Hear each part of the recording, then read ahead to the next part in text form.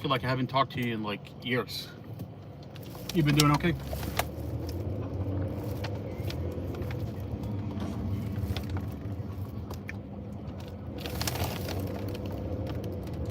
Those are beautiful bikes.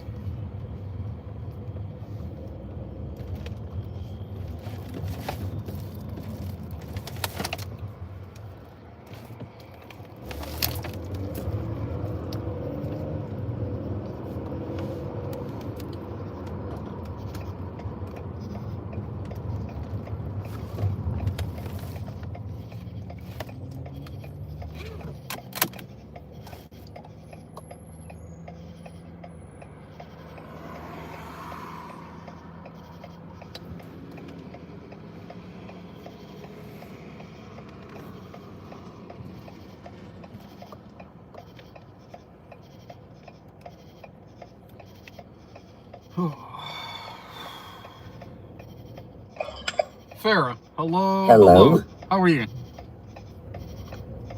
Good, how are you? Doing all right. Doing okay. Been working all day. Tired, but life is beautiful. Well, that's good. Glad to hear it. How was your day? Pretty long, but it was nice and sunny. That's good. That's good. Yeah. That's good. Did you get your mocha? I always do. There you go. Okay. All right. Life is beautiful. Okay. Yes, it is. I've been working on the videos all day, like in between door dashing. Oh, your podcast was really good. Thank you. Thank you.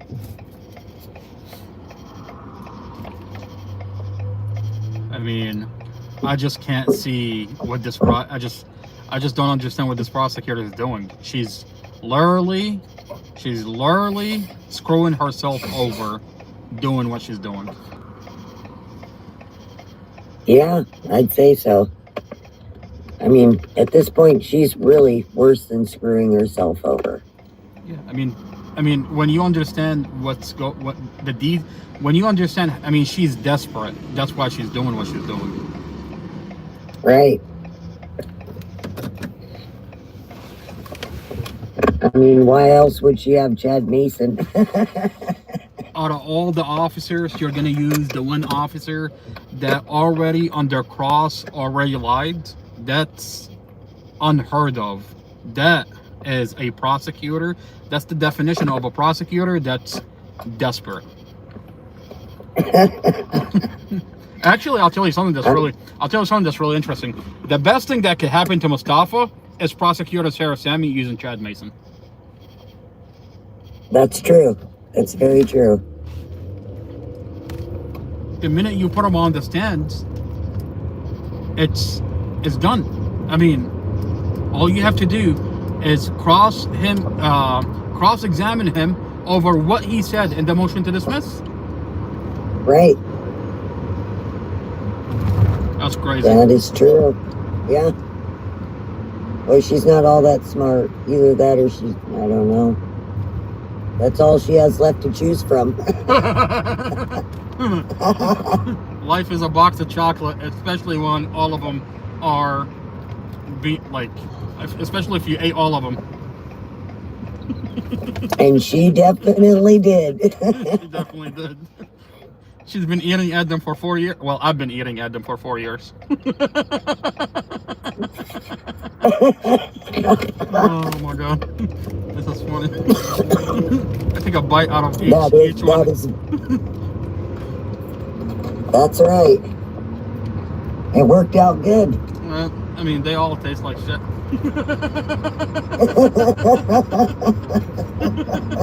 They all stink. Oh my god, this is funny. She probably brought the rest of the box of candy home and ate the rest of what you didn't eat. She went home. She's like, "Mother, look what I got you." Her mom's like, "Go back, take these pieces of chocolate back to where you got them from."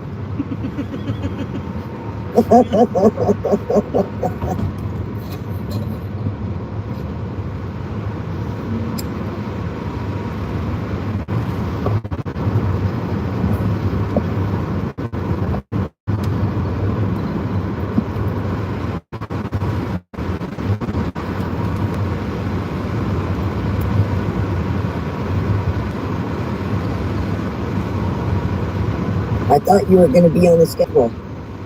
That's what I thought too, but I've got I gotta hit my, yeah, seriously. I gotta hit my goal with DoorDash, so I have to, there's a number I have to hit, so I can't go home until I hit that number. Oh my goodness. Yeah, but that's okay. What number is that? Yeah, there's a number that I have to Good. hit. Yeah. But hopefully I'm not that far off from it tonight. I'm not gonna do. I'm not gonna. Good. Yeah, I'm not gonna do a podcast tomorrow anyway because there's all these short videos that have to come out before Right. the next podcast. So it's okay. You know, it works out. I knew you weren't going to have a schedule. It's not easy. I mean, especially doing doing this. No, it's definitely not. Fair. I'll be right back. Okay.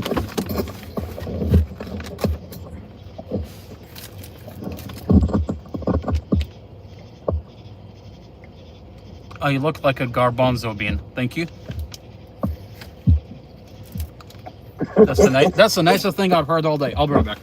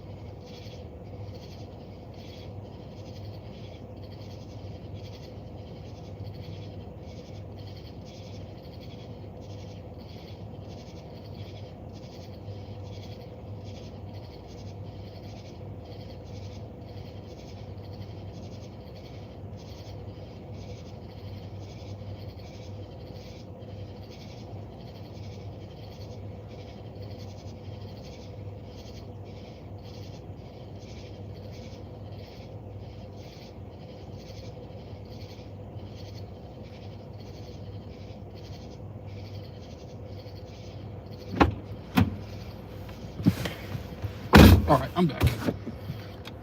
All right. All right, we're at a hotspot, so that's good.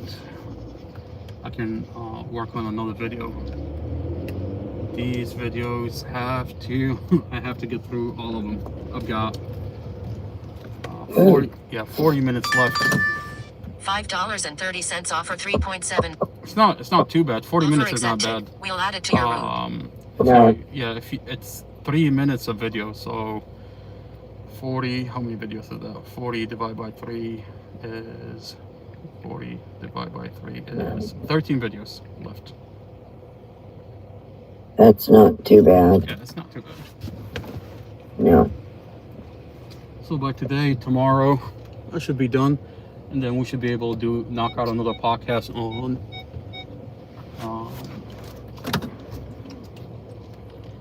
not tomorrow, the day after tomorrow.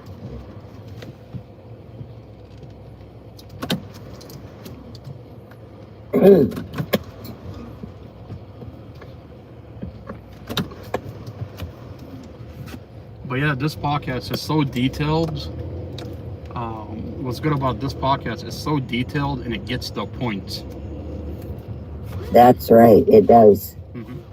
It is straight to the point. Mm-hmm. Like what is coming up? I mean, what is coming up in the Mustafa Al-Jazari case? Well, that motion is coming up. And what is the prosecutor trying to sneak into the courts? Well, there you go. She's trying to use an officer that lied. Okay? That's just something else. I mean, that's crazy. That's not going to work. I don't get it. I mean, they blocked. obviously. I mean, it's crazy. Fair. They blocked the reconstruction. Okay? So they blocked the reconstruction having Mustafa's independent expert. And they want to bring in an officer that already lied? Yeah, that doesn't make any sense. Well, I mean, it does if they're trying to get over on you guys, but, you know. Exactly.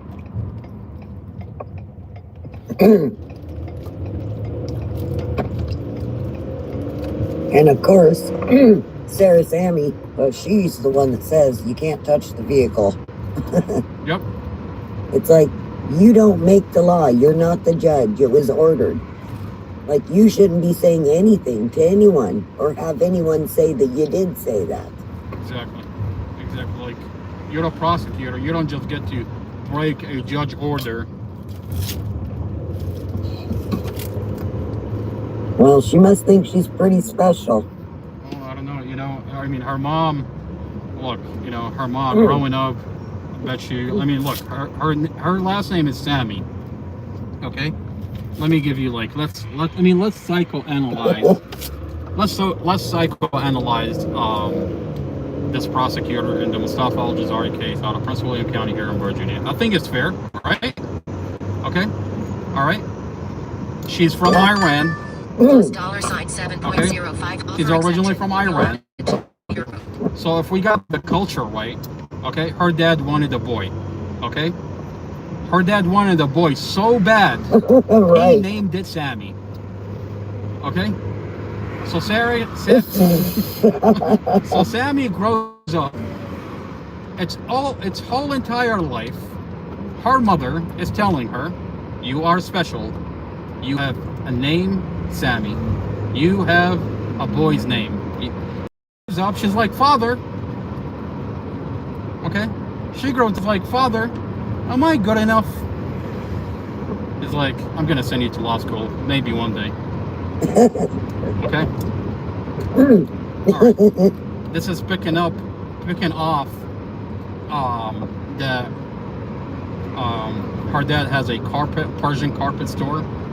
Being from Iran, I mean, they have a Persian carpet store that she grew up on her day off, has no friends, no hobby, making carpets. Now, the problem with that is that she makes carpets. Being hairy and Persian, she's making carpet with the wrong fur. Okay? Her dad is angry, kicked her out of the store, send her to law school because apparently on her day off she's making carpets with her hair. No, Sarah. No, Persian carpet, not Persian hair.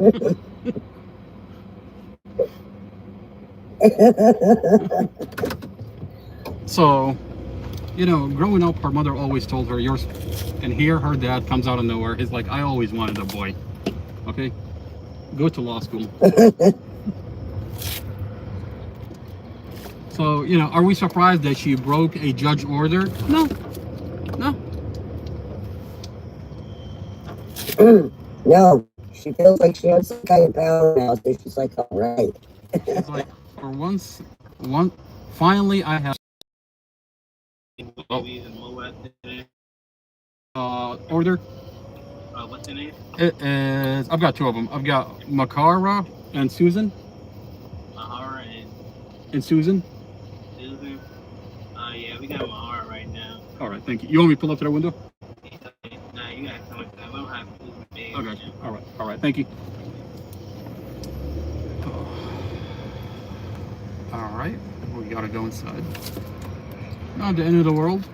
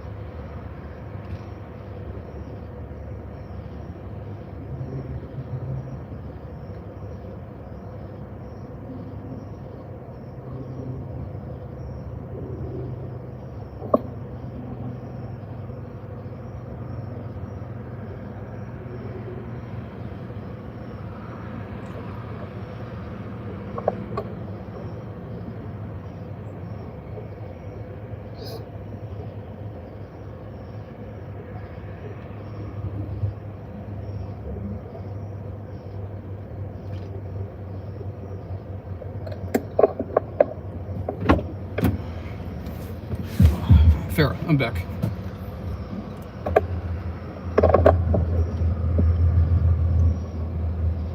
So one order is ready. I'm waiting on the other order.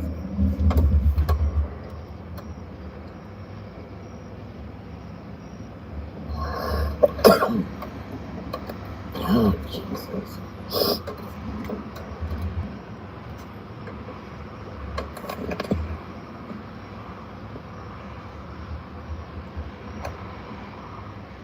What time did you start today? I think I started around 1 o'clock, 2 o'clock, something like that. Wow. Yeah, it's been a long day.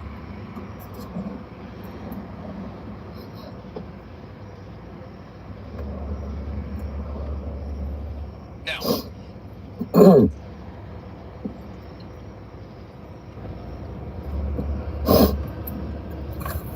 this is Mustafa's EDR data. So the computer inside Mustafa's vehicle show. What does the computer inside Mustafa's vehicle show?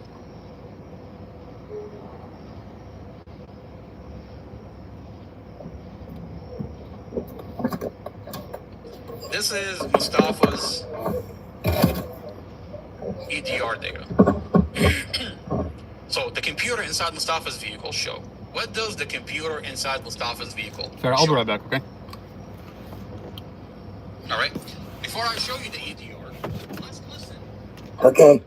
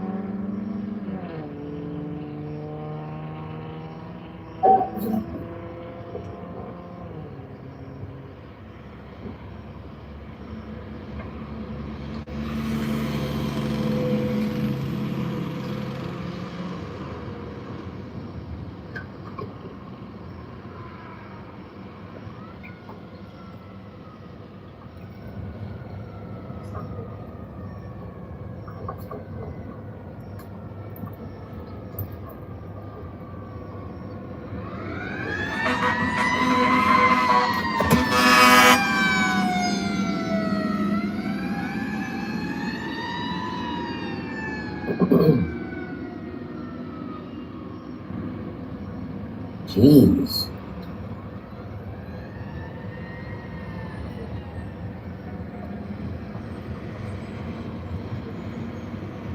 Holy shit.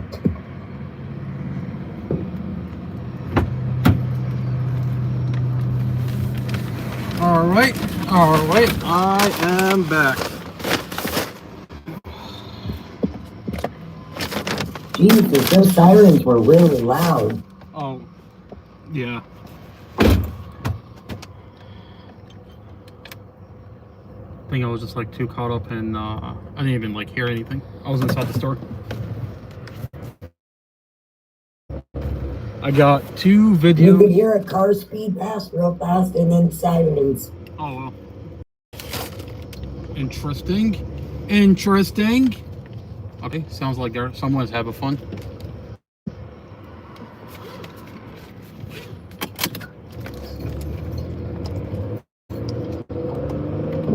I got 2 videos done. 2-3 beautiful 2-3 minute videos done. Okay, we're a little bit closer to our goal. Okay, life is good.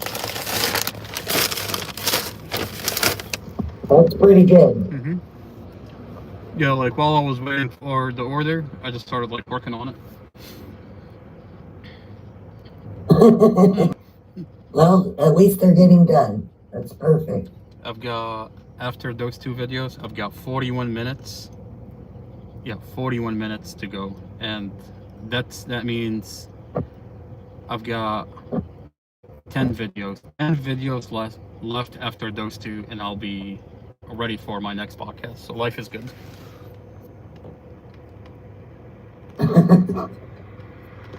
I don't know how you do it. It's to be honest with you, it's a lot of fucking work. I'm fucking tired. I know.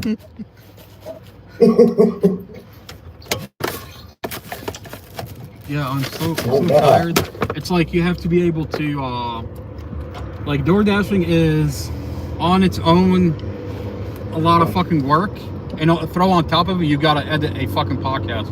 What the fuck?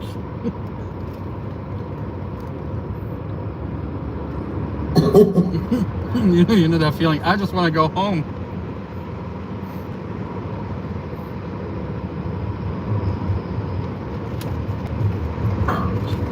But it's good, you know what I mean? Like I'm getting it done.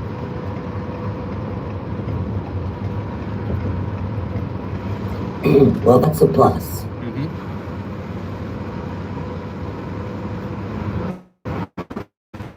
Well, I bought Mustafa some snacks today.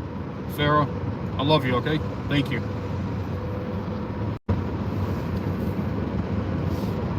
I told him it was comfort food.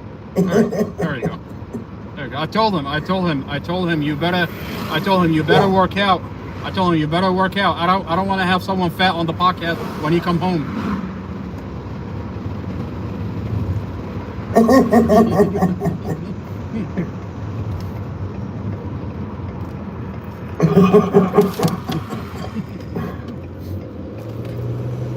What's the point of getting high quality cameras if we have someone fat?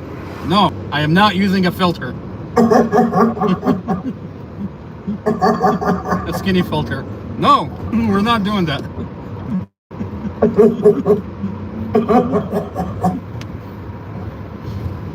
Oh, that's funny.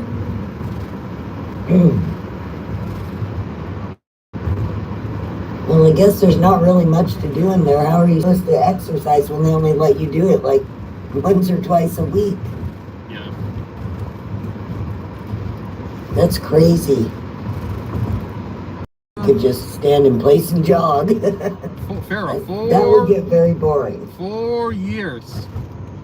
4 years. I mean, for the prosecutor to sit on evidence that she knows this is a car accident and that Mustafa did everything he can to avoid a car accident, and still prosecute, and I mean, that's a crime. That's crime. You have evidence that you know this is a car It accident. definitely is. I mean, it's really sad. It's really sad. Like, legitimately, those people are the ones that should have been behind bars. Like, that's crazy. Why do you think Like, there's... they committed so many crimes against your brother. It's just, it's sad. It's sad. Fair, why do you think there's so much pushback on this case, even though they know this is a car accident? There's pushback because they know they're going to jail after this. I mean, stuff like that don't just happen and you're gonna be like, okay, all right, let's just move on. No, you took 4 years out of his life. He lost his family in a car accident. Right. He did everything he can to avoid a car accident. Okay, you took 4 years out of his life. Okay, because you falsified this case. And made him sit in there. Right, and he had to sit in there. He couldn't even be with his family while he's grieving. That's horrible. Horrible. These people, I Yeah, promise you. the whole thing is just terrible. I mean, it's just really sad. They're very sick people. Like, I don't know. I mean, you think there would, I don't know, out of all of the people, there would be somebody to say this is just fucked up. Well, I mean, stuff They all like just that. go along with it. I mean, look at Tatiana David. Tatiana David, they unalived her own body cam, and they pretended, sealed off the case. Same county, same Commonwealth attorney. Okay, I mean, these people are not interested in the truth. They perfected It their seems way. like they're hunting. It seems like they're hunting people, like legitimately hunting people down to just shove them in that little jail. I mean, the problem with Prince William It's County horrible. is they hide behind a sealed case. They seal off a case and they can mold and shape the case however they want, and that's a problem. They're doing it in Mustafa's case. They've done it in Tatiana David's case. How many other cases are they doing this to that they feel comfortable sealing the case and just hiding behind it? Sarah, I'll be right back, okay? Yeah. Okay.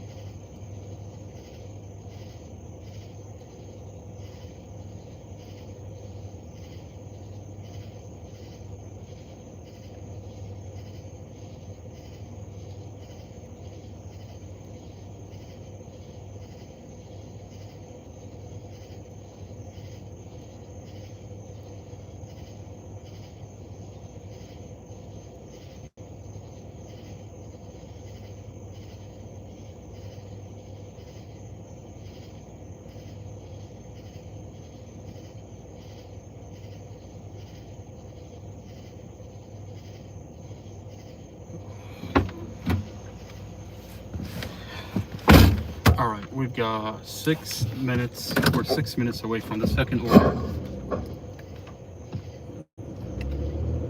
Perfect.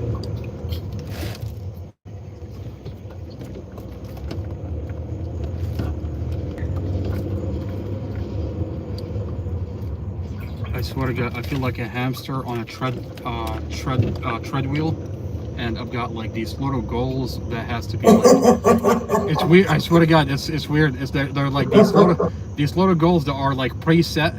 Okay, you have to finish editing the podcast. That's a goal, and you have to reach a certain amount of money with DoorDash, and that's another goal.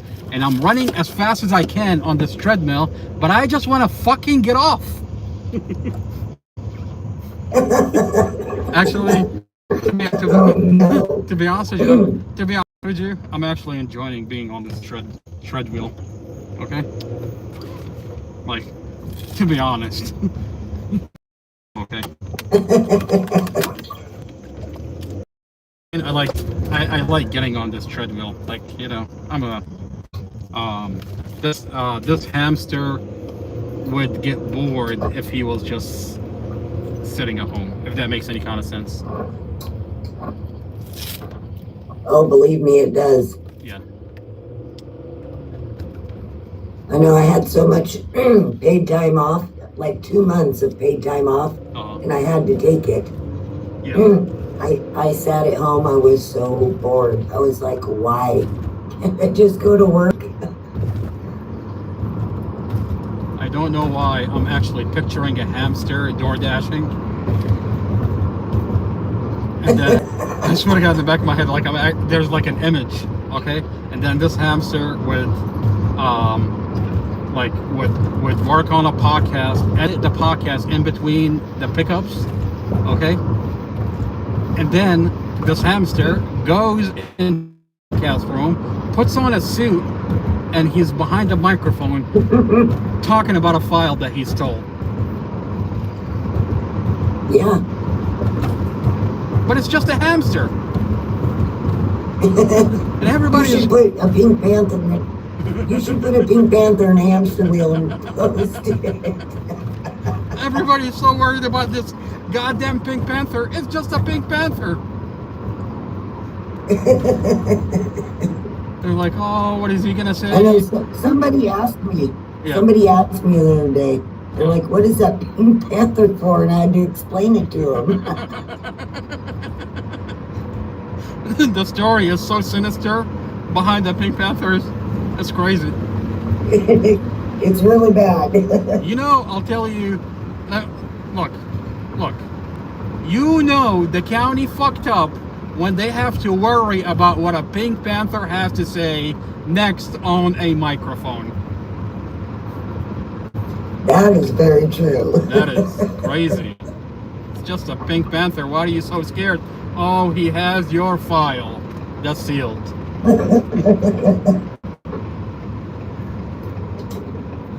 If you have nothing to hide, you wouldn't worry about a Pink Panther. Definitely not, but apparently they do have plenty to hide. The problem is Labuba is so depressed she's not even coming out anymore. Like, when are we gonna do our duets? What kind of love story? What kind of love story is this? I'm on a microphone. You're on a microphone. Okay. You want to talk about a love story? What do they call it? Like Southside love story? Except you're 300 pounds. I gotta make sure that somehow get you into a program that we can start working out. We need you to lose weight if you want to get on my podcast, okay?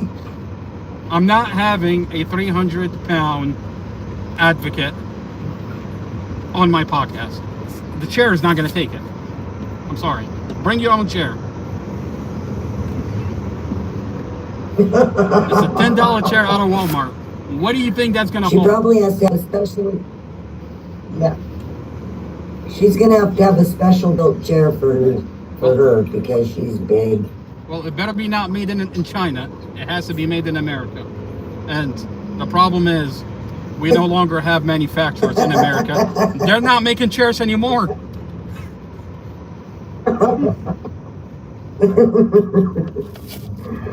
She needs a bag for her head and a very sturdy chair. Can you imagine? She shows up on my podcast, she's just standing. Why is your Oh host? my God, that'd be funny. Why is your guest standing? Look at it. What chair? Don't you feel bad for the chair?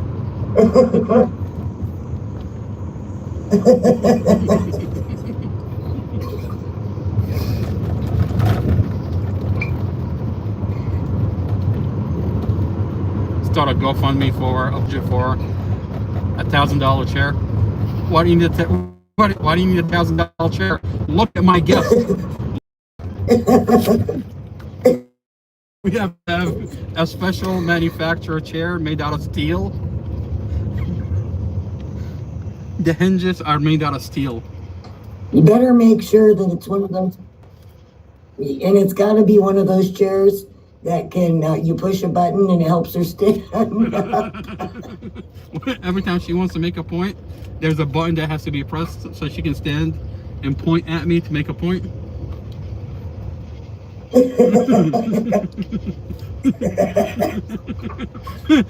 I'll have a special button just for to eject the person out of it.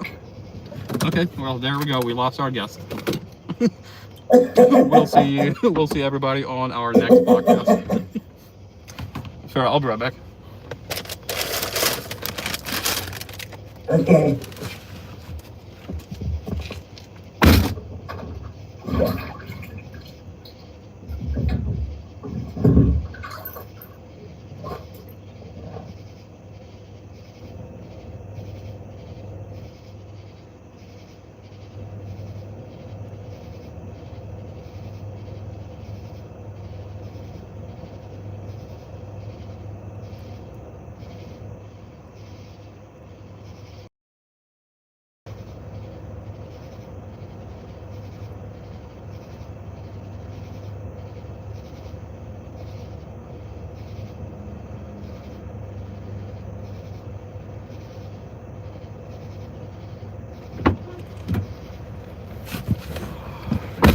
Oh, I'm back.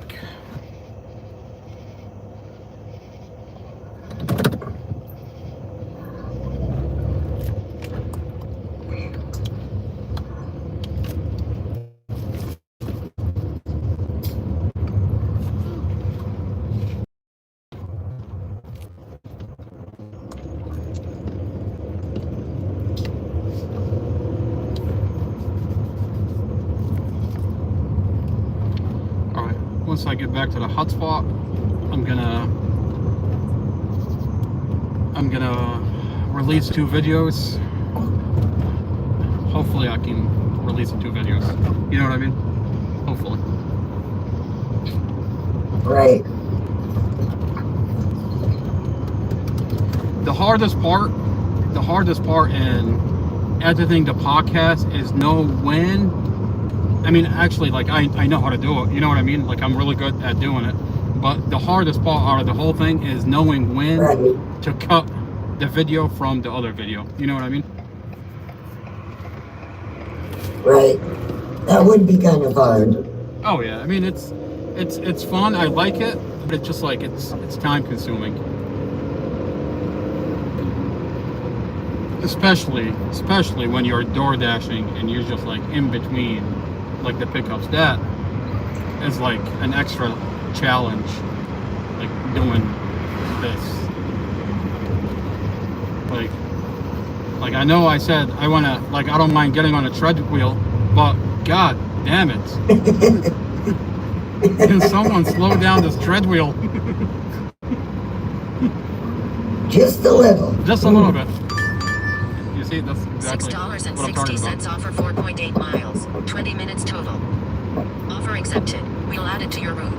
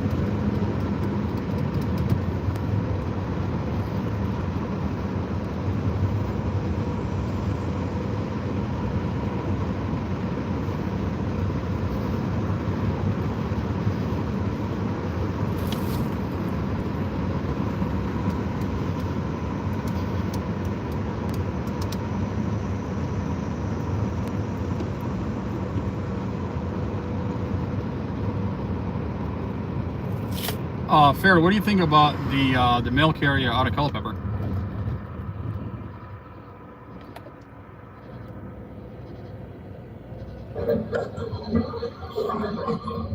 The what?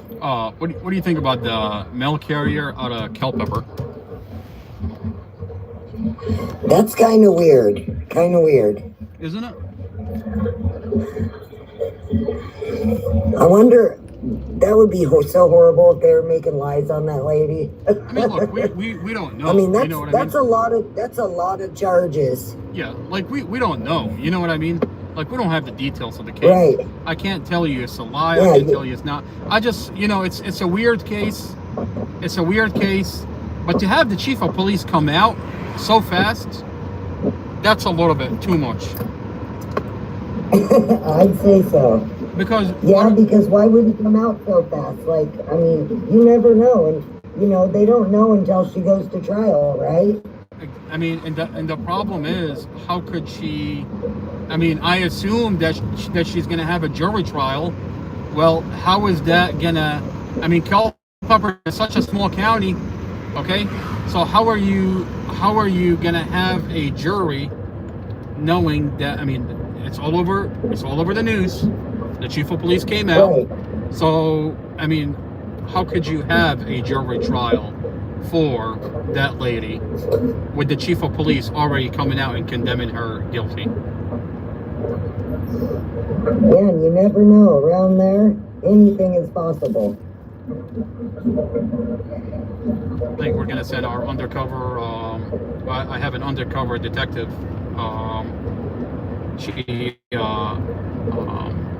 We have to, our undercover detective from Culpeper, Becky.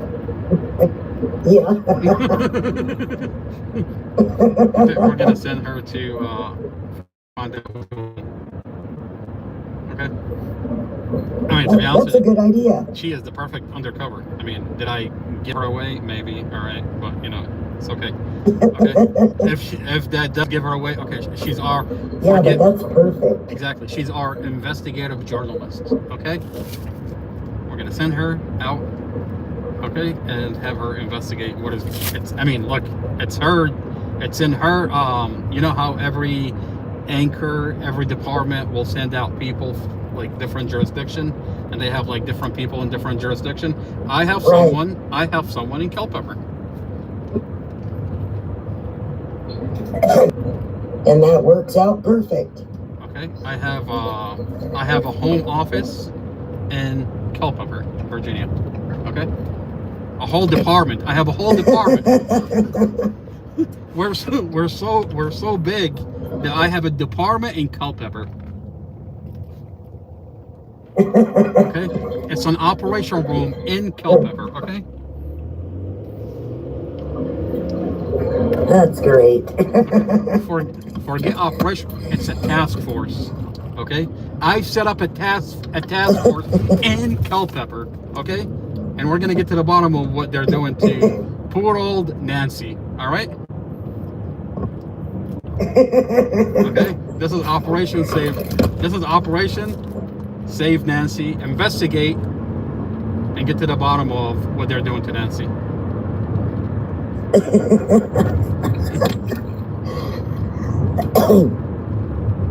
I mean, well, you never know around there. You'll really never know. I mean, maybe she stepped on the wrong toes. She pissed off a couple of people. Next thing you know, here she is.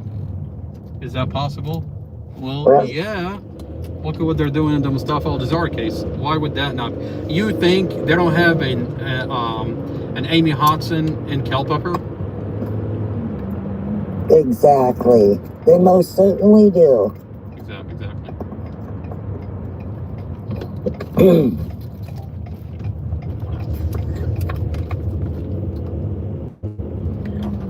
Holy shit. Phew.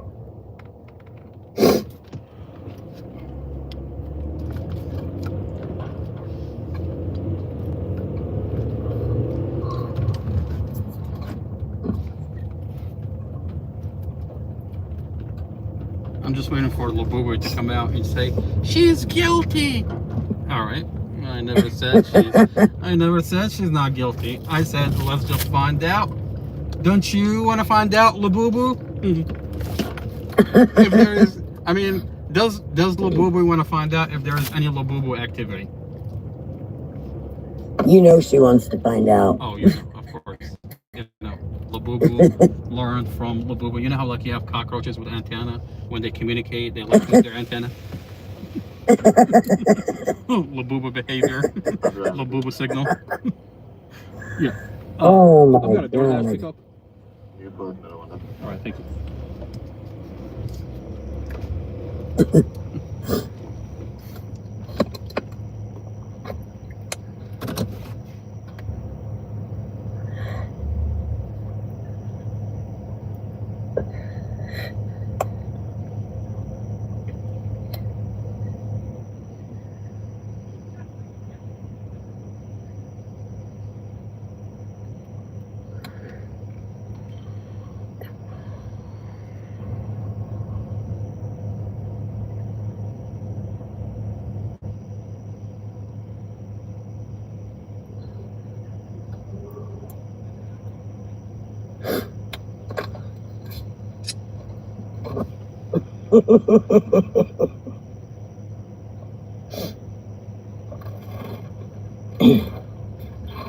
Labubu activity out of Culpeper.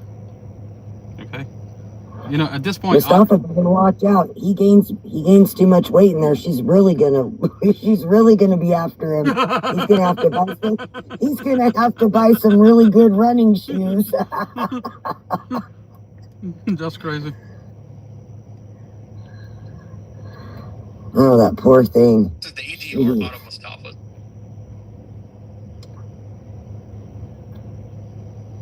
The EDR.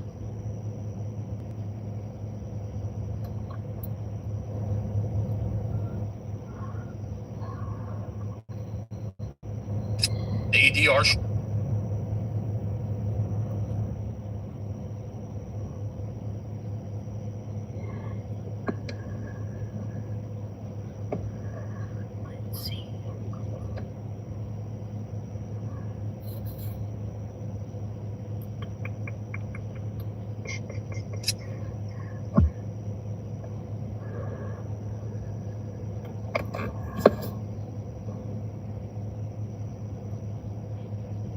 Yeah, at this point, I'm invested. I just want to know if there's any Labubu activity in Culpeper.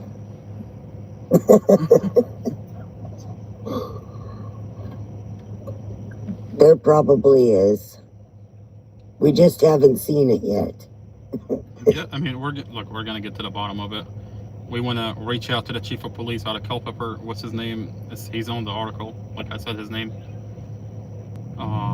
I want to get to know the chief of police out of Culpeper, and you know, just ask questions. Hey, do you have the full story?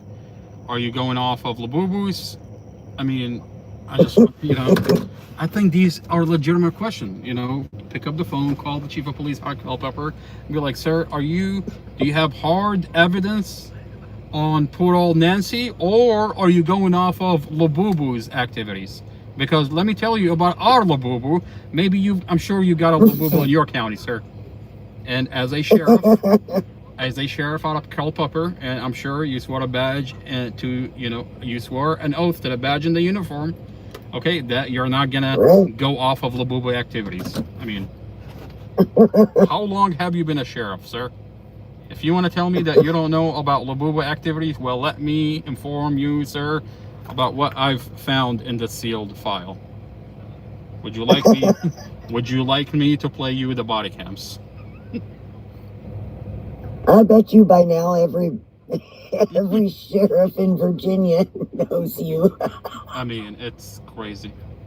Well, I mean, I bet everybody in Virginia talks about you. I mean, here's the Everyone. problem. Here's the problem for the police department is that they have a file that they went as far as seal. The prosecution office sealed off the file, and you have officers within the police department who are actively falsified the case. Okay, well, that file is leaked. Okay, no thank to anybody.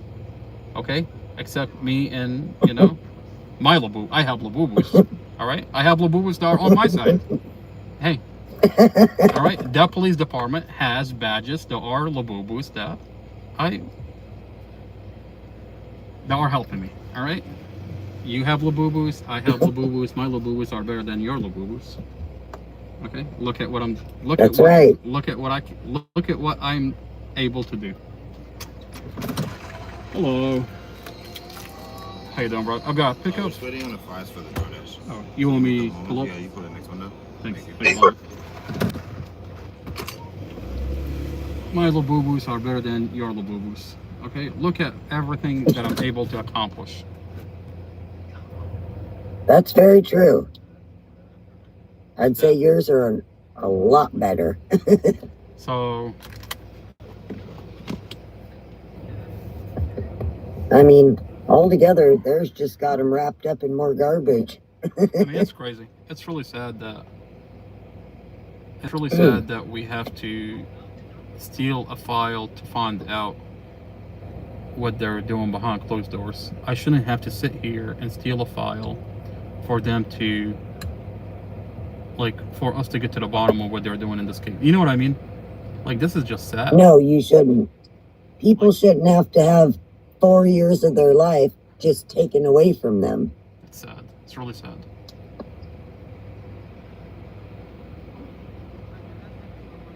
Four years is a long time. 4 years is a long time. And then when you have to be in a place like that, it's really bad, because when you get out, like my kid's dad, he died, but when he got out, he didn't even like to be around noise or anything, any loud people. He'd just sit in the room with his hands over his ears and stuff. I mean, because he was so. I mean, fair. The goal is, think about it. The goal is they know this case is not going to trial, okay? And if it does, they know Mustafa's coming home, okay? The goal was never to get Mustafa convicted. The goal was to damage us in the process. I mean, because you don't last 4 years and you're fighting for 4 years. People don't just do that, so. No, they don't. They get tired. They run out of money. They run out of just everything. Exactly. Energy, all of it. The problem for the county is that I managed to steal the file and they can no longer gaslight the case, okay? That's the problem for them. And so it's no longer, hey, this is what's going on. It's my word against you. No. We're past all of that. We're past all of it, okay? This is what the evidence show, and you like. Thank you, man. Thank you. Have a good one. This is the evidence that's in this file that you hid, and you falsified the case. So, here we are. We want to go to trial. I've never seen a county terrified to go to trial. It's supposed to be the other way around. Right. You think they would be happy to go to trial. They'd say, oh, this guy's so guilty. Well, let's just do this and get it done. Right? But it's the other way around. Right. I think they spent a good couple of years just making stuff up about your family. That's crazy. And not worrying about, his whole case. They're like, oh, the family this, the brother that. Oh, my goodness. Well, all right, look, I'm just going to tell you something that's already out there, okay? That's one thing that all parties agree on is that Labubu is not a reliable source. And as far as crazy. Hey, this is coming directly from all parties involved in this case. Police department, the prosecution office, okay? Wow. So this is a determined fact coming down the pipe. They've already determined that, hey, we are fucked. we've relied on Labubu. How Labubu is a crazy one. Yeah, now they're going to try to say, well, she lied, so we got to put the blame on her. Well, you know, that's not gonna. I mean, I wish it was that. I wish it was that easy for them to just say, okay, you know, here is a crazy Labubu. No, you had evidence that Labubu was crazy from day one and was lying to you. You know what I let mean? her do it multiple times. So are they throwing Labubu under the bus? Yeah, absolutely. They're calling her crazy. You know how funny that is? That is very funny. For the prosecution office, and the police department to just, you know, their communication is like, yep, not a reliable source.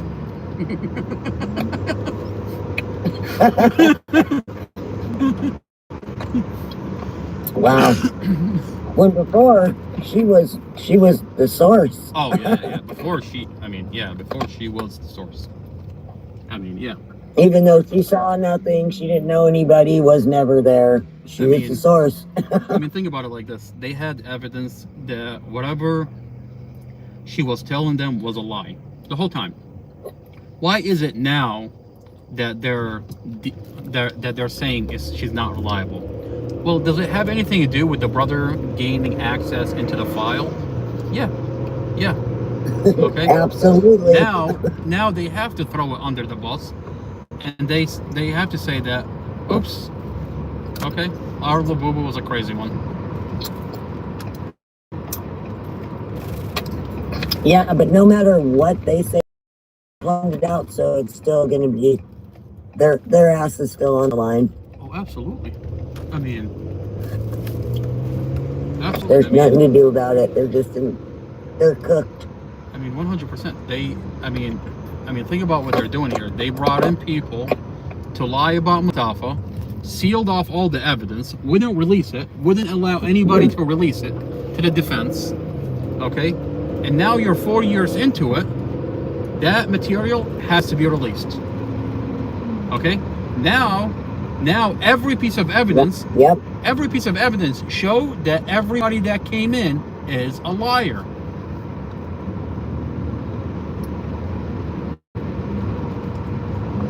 It's not up to Labubu. Yeah, that's just crazy. It's not up to Labubu. It's not up to the prosecutor. It's not up to the police department. Every piece of evidence is now on the table. And let that really sink in. I mean, really let that sink in. What does that mean?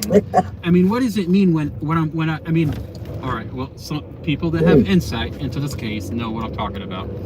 Every piece of evidence is now on the table, is available. And it's all over but the crying. Exactly. Absolutely. Yep.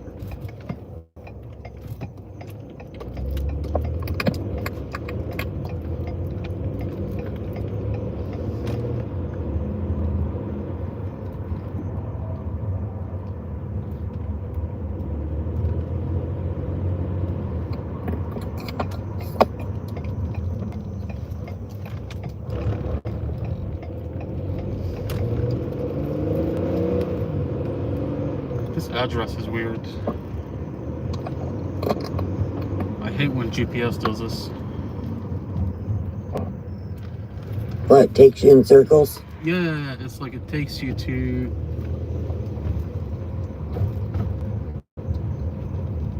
Oh, I see. I think I have to go here. Then go around it. Okay.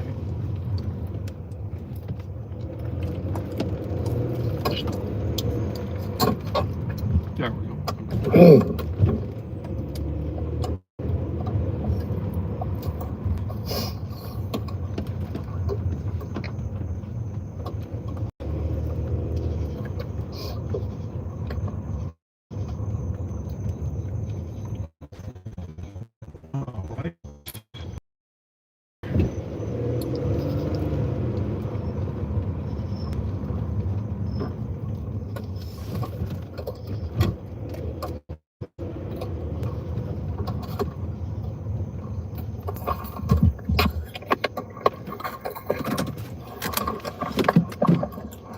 Sure, I'll be right back.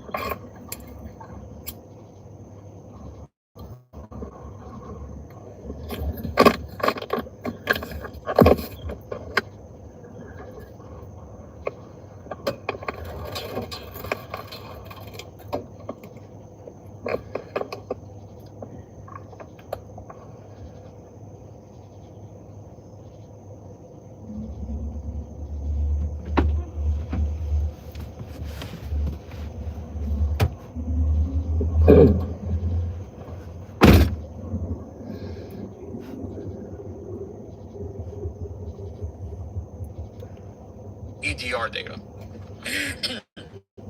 So the computer inside Mustafa's vehicle show. What does the computer inside Mustafa's vehicle show?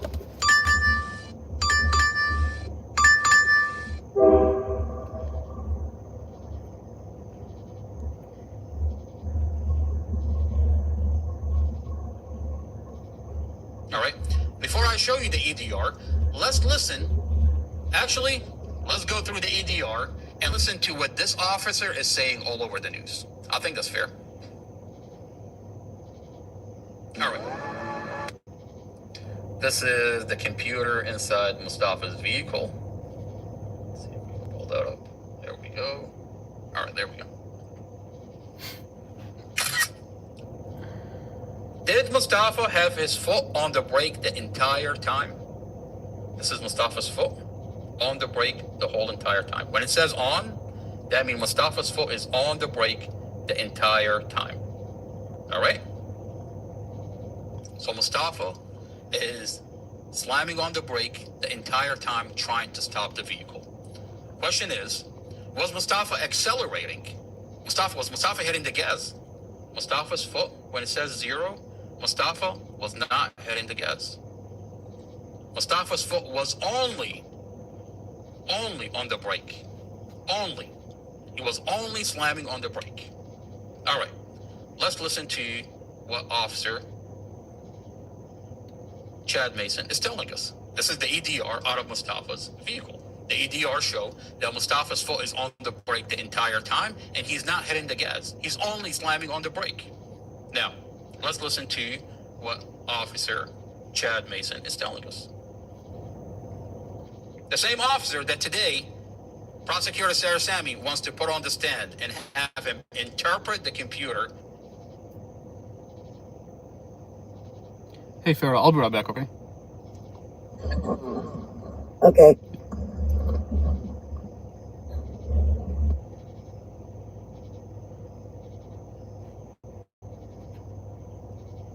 This is Mustafa's EDR data.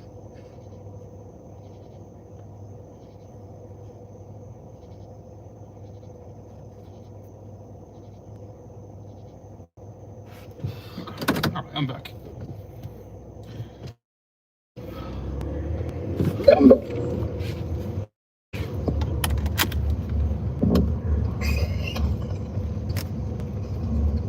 Just got a pickup for $11 for 8 miles. That's a good deal.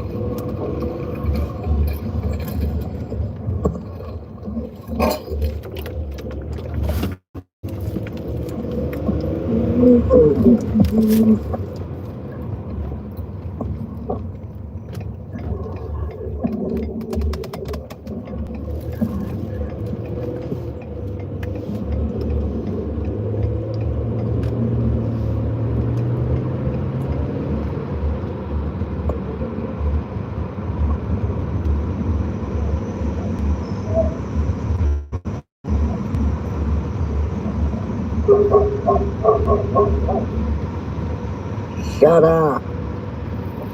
Stupid damn dog. Is that the neighbor's dog? Yes. That stupid dog barks all night long right by my bedroom window. That's not good. That's not good. No. I would never let my dog do that to somebody. That's so rude. Oh, yeah, like bark all night? So, I just get up and scream out the window, shut the fuck up. Do you really? Hey, pup. Yes, I do. That's funny. Yeah, I'm it's rude gonna- as hell. If I can't, It's gonna drive you crazy. like, if you're gonna let your dog, yeah, it does. That's why I scream. I'm like, oh my God, I'm gonna come over there and smack the shit out of you if you don't shut that dog up. That's funny. Fair, I'll be right back, okay? Okay.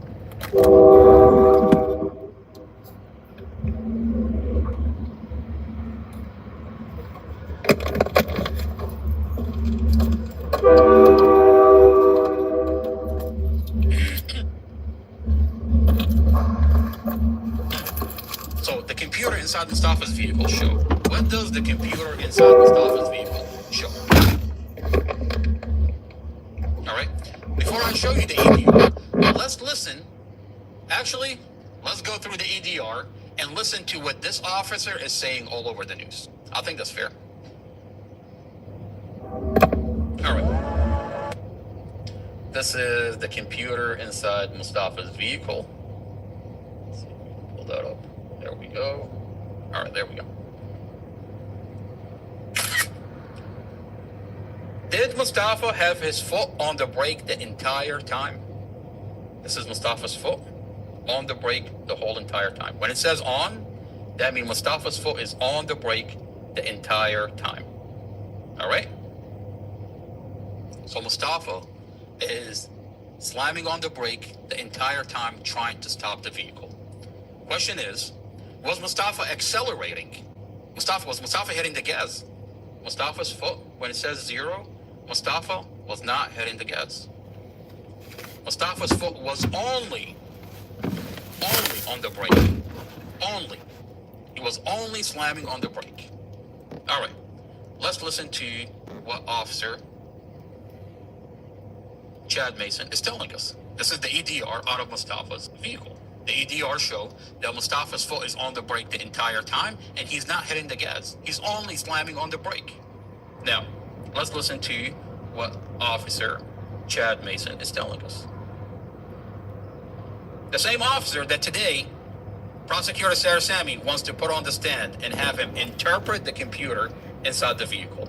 We just watched the EDR and Mustafa's foot is on the brake the entire time trying to stop the vehicle. Let's listen to what investigator Chad Mason is telling us. Prosecutors also called the crash scene investigator to testify to support their theory that the crash was intentional.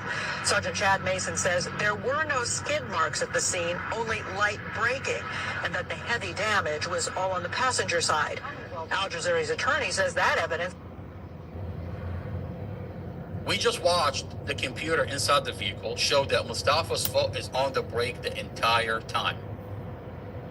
And this officer comes out and says, what exactly? No skid marks and light braking. His foot is on the fucking brakes the whole time. This is Mustafa.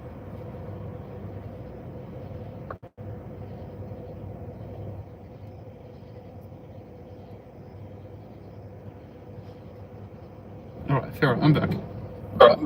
All right.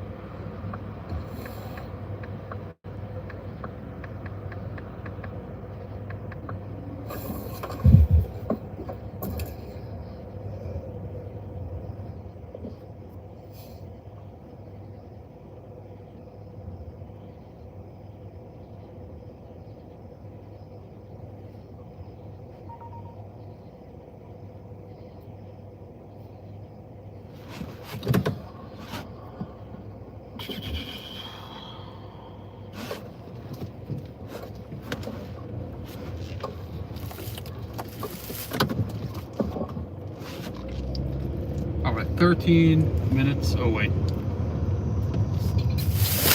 Oh, that's not too bad. Yeah, it's not bad.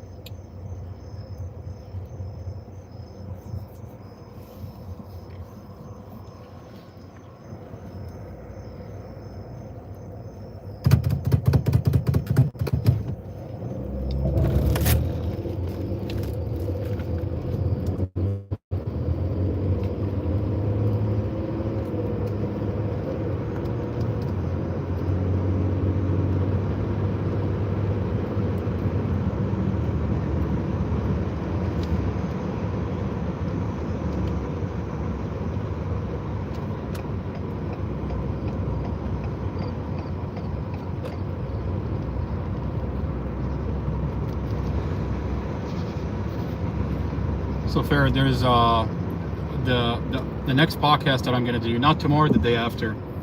I'm gonna focus Right. on the motion to dismiss. Okay. Blake, Perfect. exactly what we talked about with Blake. What Blake based his motion to dismiss, which is McNear versus California. Okay, McNear versus Right. California, is that if the police damage a piece of evidence, it's ground to dismiss the case if the piece of evidence is important, which is exculpatory. Okay. Now, Right. what did Judge Weimer rule? The audio. He said the piece of evidence that's in question is the audio off of this dash camera. Okay. Judge Weimer Right. ruled that the audio is not important.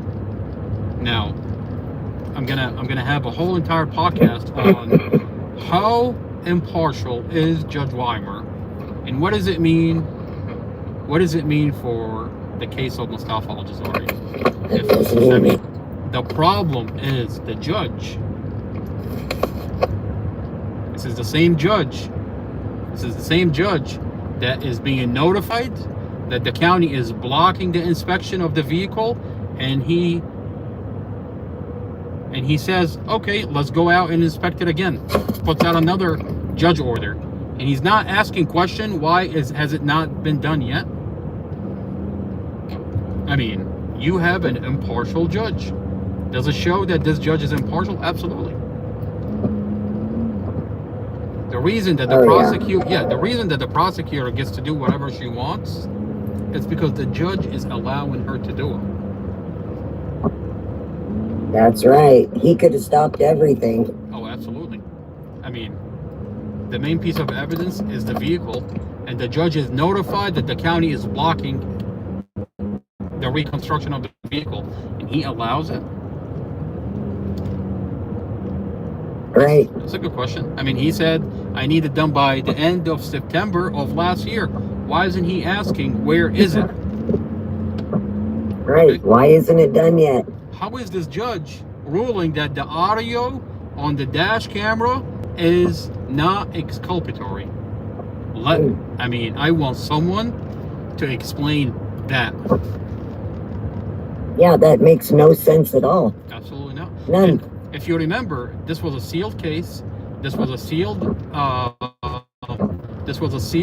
Transcript.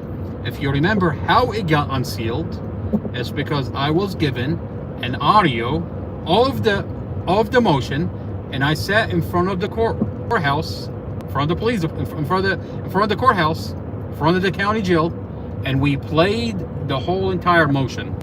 Okay, within a week, that transcript got unsealed.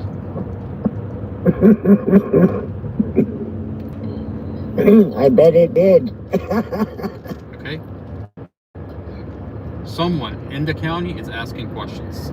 Okay, they're listening to what we're talking about. Right. They're asking questions.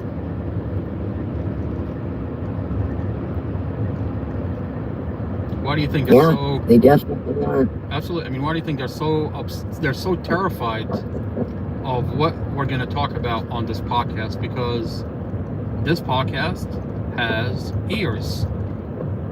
Okay, there's evidence on this podcast that's being released out of a sealed file that Amy Ashworth, Commonwealth Amy Ashworth, is hiding.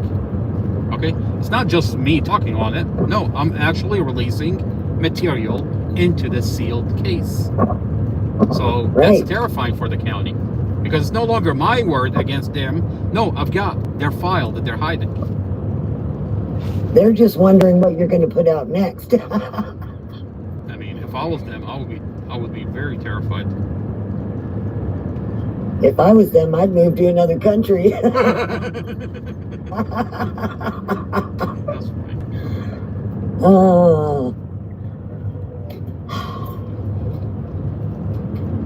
I don't think the Commonwealth, I think that, when she gets in trouble, she's going to be in a lot more trouble because, they vote her in. Oh, absolutely. She falls under a different guideline when it comes to accountability, because she is an elected official. That's right.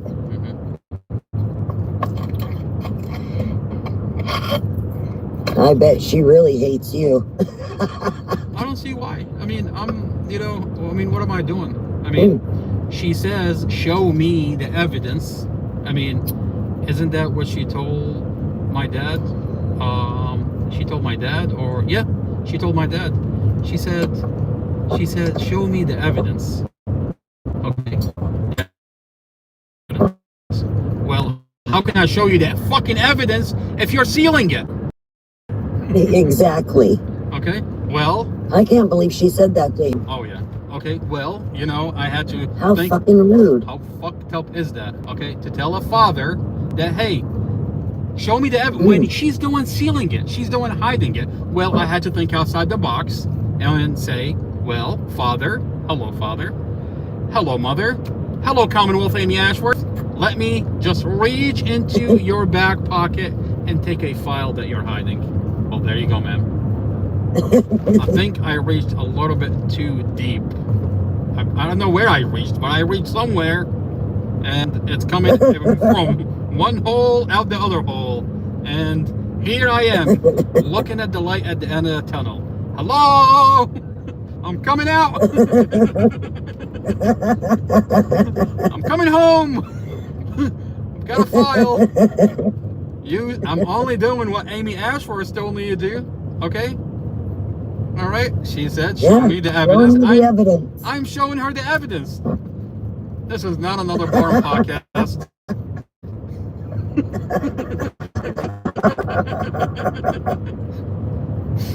She's like, stop, please, stop. I don't hear it anymore. That's funny. You think these people are a little bit bad, though? I mean, they all have families. Like, what if it was your family? No, they don't. They don't, Farah. They don't. When you're put into an environment, a lot. This question is asked a lot, and the problem is you're no longer dealing with when you're put in an environment where there are no one that is that is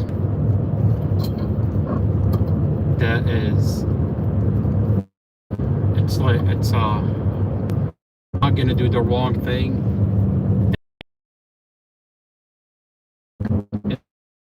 Of the prosecution office. Okay, there's an agency that's overlooking what they're doing. That's true. When they seal a file, there is no one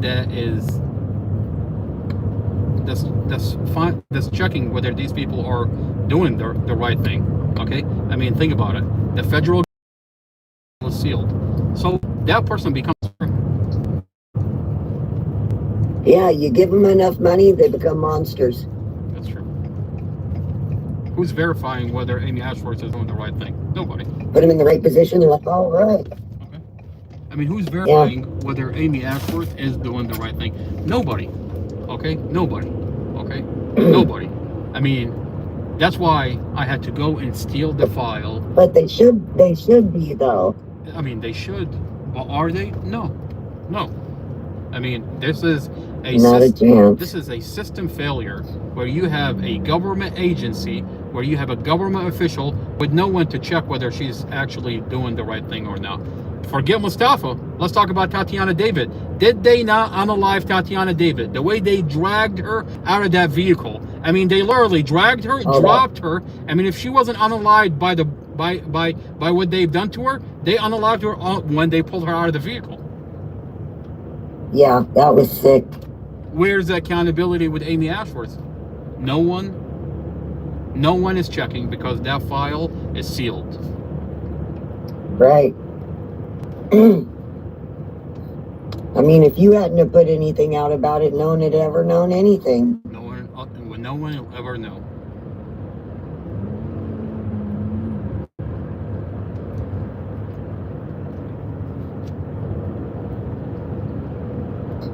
That's really messed up. And for them to do that to Mustafa, and even Dorothy's kids, they need to know what the truth is. They need to know. I mean, they played with those kids. They brainwashed those kids. I mean, to tell them that, I mean, what they told those kids, a 9, a 10, a 14, I mean, it's a crime. You have a police department that sit there and lie to children in their most vulnerable state. I mean, by the way, when they shouldn't even have been talking to those kids. Exactly. And to go as far as to lie to the kids. I mean, the evidence that's coming out now show that these police officers lied to the children. I mean, what did they tell them? That Mustafa ran away, left your baby sister. Mustafa was in a coma. Right. Mustafa was helicoptered to the hospital, and you're sitting there telling children, weaponizing them, and then you put them in a forensic interview. Okay? Yeah, that's just sick. The police department was so comfortable doing it because they thought no one had access to the Google Nest videos. I mean, it's a miracle that I got my hand on the Google Nest videos inside the apartment that shows that the police department is lying about Mustafa. It's a beautiful relationship, and the police department weaponized those children. And then you have Glenn Ford. I mean, he was terrible. He's like, well, did she text you? It's like, he's like, well, I erased everything. It's like, so the only thing you had from a message was leave me the fuck alone. Leave me the fuck alone. I love my boyfriend, Mustafa. What? Exactly. What? Other than that, he probably had nothing. Well, here's the problem for the police department. Investigator Davis, Glenn Ford erased it, but Investigator Davis has Dorothy's cell phone. So it would be on there. Exactly. So they know Glenn Ford is lying. But why? Instead, what they've done for 4 years is they conceal all the text messages. Of course they did. Well, not anymore. Not anymore. Thank God for that. You know that one scene from Training Day? No. Oh my god. Have you seen the movie Training Day? No. All right. Once I get a chance, I'm gonna play that one scene where, like at the end of the movie, the main character says, "I've got cases on all ya motherfucker." Okay, and he goes off on everybody. I'm gonna play the scene. This is me. Okay. To all the officers, everybody involved in this case. All right, hang on. Once I park, I'm gonna find. You're gonna laugh. I mean, this scene is perfect.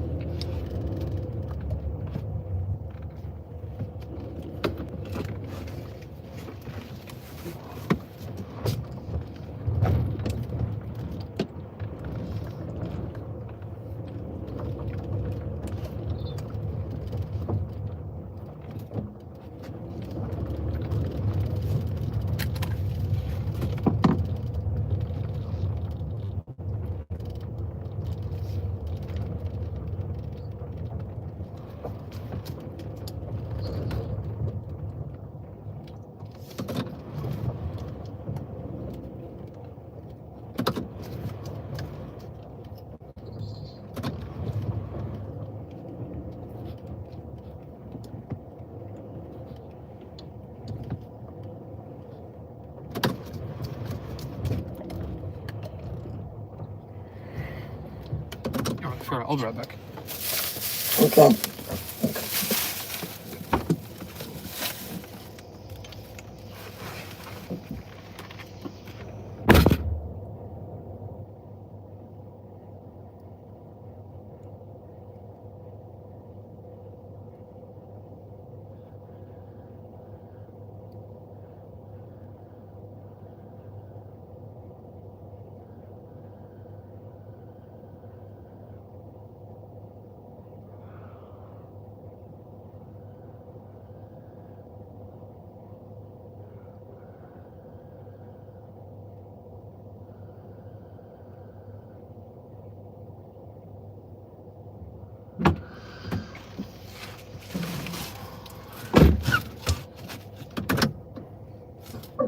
All right, I'm good. Okay.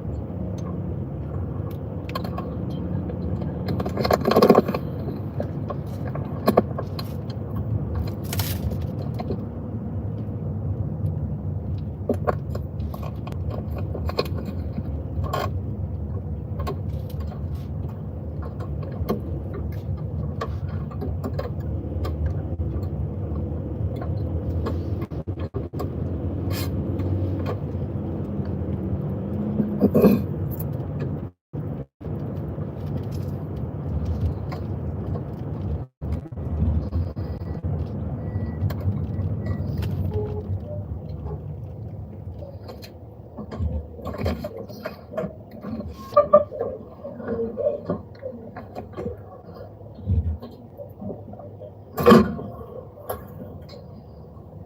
it. It's not very hot.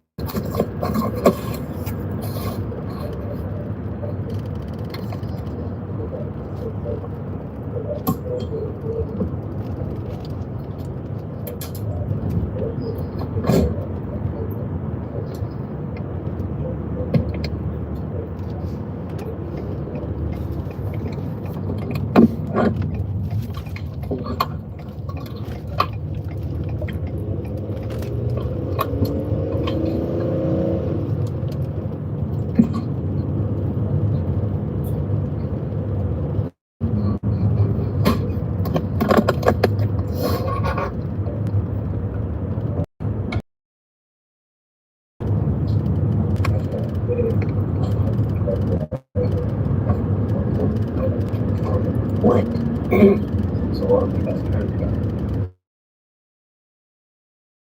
Weird. They probably did that to torture the poor guy. Yeah, that's torture. You don't leave them for people. Wait, what happened? Sure. Oh, my son was telling me about some guy in this podcast he's watching that was scared of the dark or light or something because they leave the lights on all the time there, or scared of the dark That's what because they. he's so used to the lights being on in prison. That's what they did to Mustafa for a while. For a long. Remember we used to talk about they leave the light on. That's sleep deprivation. Yeah, they do it purposely. It's horrible. That's Yeah. torture. Of course.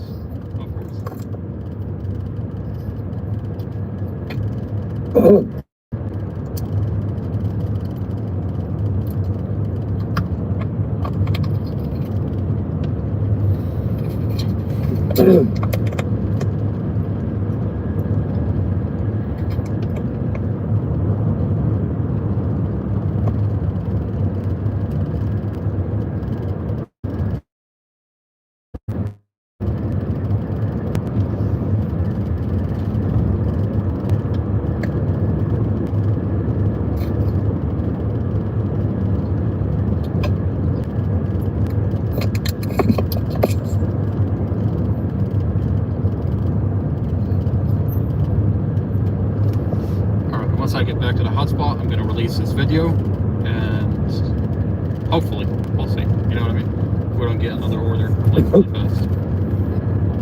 Right.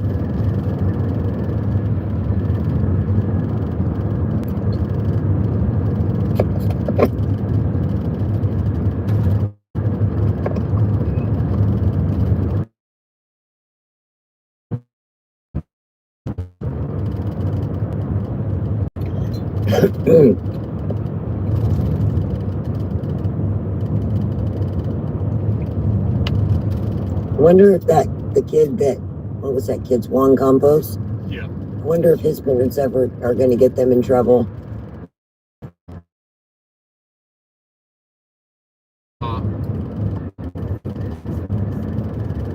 There's so many ways to silence a family. I mean, one, you can pay them off. Okay. One, a lawyer tells you don't talk. Three, I mean, there's like a lot. So you really don't know what that family is being told. You know what I mean? Right. They probably scare them away like they do everyone else. I mean, it's sad. An 18-year-old loses his life in a county jail. I mean, it's really sad. Yeah, that is really sad. As if like nothing happened. That's the worst part about it. That's sad. That's sad.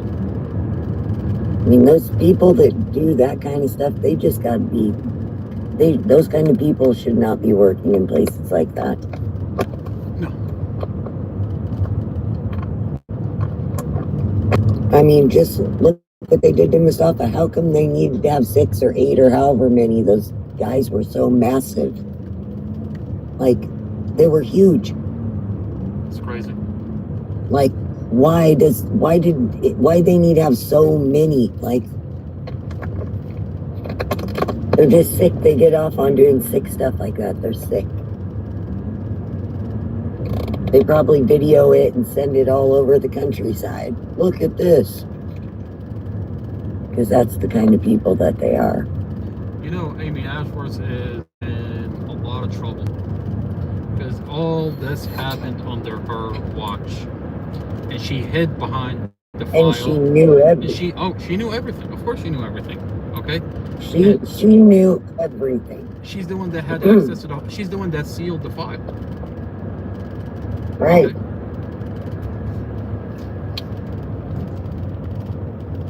Look, there's a time and place for all of it. And having the file, we can actually have a conversation about what they're doing in the Mustafa Al-Jazari case. They can't say we're not doing it because we have all their body cams, we have all their documents. Okay, are you falsifying this case? Absolutely. Exactly.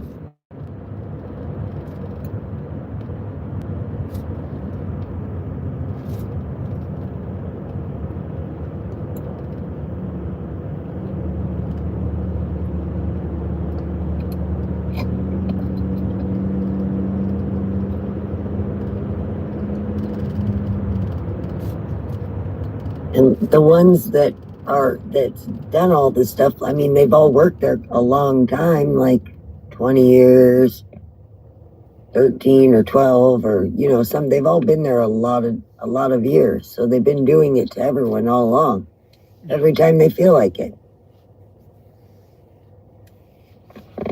It's sad. It's really sad. It is very sad.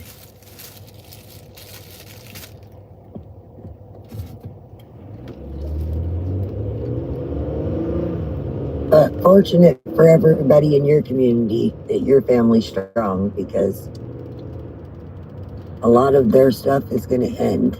Absolutely. I mean, they think that the community is not watching. I mean, I've got news for them. I mean, this case is all over the internet. I mean, I've got, you know. Oh, by the way, did you know that Mustafa's dash camera, one of the videos reached 500,000 views? Holy shit. So much for a case where there is no media coverage and the county is trying to bury it.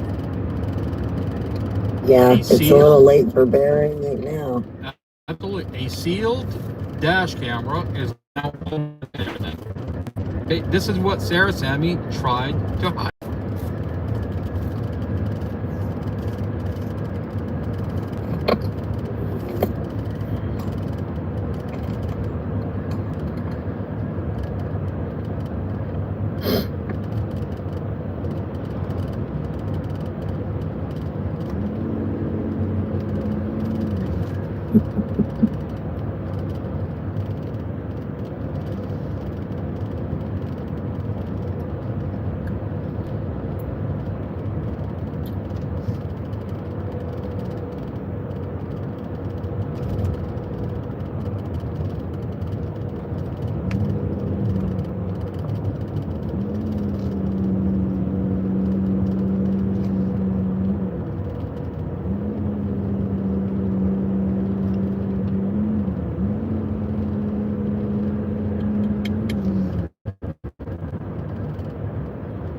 Okay.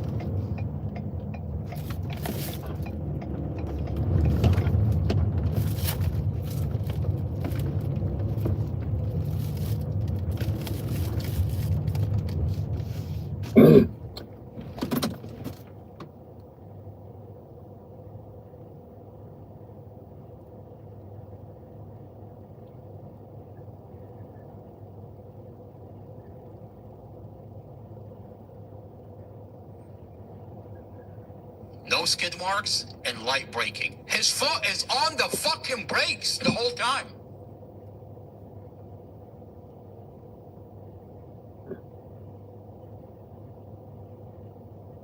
And that's that. That's crazy. You have Chad Mason all over the news. All over the news, he's telling everybody that Mustafa didn't do anything to avoid the vehicle accident. What a fucking liar. That's Jeez. crazy. That is.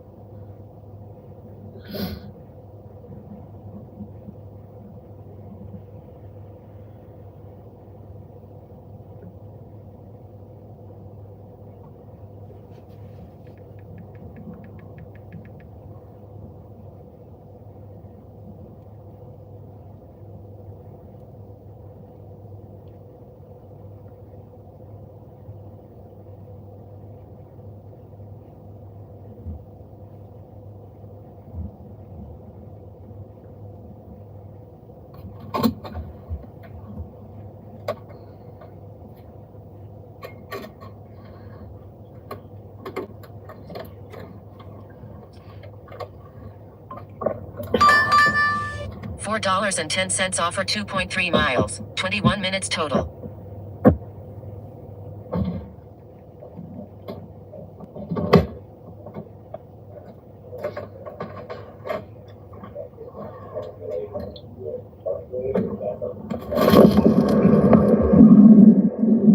Offer accepted. We'll add it to your route.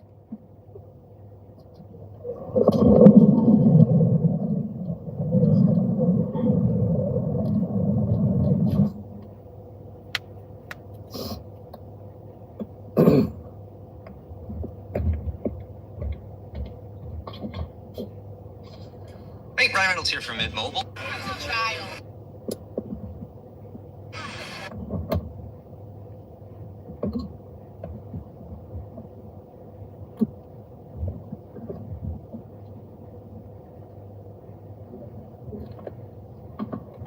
This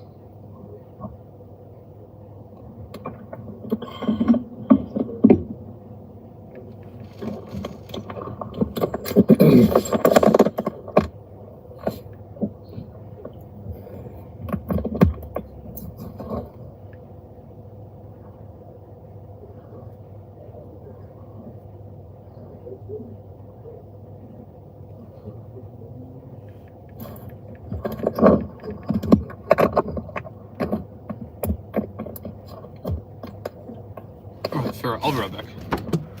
Okay.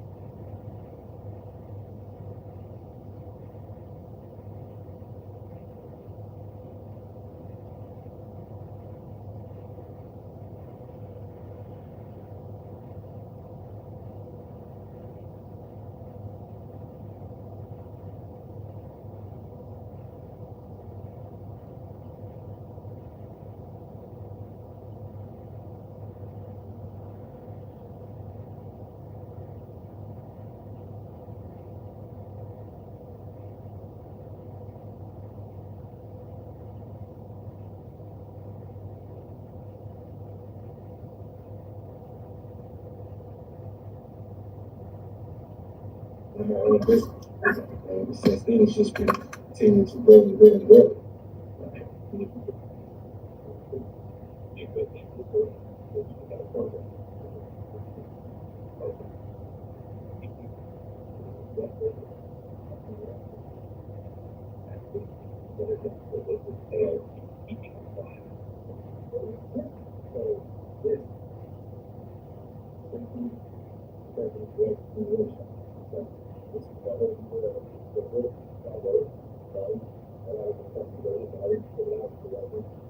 And this is how the work for so people who are that person that because work some of the things that go through budget completing and it's my life story. My experience is very specific to this book. It's been something so many people have so I go in emotionally and teach people a perspective about the way the world is and for this. Same when I was staying around the website and the print of other programs I did. And it's much more of a business, work with people,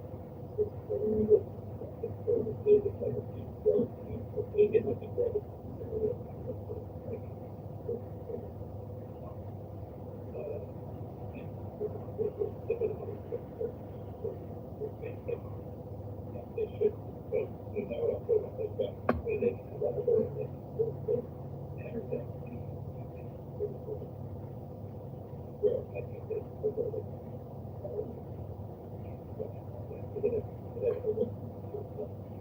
think it was the way for it to come. He agreed, like, oh yeah, we need to fight these people again after this, but it's behavior, patient, and preparation.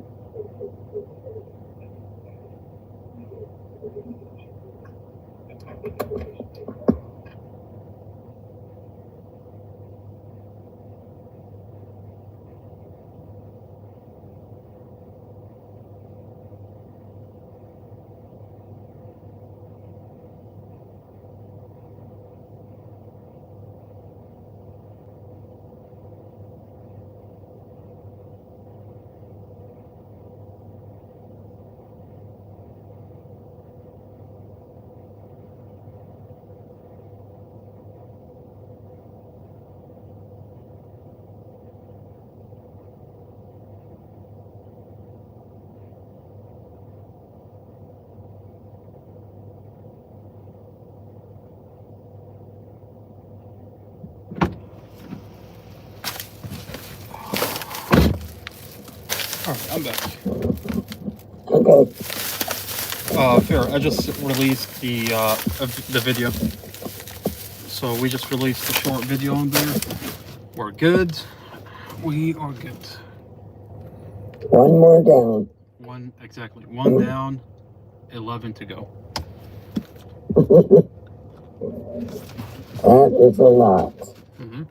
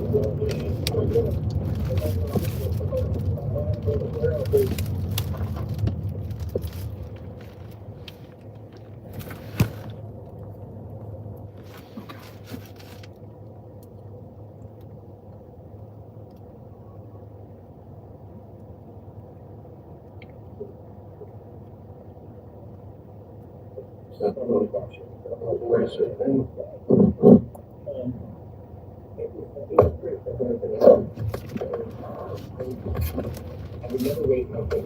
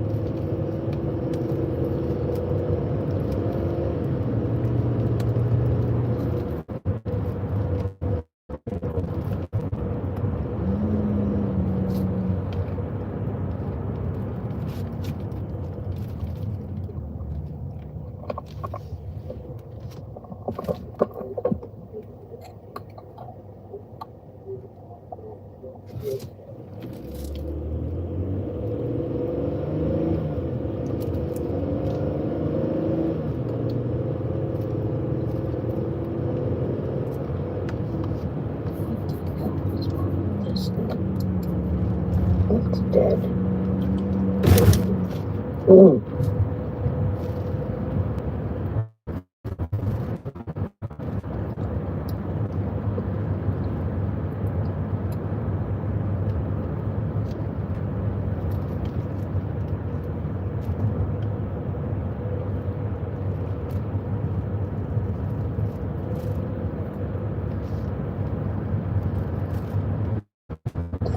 Sweet.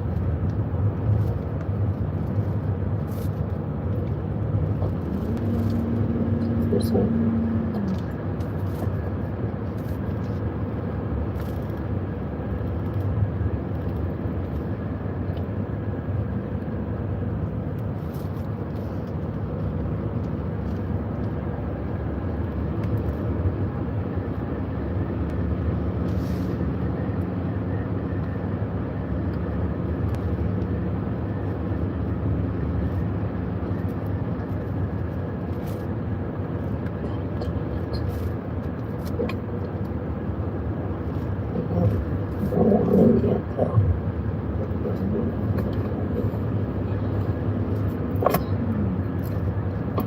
This is the only thing that has a show on it I like.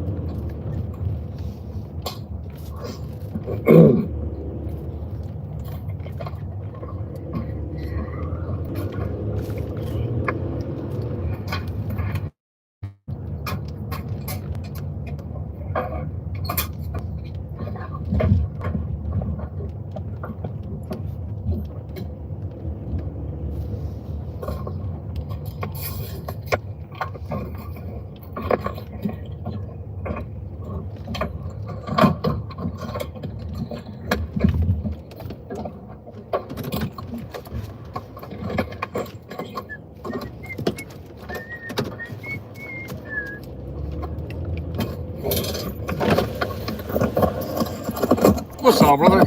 How you doing, sir? There you go. Have a good night, man. You too. Yes, sir.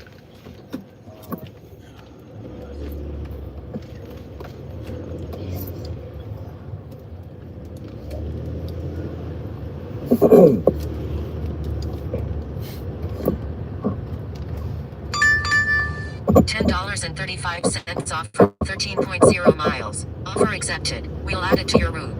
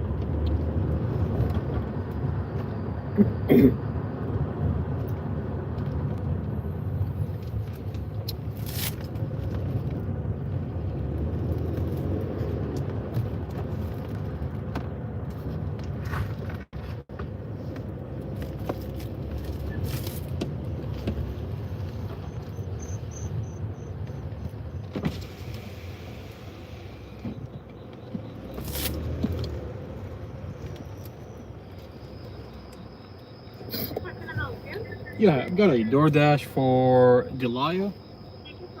Alright, thank you.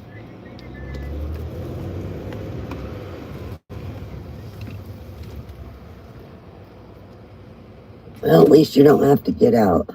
Yeah, seriously. That's why, like, I love DoorDashing at night. You just, like, you get to stay in your car. That's perfect. Mm-hmm.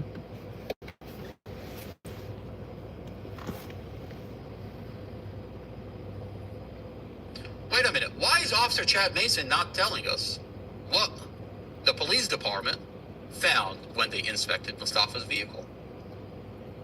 I mean, Officer Chad Mason, you're all over the news, but you're not telling us that the police department found brake failure when they inspected Mustafa's vehicle. Let's go over to the body cam that's leaked out of Mustafa's file. Right rear tire.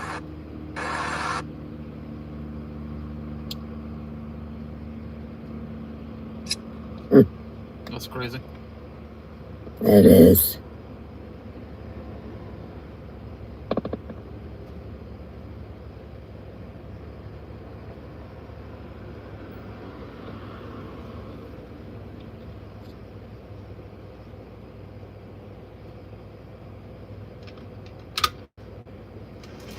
Hello. Thank you.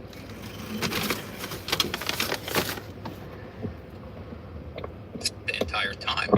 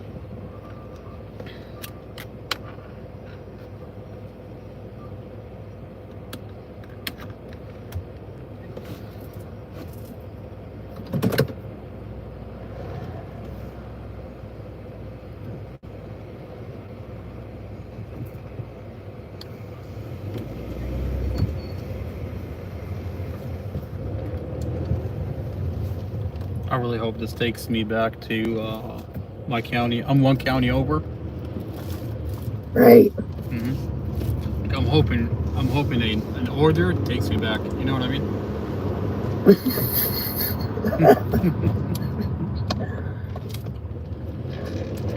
Well, let's hope so. This one is 17 minutes. So I'm hoping I'm driving in the right direction. We'll find out.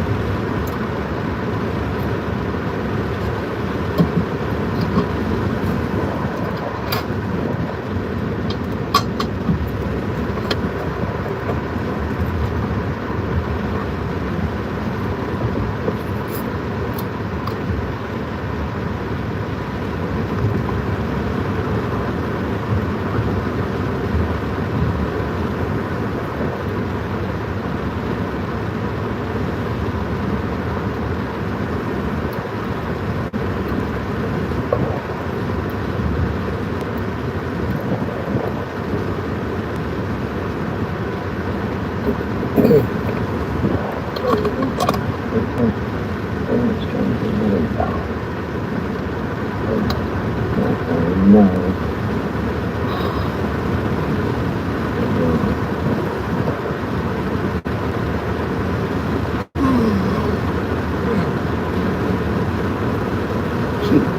No, she doesn't have enough money to do it anyways.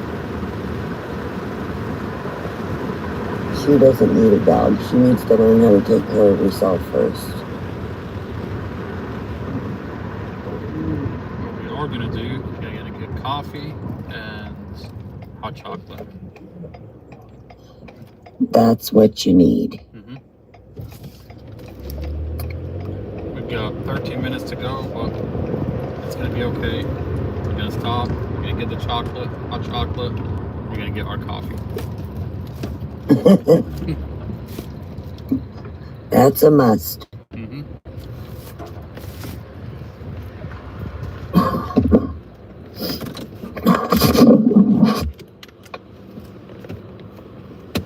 Alright, sure, I'll be right back. Okay.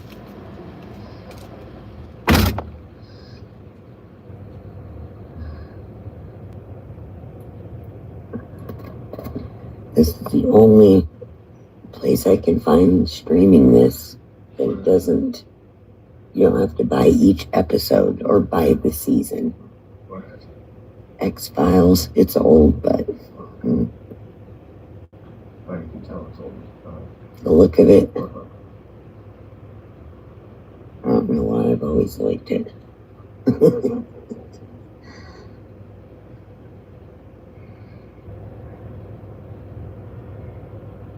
They have some new ones, actually. I mean, not super new, but newer than this. They don't even look like the same people. They're supposed to be, but they don't, you know. No, they're the same characters. They just look like they changed people. Like they went back in time about 20, 30 years. Legitimately. They're literally different people, but it says the same names.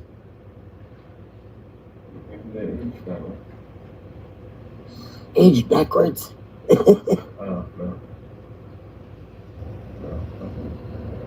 Yeah, like they look younger than this. It's really weird. What game is it? It's just puzzles. Mm. They're hard. You only get 3 tries in my time.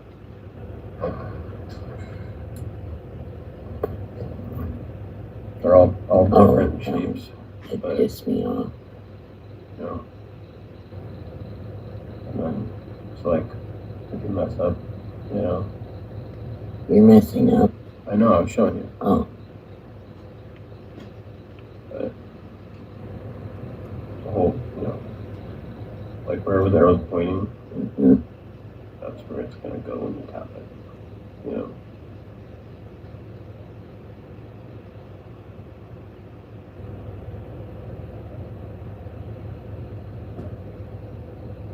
So you don't want them to go into each other. Mm-mm. I'm on level 249. Oh my god.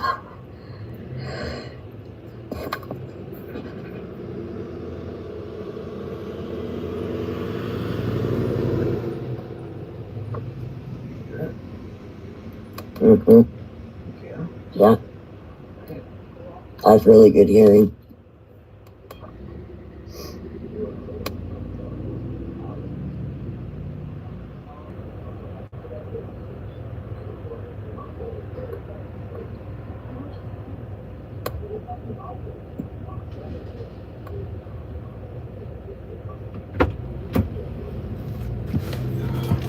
Alright, I'm back. Perfect.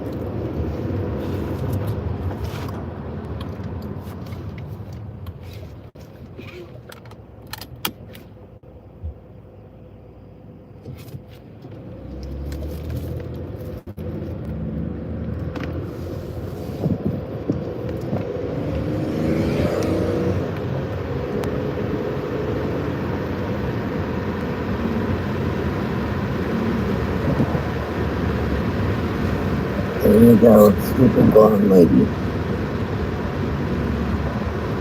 She's gonna run, trip, scream, and then get killed. Okay. She'll fall. She's a dumb blonde. They all do that.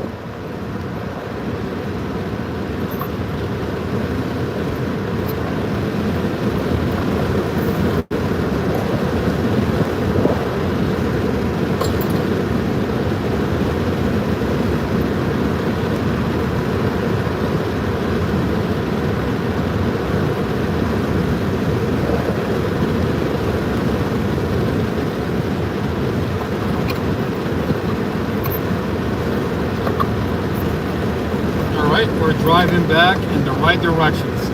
Life is good. Oh, that's good. Yeah.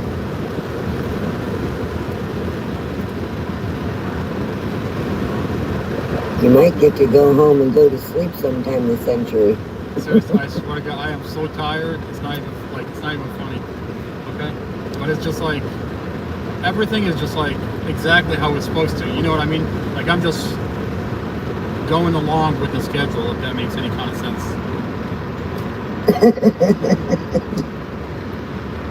The schedule is whatever it's going to be. Yeah.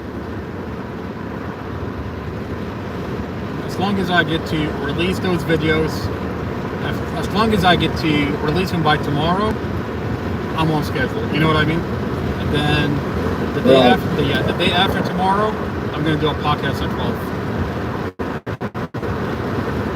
Cool.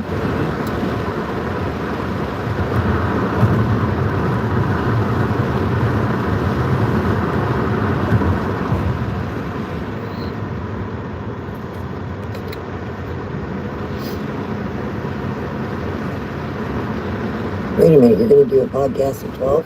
Day after tomorrow? Yeah, the day after tomorrow, we're gonna do a podcast in the afternoon. Don't you have to get all the stuff ready that you're going to talk about? Or do you just already know? Well, no, like I got some stuff ready like this morning. You know what I mean? Like I went over some notes. Right. And day after tomorrow, early in the morning, I'm gonna go over some more notes. You know, as long as I get like a couple of hours before the podcast, just preparing everything, I'll be good to go. My Not too bad. thing in this case is there is so much information. There's so many videos. There's so many notes that even though I know what I want to talk about, but my style in podcasting is not just talking about it, is showing the viewer what I'm talking about. You know what I mean? And that's a different kind of podcasting. Right. Tucker. It is, but it's good that way. It's good that exactly. It's you need. I mean, it's two different kind of podcasts, but you need both. Okay, but you need this for this case. I saw Tucker Carlson. You definitely do. Exactly. I saw Tucker Carlson do both. Sometimes he does just talking, and sometimes he does where he's showing you what he's talking about.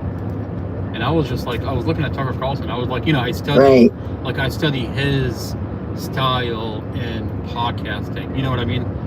So you learn. Right. Exactly. It's just like you learn what works and what's a good way of what's a productive podcast is when you're showing the evidence.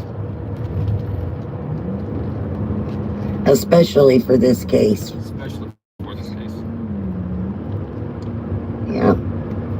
So the hardest thing is finding where everything is. But you know, I mean, all I need is like a good 2 hour locating everything so I can be flexible into when I talk, just like reach for the material.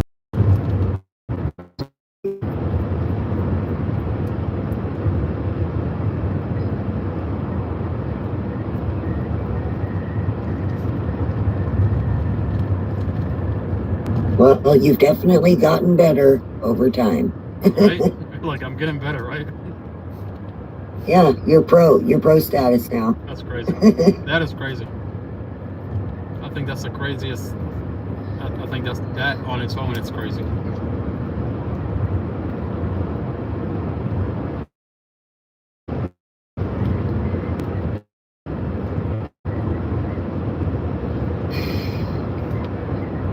Favor is how smooth it is to incorporate inside Nova. I mean, if you like when you're watching the podcast, it's a blend. You start off with an introduction. You don't go into the podcast yet, not yet. Okay, you start off with an introduction, and then you open with what's going around our local community inside Nova, our local paper, and then you dive into what right. you want to talk, and then you dive into what you want to talk. I mean, that is a beautiful way of doing a podcast. Yeah, it turned out really good this last time. It was perfect.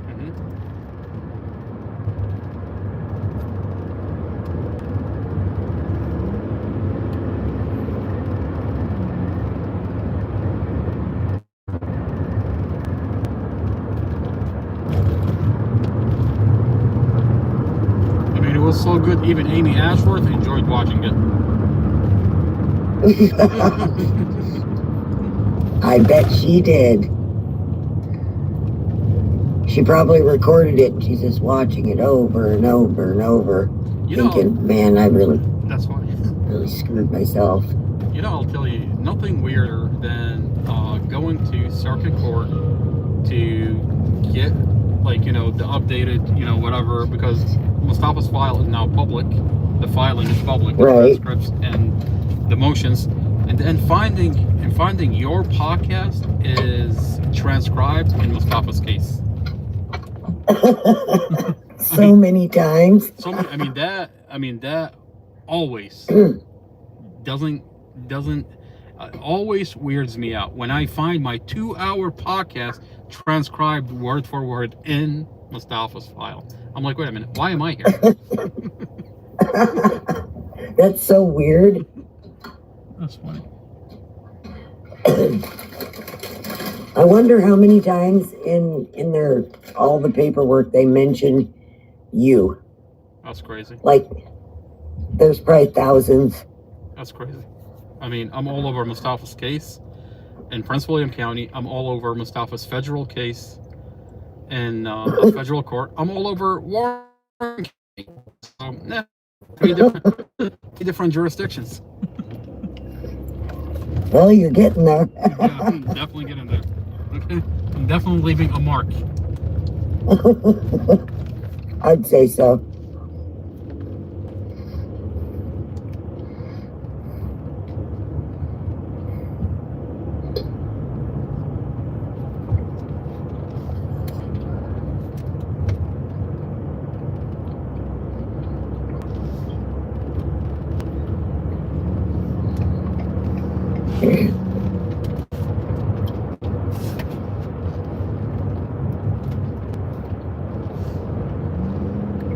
Well, for a boring podcast, we're definitely everywhere.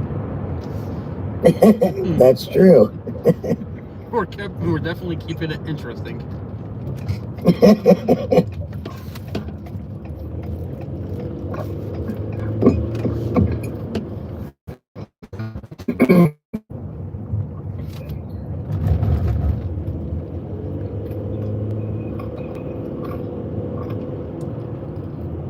What was that crazy lady's name that came to the jail parking lot?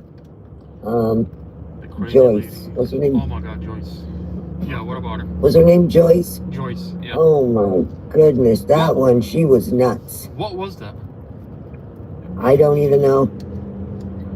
I mean, on the first day, There was something real wrong with her from the beginning. I told somebody, I was like, something is not right with that lady. Fair. I was so scared on day one when that lady. I mean, look, I've seen a lot in my life. I've seen things about, like, there are things that just weird me out. On day one, she's holding on to my arm like in dear life, and she's like treating me like I'm a messiah, okay? And she's telling me about her like her childhood and how she's been raped and how she's like by her like I'm like, lady, I don't want to know all of this. Like, Oh my God, like that's horrible. I swear to God, I was just looking at her. I was so terrified. I was like, who is this lady? Like, like it's weird. It's weird. Yeah. It was weird. I think she was drunk.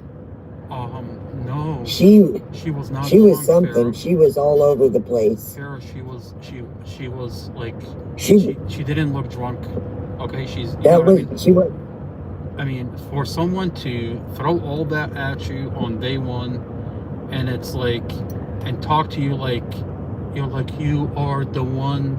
I am so glad that you showed up in my life. There are so many things I can learn from you. I'm like, lady, I am not the one. I am not your messiah. Okay? Like, leave me the fuck alone. I am scared from you. If I was the Messiah, I would not be terrified from you right now. I am not here to save you. It was weird. Yeah, she was really wild. I don't even know. 1 minute, you're the best person in the world. 2 seconds later, she's telling me I am the devil himself. Lady, leave me the fuck alone. I know. I don't know where she came from, but thank God she went away. I mean, we were so nice to her. I swear to God, like my mom gave her the bed in the RV and slept on the floor. And you know, my mom's like really nice. Like, are you fucking kidding me? She let your mom sleep on the floor? Yeah. Oh hell no. My mom gave her the bed. Oh, that's not right. She should have never accepted that. And then she turns That's so wrong. And then she turns around and she trashes everybody. Let somebody's like, everybody's evil. Amar is evil. I'm like, lady, who are you? Like, you show up, you smoke all of our cigarettes. Like, you show up, you smoke all of our cigarettes, and then like, what do you want? Like, go home. She takes your mom's bed, smokes all your cigarettes, and then tells everybody how terrible you are. It's like, and she's a wacko. She definitely is a wacko.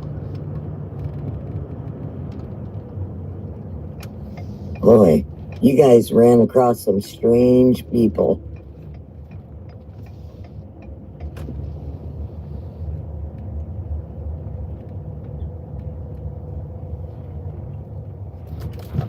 Fucking, that's so rude. You don't make somebody's mom sleep on the floor. Who does that? It's fucking rude. Whenever everybody would do that, we're trying to figure out.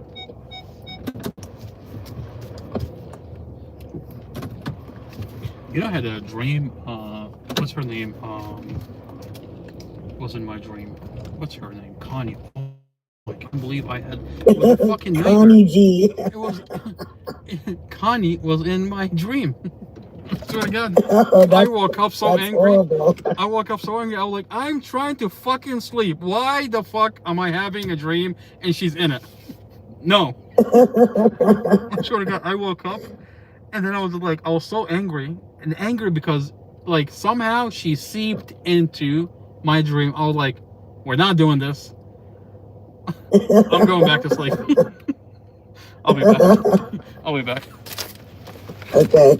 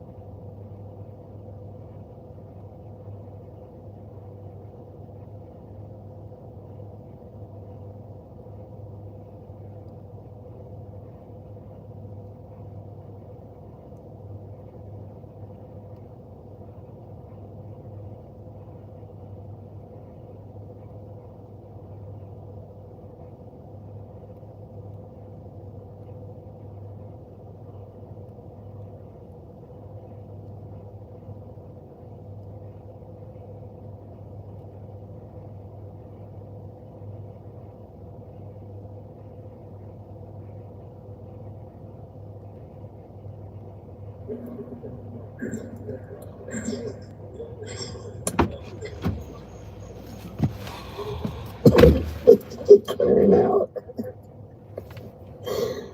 Type of language. It's carroting. Yeah, they probably are. NPCs and they start glitching. She's like, he's the devil. NPCs start glitching.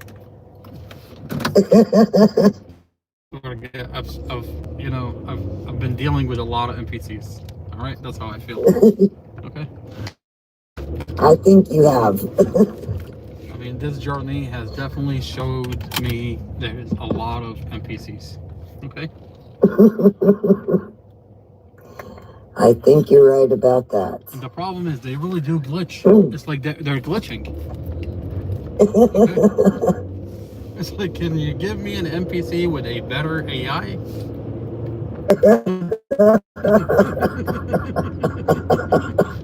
I think I've earned it.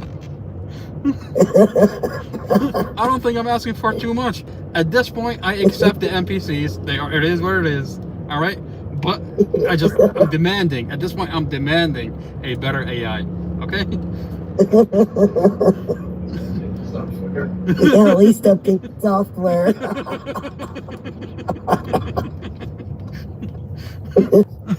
That's funny. Oh my.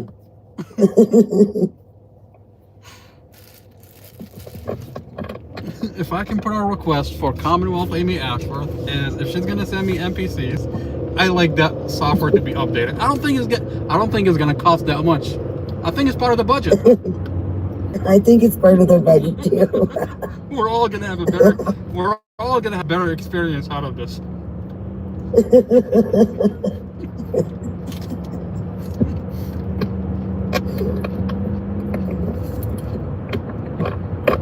Whatever happened to that, what was his name? The other Dre. I have just fizzled out. I have no idea. His software went shit. It's like, see you later. It's probably running around circles like somewhere. You know when you have an NPC? Look, you click on an NPC and start moving. Okay, you leave it alone, it just goes in circles. Look, I have to admit, my favorite NPC was Elaine Jarvis.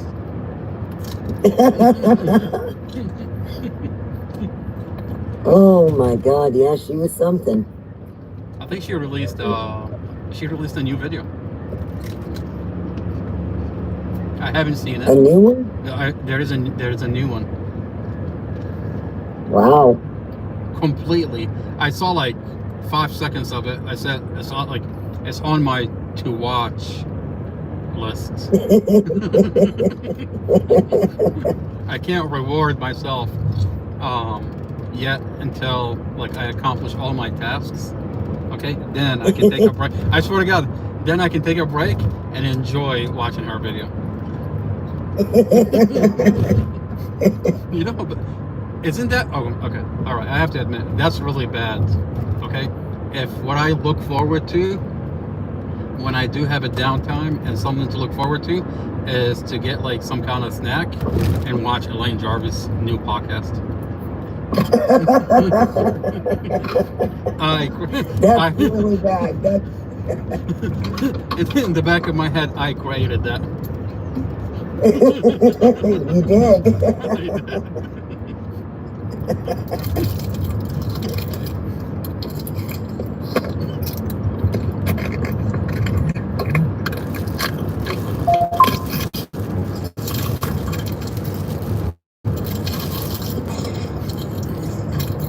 I am everything that Kitty is today. Without you. Thank you for your service.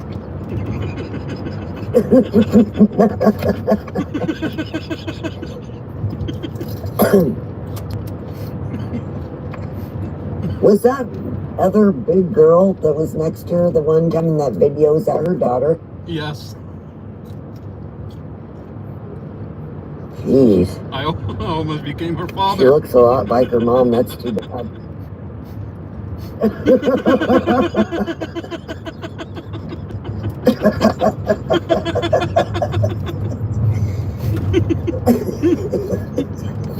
Oh my god, that was funny. Oh my god.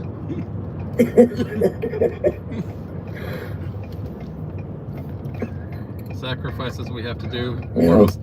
Mustafa, the sacrifices I have to do for you.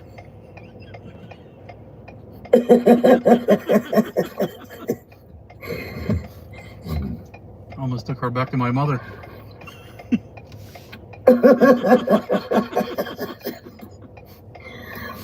Oh, that's funny. Oh, that's scary. That is definitely terrifying. Okay.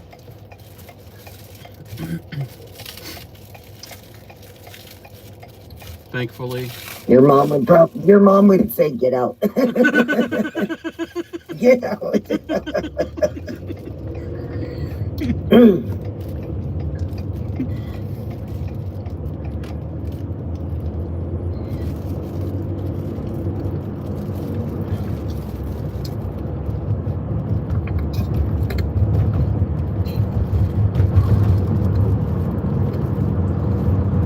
She's not even, I mean, she's not that old, is she?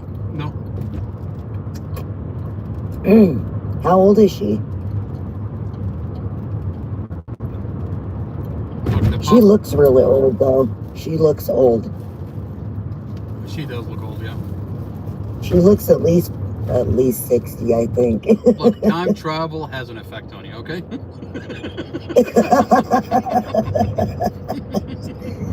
She's been going in and out of too many dimensions. It's really done a job on her.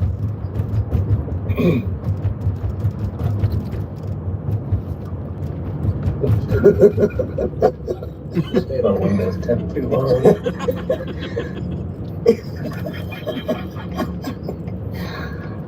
Oh my god. And the county's like, did you hire the brother? She's like, nope, I hired Michael Vardeen. They're like, you fucking dumb piece of shit.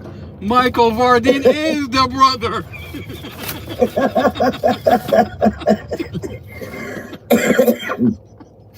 Oh, that's funny.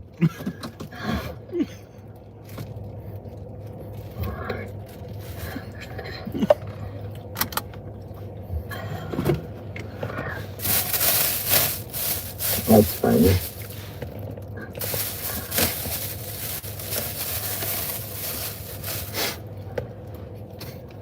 Labubu's like, he's gonna get his day. He's gonna get his day. He's gonna get his day. Oh, fuck, he did not get his day.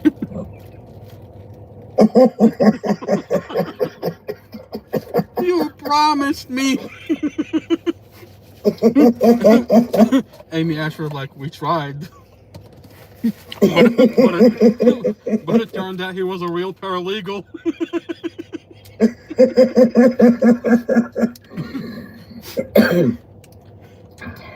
We thought he was barefoot. Well, you thought a Trojan horse was a Trojan horse.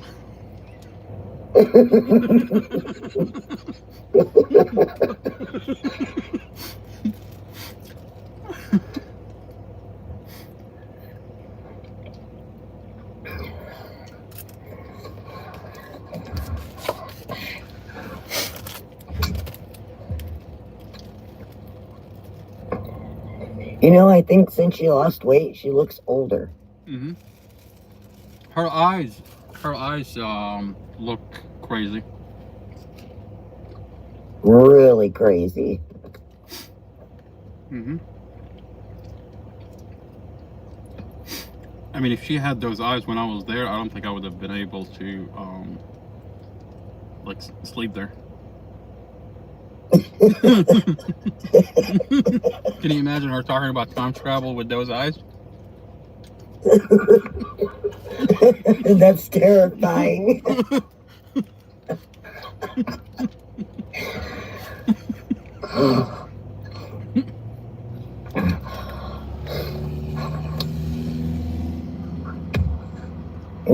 Boy, your poor mom, she's had to go through a lot of weird shit.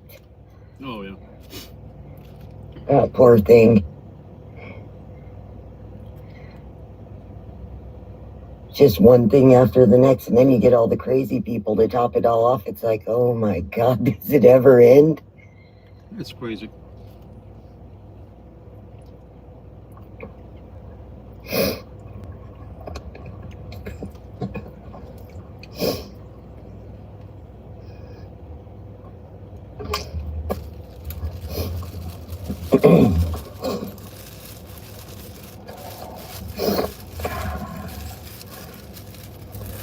I mean,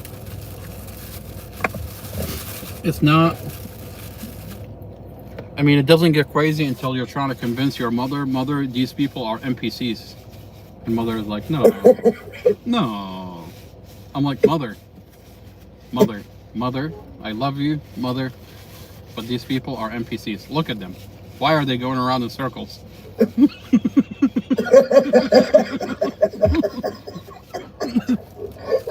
And mom looks at you. She thinks you're nuts. She's like, what is it? I didn't write. That's not the son I raised. You don't think people are. I'm like, mother, they're NPCs. I mean, that phone call. That 5-minute phone call with Labubu captures it all. Trying to convince mother that mother, she's not here to help us. She's here to gaslight us, and she's here to just. She's not here for Mustafa. I mean, it's one thing to figure someone out that they're not here for Mustafa. It's another thing to try to convince your mother that, hey, Labubu, there's something wrong with this Labubu. I'm not saying all Labubus are bad. I'm saying that's a defective Labubu. Why did they give it to you for free? Why did you get it for free, mother? Okay.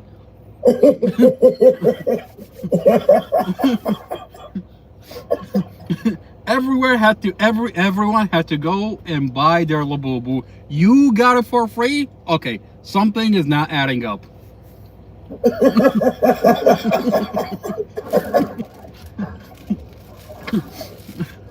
I remember when it came out. When Labubu came out, there was a line wrapped around the building trying to get one. Okay, and they're all discontinued except that Labubu is here. And it's yours with your name on it. I'm like, no, thank you.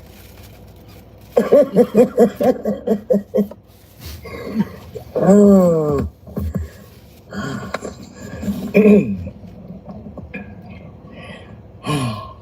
It's crazy.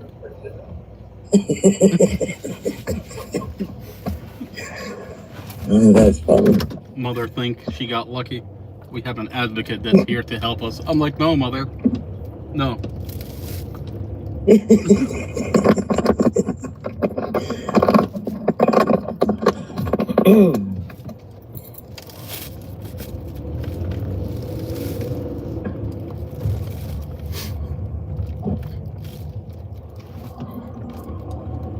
I like when your mom talks about her. It's funny.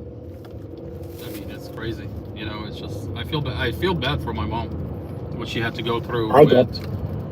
Because, like, I mean, Yeah. my mom is going through a lot, and here's someone that is like telling her, "I'm here for you," blah blah blah. I mean, and then you find out that person is fake. I mean, I feel bad for my mom. Yeah. $5.80 offer 3.1 miles. 19 minutes total. Offer accepted. We'll add it to your route. If somebody did that to my mom, I'd beat their ass. I just would. I don't care. I mean, she's upset because I told her to go F herself. Lady, you know, listening to that phone call early on in the conversation before I got my hand on the file, I mean, I give myself a pat on the back for being able to see through it and see that, hey, that person there's something wrong with that person. Like when I listen to that phone, call, I just pause. Like, I can't believe I figured it on early on in this whole entire process.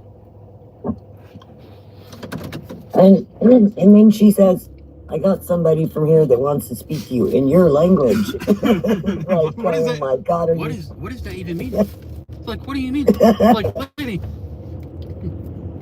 in your it's like I have 4 different people, and that she's like those those emails were eminent. All right, lady, all right.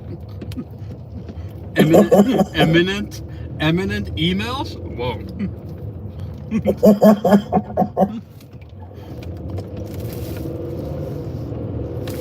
I mean, when you listen to that phone call, that voicemail, we were camped in the parking lot of the jail. So you want us to do what exactly? Sit there and write emails and like, what are you talking about?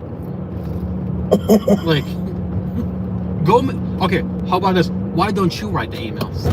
No, I want you on the phone while I type every word in those letters. I'm like, all right, we have a problem here. She just wanted you on the phone. It's weird. I mean, 5 hours, okay, in the morning, in the evening, like early in the morning, and then when you don't pick up, your mother, like, she calls mom and she says, your son is not picking up. I have information that can help your son, and your son is not, Amar is not picking up. I'm like, all right, we have a problem here, mom. She's not helping you. We're gonna stop this. Right. She's trying to tell your mom that she was helping and you weren't going along with it. I mean, what is it? That's crazy. Was she really married? To be honest with you, I have no idea.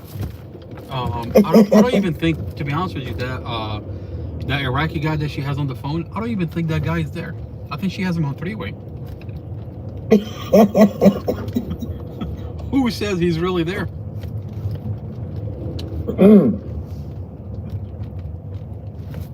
Yeah, your mom was telling me that she does stuff online with these guys and then tells them, if you don't do this, I'm going to tell your family. And that's crazy. I'm like, who does that? That's just weird. That's crazy. But who'd be dumb enough to say or do something online that they wouldn't want everybody to know about? That's crazy. Yeah, hello?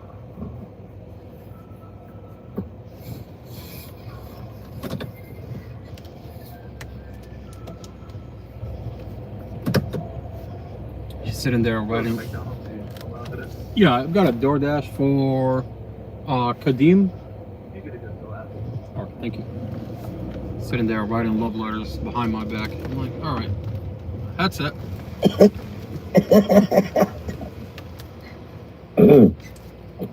That's funny. She wrote whole entire songs, word for word.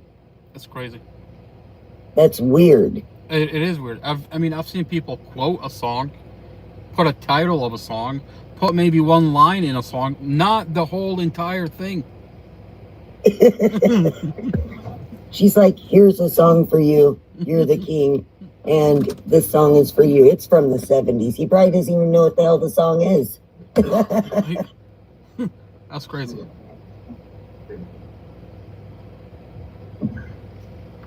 Sue her for copyright infringement. She would be sued for that. That's funny.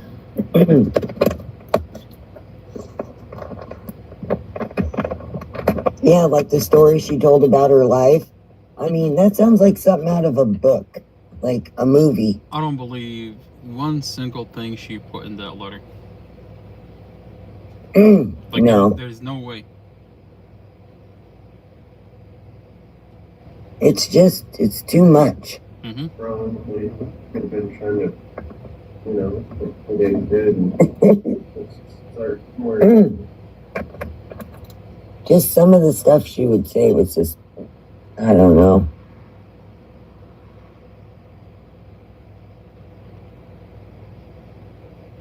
She's like, we got in this car and we were driving real fast and something happened. And I couldn't believe it. It's like, I don't believe it. Shut up. Yeah, I don't believe it. That's such a bunch of bullshit. That part, you can just read it and know it's bullshit. I mean, Farrah, think about it like this. She's so comfortable online saying, my name is Christine Alkuzai, and she gives out her number left and right. I mean, for a person that doesn't want to open the camera and doesn't want anybody to know who she is, she sure is comfortable telling everybody her name is Christine Alkuzai. That makes you wonder and think that, hey, Christine Alkuzai is not her. That's a name. That's a person that she's using. Now, is that a real person though? Well, no, yeah, Alkuzai is a real person. Really? Oh, yeah, Alkuzai is a real person. Okay, but she is using that name. Okay. Right. So she stole somebody else's name. Oh, absolutely, absolutely. Wow. That's crazy. Of course, she thought she was the FBI too, so who knows? That's funny. So Chad Mason, one more. So break.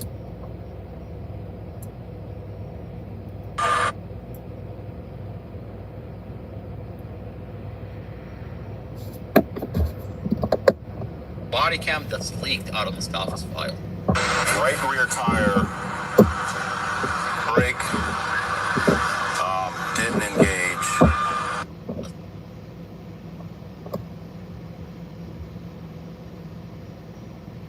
Brake didn't engage. Imagine that. One more time. Brake did not engage. So brake failure. When Mustafa is slamming on the brake, the vehicle would not stop because you, the police, inspected the vehicle and found brake failure. Right rear tire, brake, didn't engage. Let's listen to That's crazy. so Chad Yeah. Mason, one more time, tell the community.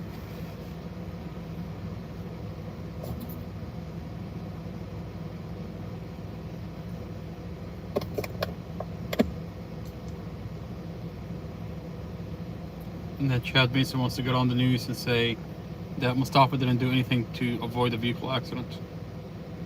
Tire, No, he just had his foot on the brake the whole entire time. That's crazy.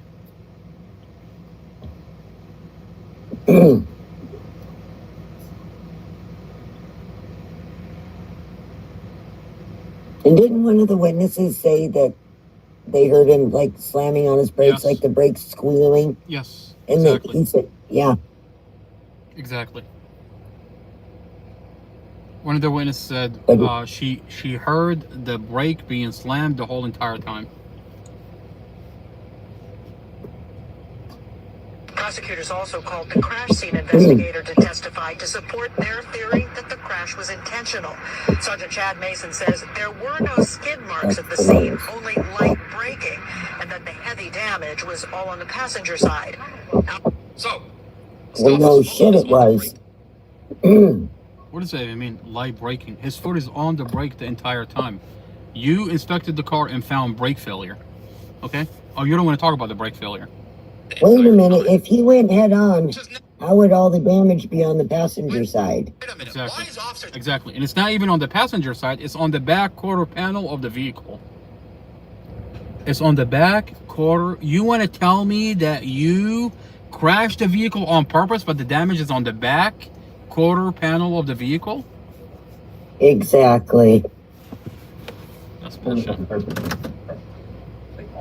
Yeah, I mean, he made it past all the cars that were coming. So, I mean, How Okay, convenient stupid. for the prosecution that the collision is not on dash camera. If the dash camera is It's- before impact. I mean, you know how random that is? How convenient. Oh, okay. And then you find out that the officer that handled the dash camera has 4 different stories to what he did to this dash camera. How convenient. on record. That's bad. That's really bad. First he says First he said, I never took the dash camera out of the car before a warrant.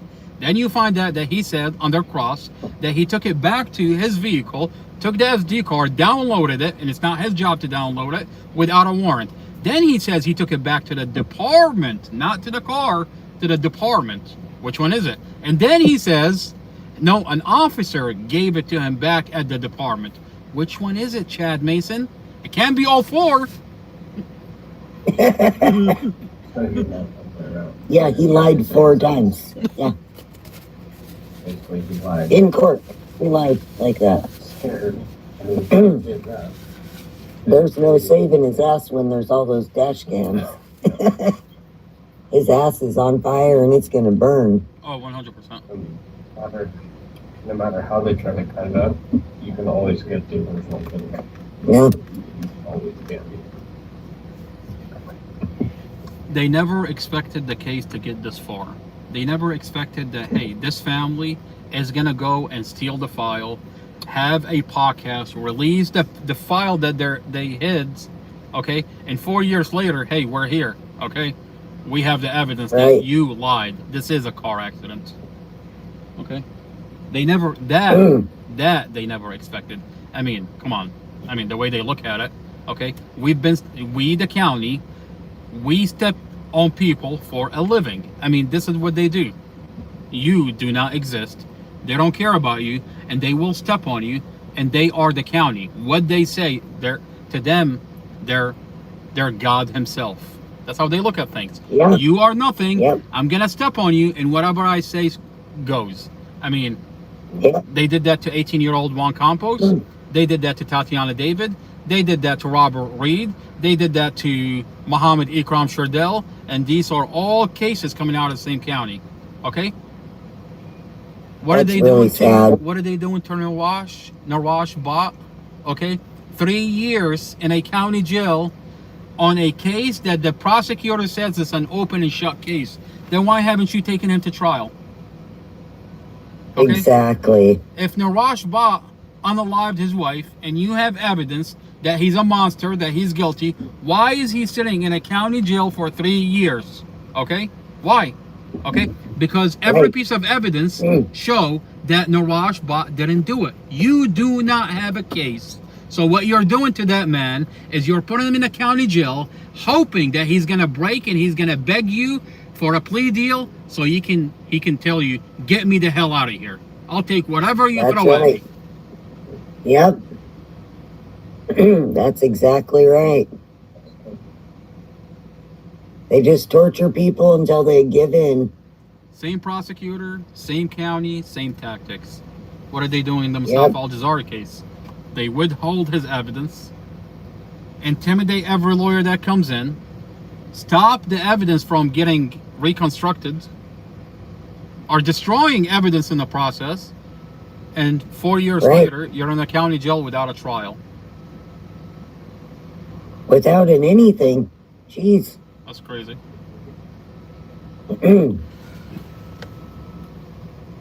Yeah, that's incredible. Donald says Joe Biden caused that. If you think Joe Biden caused it, I think you might just be an NPC.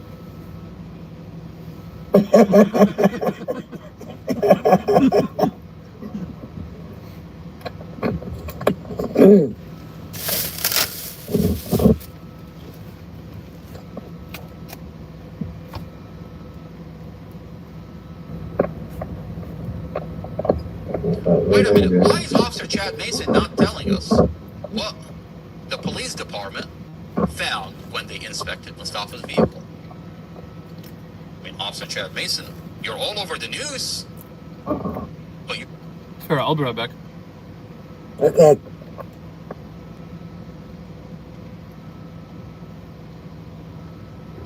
wait a minute. Why is Officer Chad Mason not telling us what the police department found when they inspected Mustafa's vehicle? I mean, Officer Chad Mason, you're all over the news, but you're not telling us that the police department found brake failure when they inspected Mustafa's vehicle. Let's go over to the body cam that's leaked out of Mustafa's file. Right rear tire. Brake. Didn't engage. Let's listen to that one more time. Brake did not engage. So, brake failure. When Mustafa is slamming on the brake, the vehicle would not stop because you, the police, inspected the vehicle and found brake failure. Right rear tire. Brake. Didn't engage. Let's listen to Officer Chad Mason one more time tell the community all over the news. Why is he not telling us that there is brake failure? Why is he not telling us that Mustafa is slamming on the brake the entire time? Prosecutors also called the crash scene investigator to testify to support their theory that the crash was intentional. Sergeant Chad Mason says there were no skid marks at the scene, only light braking, and that the heavy damage was all on the passenger side. So, Mustafa's foot is on the brake the entire time. The computer inside the vehicle showed that Mustafa's foot was on the brake the entire time, and the vehicle would not stop because you, the police, inspected the vehicle and found brake failure. You have Officer Chad Mason all over the news tell you that Mustafa did not do anything to avoid this vehicle collision. That this is not a vehicle accident. Well, Officer Chad Mason, let's put you under the microscope and let's see what else are you lying about. Because Prosecutor Sarah Sammy wants to use you on the stand to testify and tell the jury, interpret the EDR for them. But if you've already lied in this case, how could we trust you to tell us anything in this case?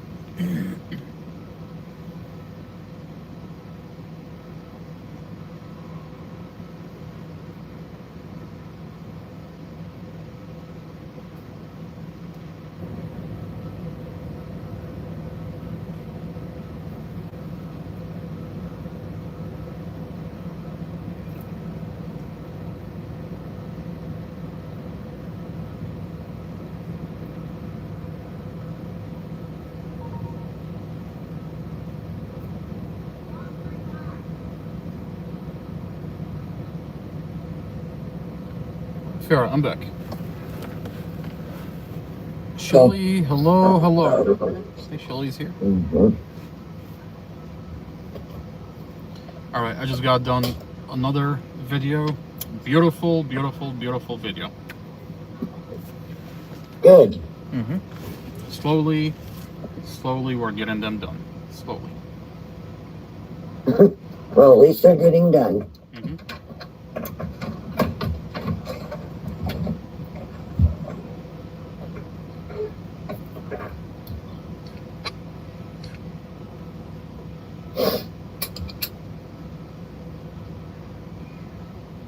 All those people they'll end up getting home.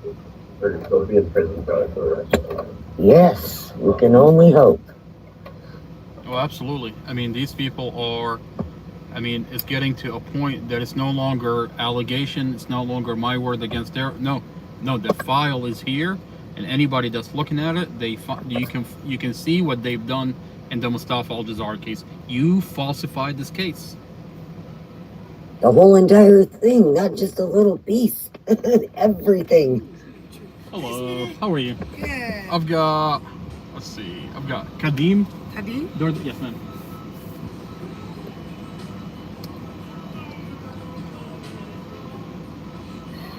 You've been doing okay? Have a good night. You've been doing all right? Yes, Yeah. how are you?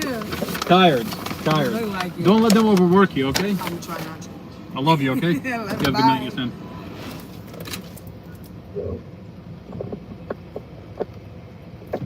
Yeah, but, yeah, that's a lot different. Every single thing.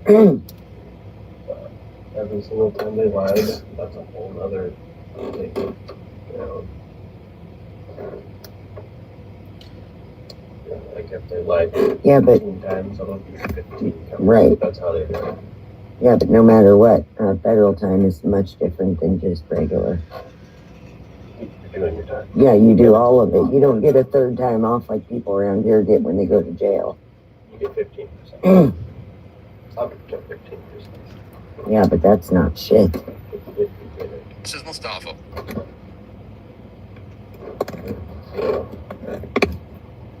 Like I said, they're all probably going to get 20, 30, like, because those charges carry, like, it doesn't carry 5 years. Yeah, Those that's like charges are conspiracy minimum of 20 charges years, and yeah. everything else. That's crazy.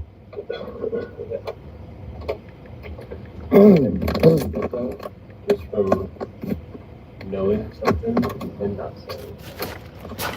The only person that knew and didn't say or even lied, that's already in. That's all it takes. Mm-hmm.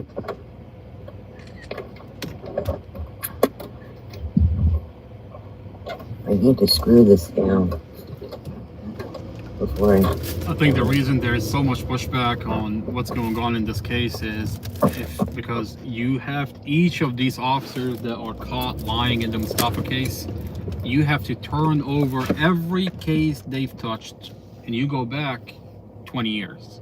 I mean, Yeah, that's a lot. Can you imagine that? That's a lot of work. I mean, imagine 20 years of cases, that's a lot. Imagine how many people are sitting in jail because this officer testified, because you trusted and you have an officer, and today you have evidence that he lied. So if you lied here today, I mean, could you say that you've been lying? Oh yeah, absolutely. Oh yeah. I mean, just think about how many people already went to prison and did time because of his lies. You know? Absolutely. A lot, probably. And in that amount of time, an awful lot. That's crazy. Mm-hmm. A year, you don't get it back. Yeah, you don't get your time back. That's messed up.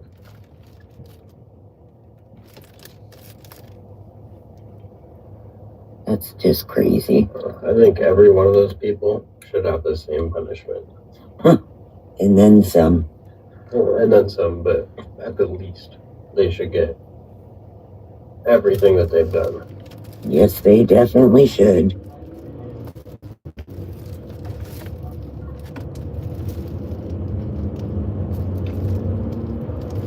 Oh, Jesus Christ. They don't care. If they have money, it wouldn't happen to their family.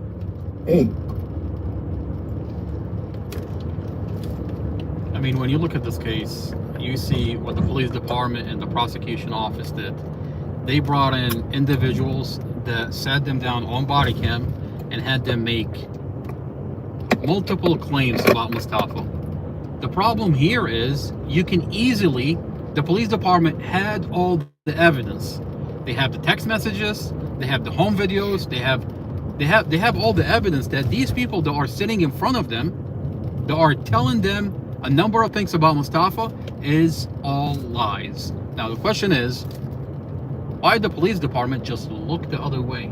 The prosecution pretended that this evidence doesn't exist, and you're gonna build a case over these people when you have the evidence that, I mean, what are we doing today? 4 years later, the prosecution is forced to turn over evidence. Every single thing that Kylie said, the prosecution had evidence that she lied. Everything that Glenn Ford, Amy Hodgson, Tanisha Coleman said, the prosecutor has evidence that they've lied. So why did it wait 4 years for this evidence to come out?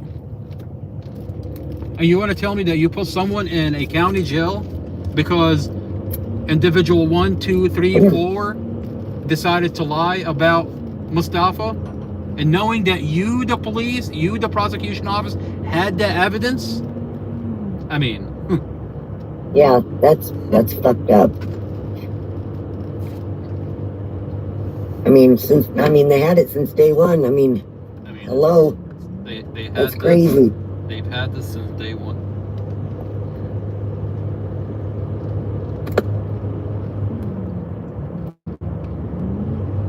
And for the prosecutor to know that and just keep on keeping on, she's in a whole hell of a lot of trouble.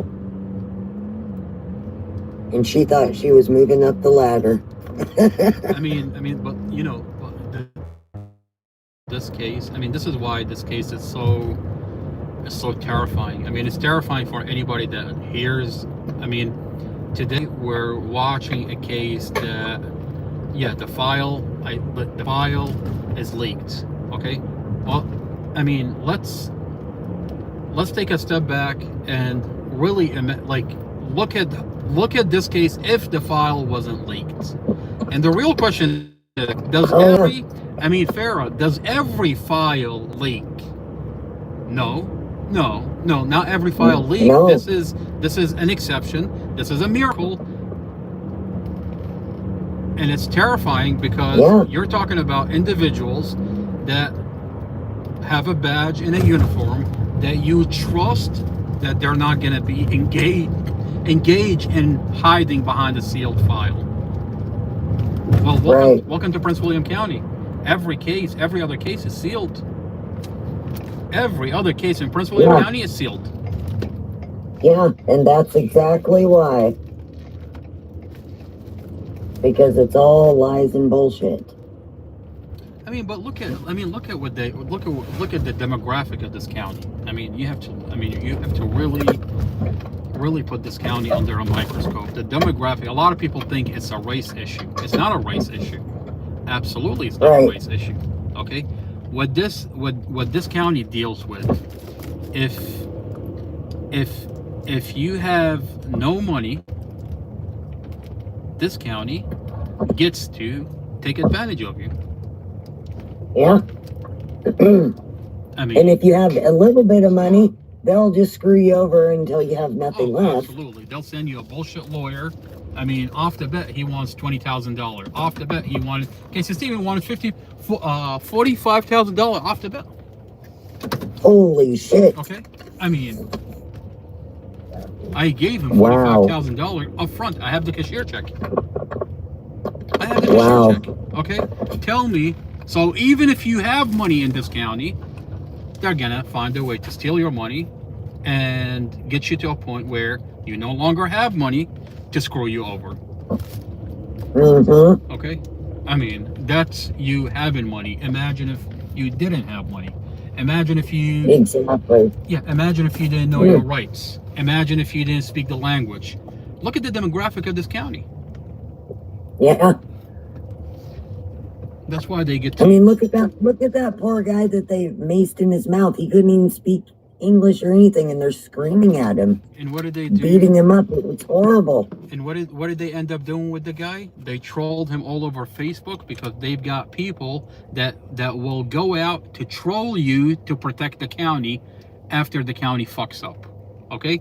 Yeah. What is the guy? Last I heard, I think well, I don't know where he ended up, but they handcuffed him behind his back. They mace him multiple times in the mouth. Okay, and that's sick. On the internet, the county has trolls that will go as far as try to protect the county on the internet. That's just shitty. It's sad. It's really sad. And that poor guy had nothing. I mean, exactly. He had nothing. Fair. I'll be right back. Okay.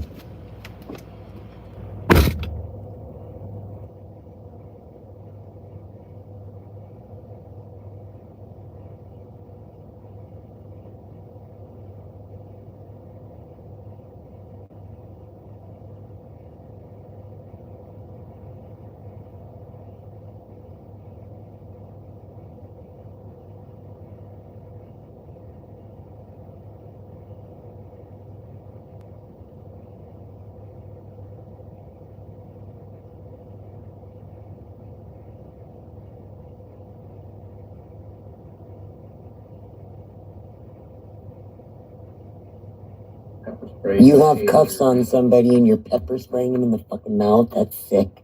You kind of have cuffs. Why do you need to do any of that, Joe? It's no torture. Yeah.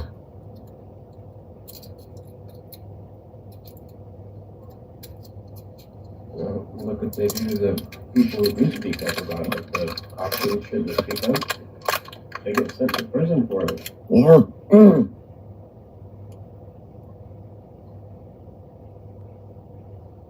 Because, you know, they get it in there to where they have done something.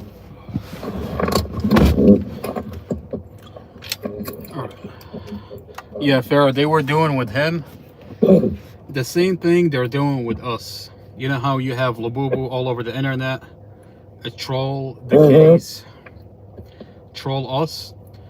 They were doing the same thing with him on the internet. Wow. That's really sad. Mm-hmm.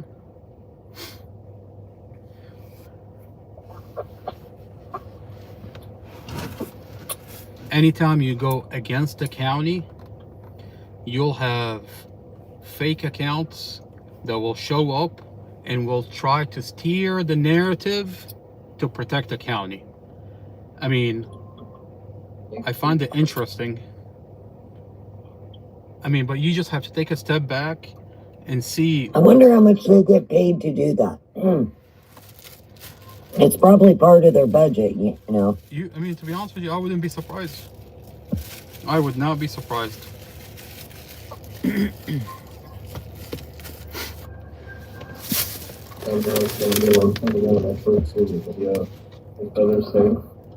And they tried to say, oh, purpose, like category of purpose is crashing, you know, whatever. It was literally a lie. Literally a lie. I saw it on the news like 6 months before I even saw them on TikTok. I see it on the YouTube thing. And they made it sound really bad. I thought, Jesus, that guy's fucking nuts. That's what they do. They try to. But they make it that way so people think that. They put it in a way so it sounds good to tell them it sounds believable. Yeah, they get paid to lie.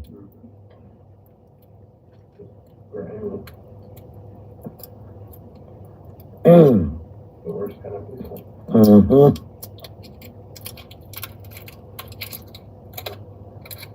They're bottom suckers. Especially knowing that shit's a lie. And still. Yeah, the Julie Carey, the lady from the news station, actually interviewed them and didn't put one part of it on the news. Nothing. So knowing that it was. That's terrible. People were lying about it and still won't say the actual truth. That's not that. Oh yeah, because she was in their pocket. Oh yeah. So they get paid. She's just as much of a piece of shit as they are.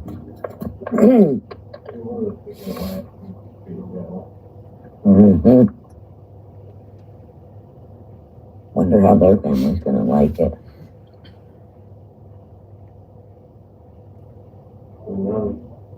Hopefully they have it worse than they agree with other people. I mean, everyone that goes into that jail there, they beat the shit out of everyone there. I swear. They do something to everybody.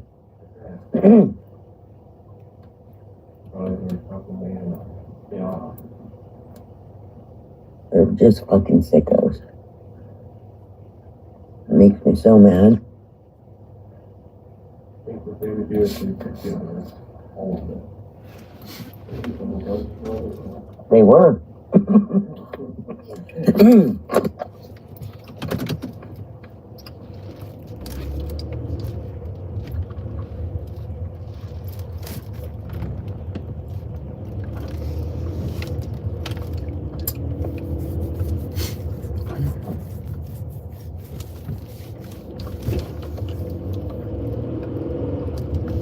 Like, if you look into it, that particular jail, so many people died there within a short amount of time.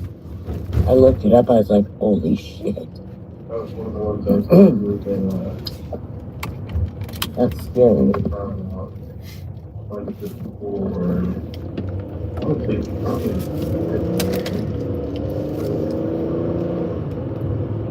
It's horrible, huh?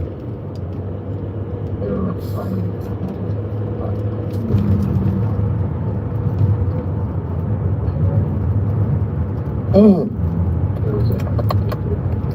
somebody was telling me down in Oregon that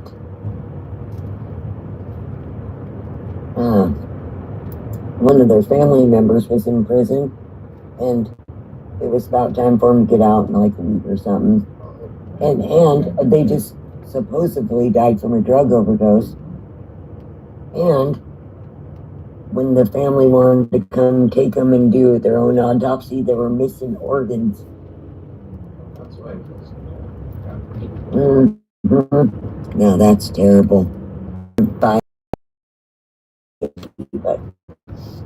not just to sitting there for stupid shit like that. That's so dumb.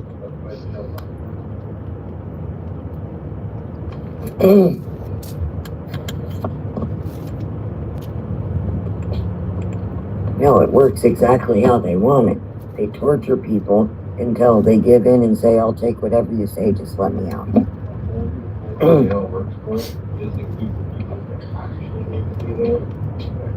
Yeah, but that's not what they do.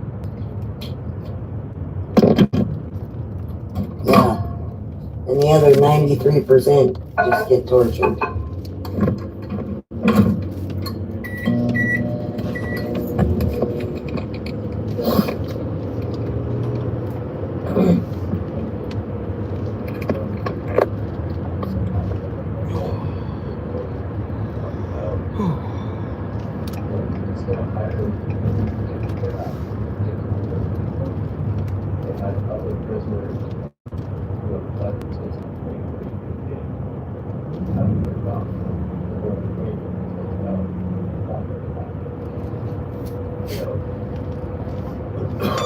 Well, not the doctors and nurses that hire for any of those places are the ones that no one else Offer wants. accepted. We'll add it to your route.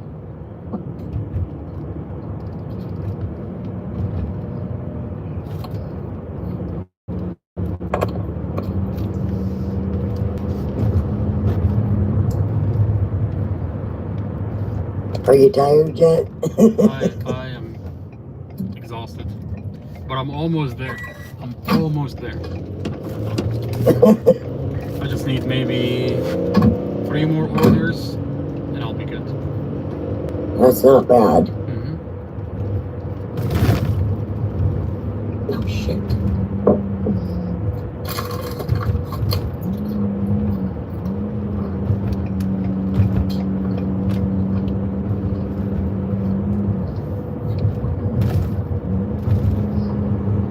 I just got one, maybe another 3 more, and that's it. I'm gonna shut it down.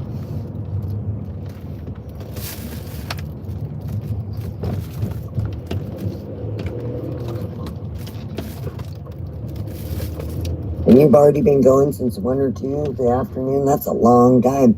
That's a long day. Like, I'm so tired, like my back hurts from the driving. You know, like when you're... I was just gonna say that. I bet your back hurts Yep. from driving. Yep. Yeah, that's horrible. That's a lot of sitting and driving. Mm-hmm. You need to get one of those seat covers, has a massager and a heater in it. It plugs into your lighter. Yeah, something like that.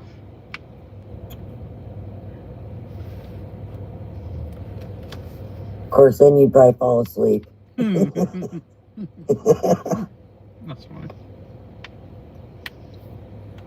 Yeah, hello? Whenever you're ready. I've got DoorDash for Deja. You do the blower. Alright, thank you.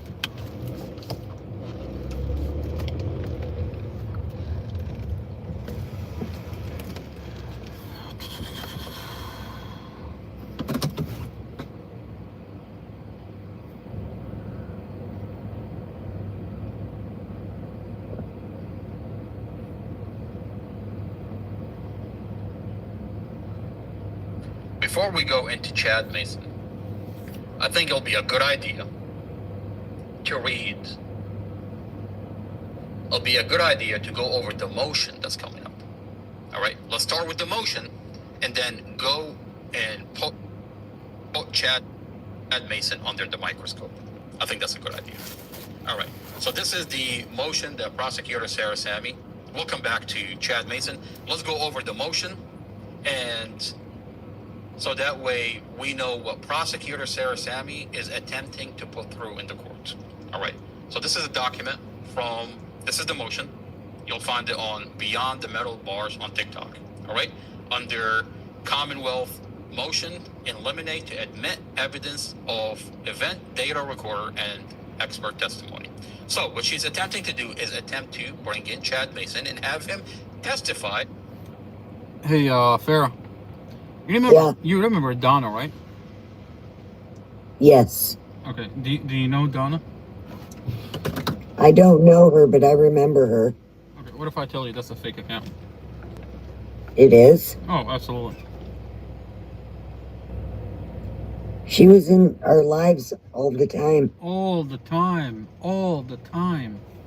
Okay. Wow. What is the common denominator between Donna and Labubu? What? They never turn on their camera.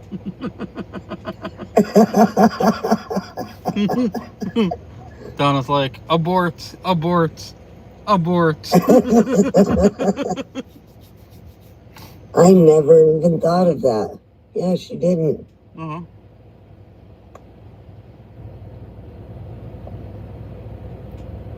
You know what the recourse is when this conversation happens. It's like a blueprint. They always go back to the mother and look at what your son, he blocked me. Can you please tell him to unblock me? Oh.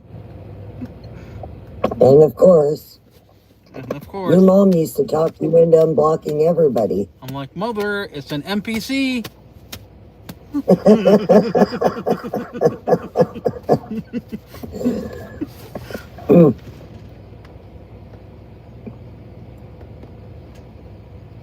Yeah, and I haven't seen her in here for a long time. Who, Donna?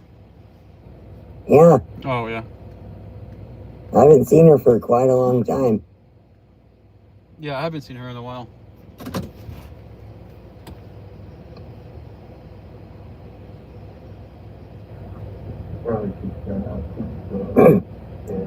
Just keep making fake accounts. Well, all of them have like fucking 20 accounts, I'm sure of it. Seriously. With a different picture on each of them that they made from AI, probably. That's funny. Seriously. I know, when you start making everyone turn on their camera, everybody's like, later. like, we're not doing this. Oh, here's a problem for Prosecutor Sarah Sammy. We have a leaked body cam. We have a leaked body cam that show when the judge issued out an order, expert testimony of officer. Good idea. All right. So this is the motion that Prosecutor Sarah Sammy. We'll come back to Chad Mason. Let's go over the motion, and so that way we know what Prosecutor Sarah Sammy is attempting to put through in the court. All right. So this is a document from, this is the motion. You'll find it on Beyond the Metal Bars on TikTok. All right. Under Commonwealth motion, eliminate to admit evidence of event data recorder and expert testimony. So what she's attempting to do is attempt to bring in Chad Mason and have him testify as an expert. All right. So page 3 out of 11.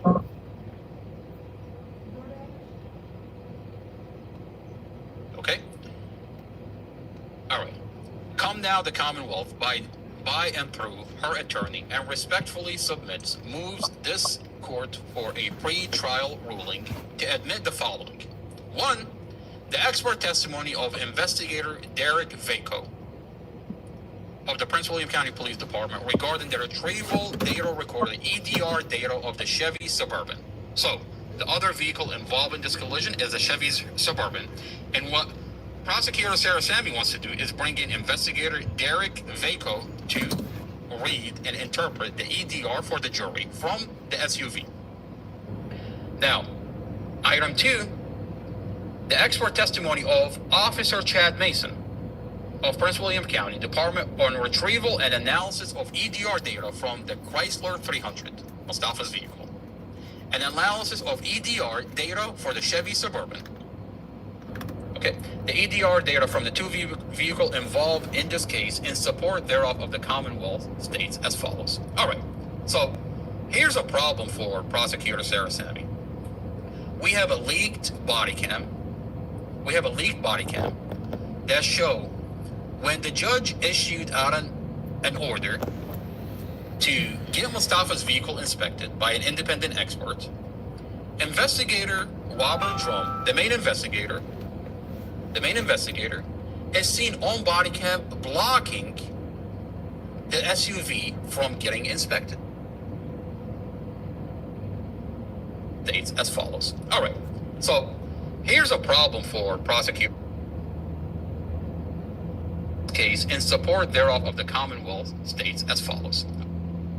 All right, so here's a problem for Prosecutor Sarah Sammy. We have a leaked body cam. We have a leaked body cam that show when the judge issued out an order to get Mustafa's vehicle inspected by an independent expert, investigator Robert Drum, the main investigator,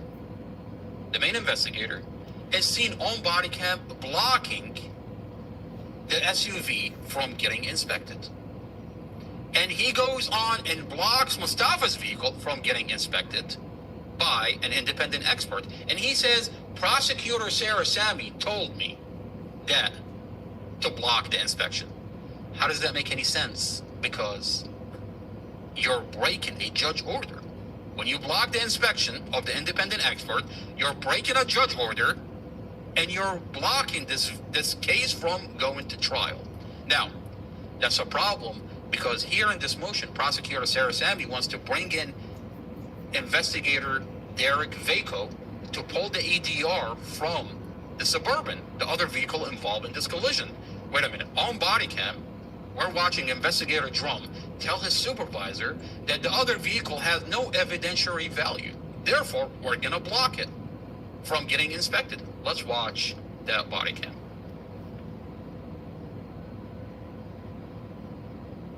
Investigator Drum tell his supervisor that the other vehicle has no evidentiary value. Therefore, we're going to block it from getting inspected. Let's watch that body cam. And it's all on body cam. It's so crazy. I mean, this is just wild. Hello. How you doing, brother? You too.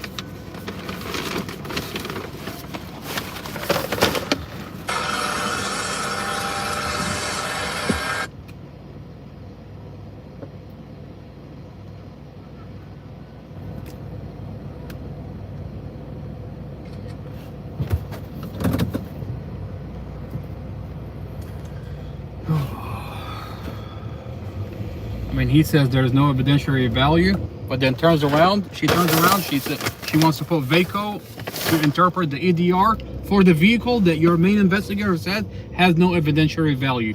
You blocked it and you said it has no evidentiary, but now you want to bring in, so wait a minute, does it have evidentiary value or it doesn't have evidentiary value? Why is it why can you interpret and Mustafa's defense can't look at it and interpret it?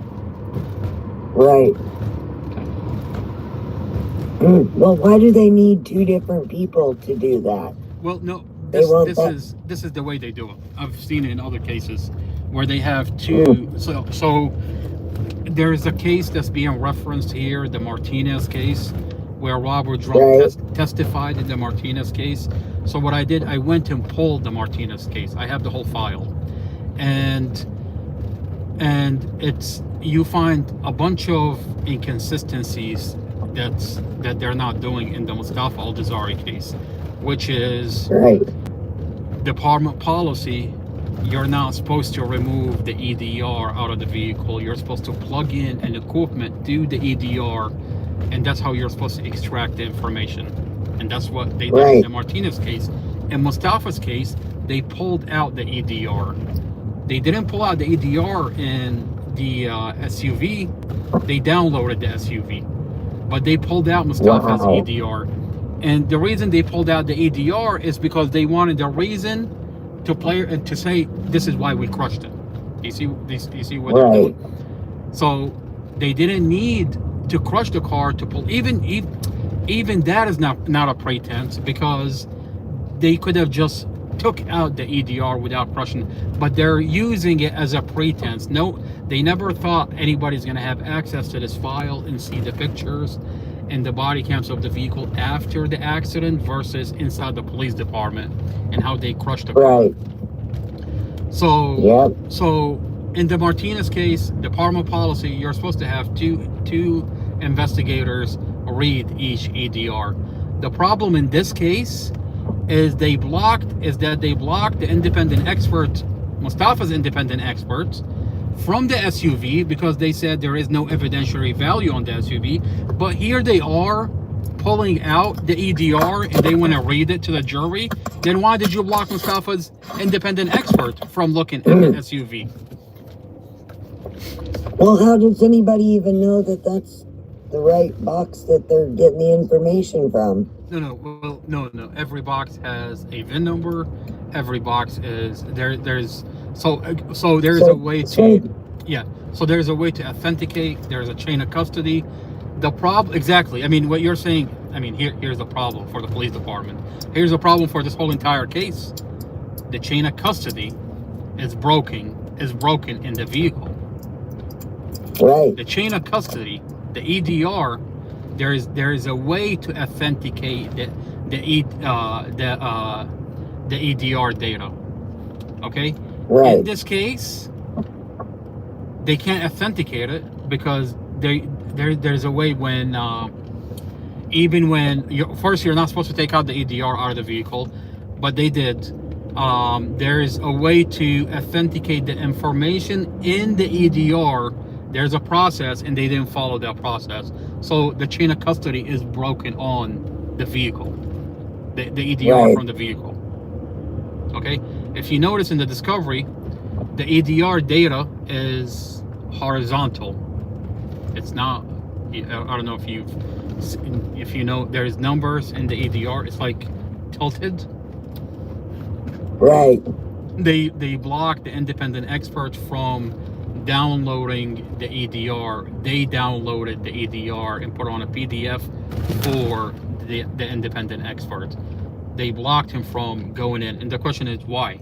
Okay, what's missing out of the EDR is the steering angle from the SUV. Right. And that's important. Of course. Okay, this is an open and shut case. Once you release the steering angle, I mean, the prosecution is terrified from the steering angle, because the steering angle, according to the main investigator on a leaked body cam, Robert Drum, he said she turned into him. He made it into the fourth lane, and she turned into him from the third lane. Okay, what did the witness? There's a witness that says that Mustafa made it all the way into the fourth lane, and she turned into him. Okay, all right. But the police department cut that portion out of the dash camera. The police department removed the steering angle from the SUV because it's going to tell you whether she turned into the fourth lane, whether she was going straight, or whether she was turning left. Right. Okay. From the picture from the accident, it's consistent that Mustafa made it to the fourth lane, and she turned into him, from the third lane into the fourth lane in panic. He panicked and turned into the fourth lane. Right. Okay, Mustafa. And the question here is, how could you charge him with murder if his foot is on the brakes the entire time? He cleared all the vehicle, made it to the fourth lane. How could you charge him with murder? He's trying to avoid the car accident, and you, the police, I mean, found. he avoided all the cars. And you, If the he wanted to police, do that, he would have hit the first car. exactly. And you, the police, inspected the vehicle and found brake failure.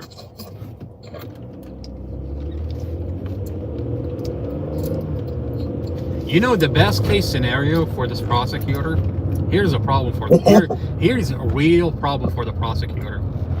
I mean, let's play devil advocate and say that the vehicle was struck on the third lane. okay, that the Right. vehicle did not make it into the fourth lane.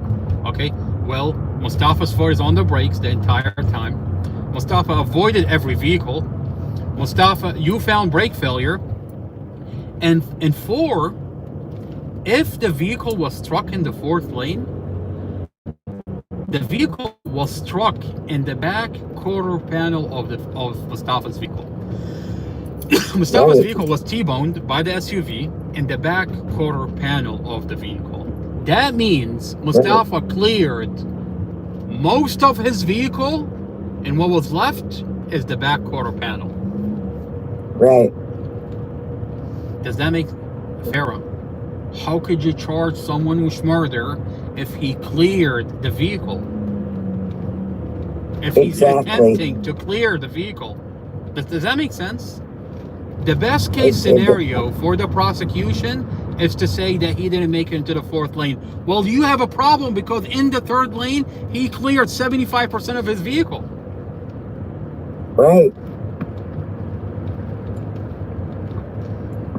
Yeah, that's crazy. He did everything he can to avoid a car accident. I mean, the real question is, what would Mustafa have done different for this county to agree that this is a car accident? Nothing. Nothing. Nothing. Nothing. And I go back to that text message that the brother of Dorothy texted him. Okay? He doesn't care. Mhm. He doesn't care that this is a car accident. Doesn't care. Doesn't care. What do you mean you don't care that this is a car accident? What do you mean you don't care that this is a car accident? You don't care? I mean, you don't care. I mean, what are you really trying to tell me? I mean, I really want to process what you're telling me. Are you telling me that you don't see a human being in front of you? Oh, he's not human enough for you. Oh, a Mustafa is not a human being for you. Oh, you racist? Right. I mean, like really Of course he is. process what he's telling you. I mean, the only person that cared about your sister was Mustafa. The Yeah. only person that cared about Dorothy and 5-year-old Empress was Mustafa. Dorothy and 5-year-old Empress was living homeless in a van. Where was her half brother? Where was her? Exactly. I mean, where was the half brother when his sister lived in a van, homeless with her 5 kids? Exactly. Okay. Now you want to tell me you don't care that this is a car accident?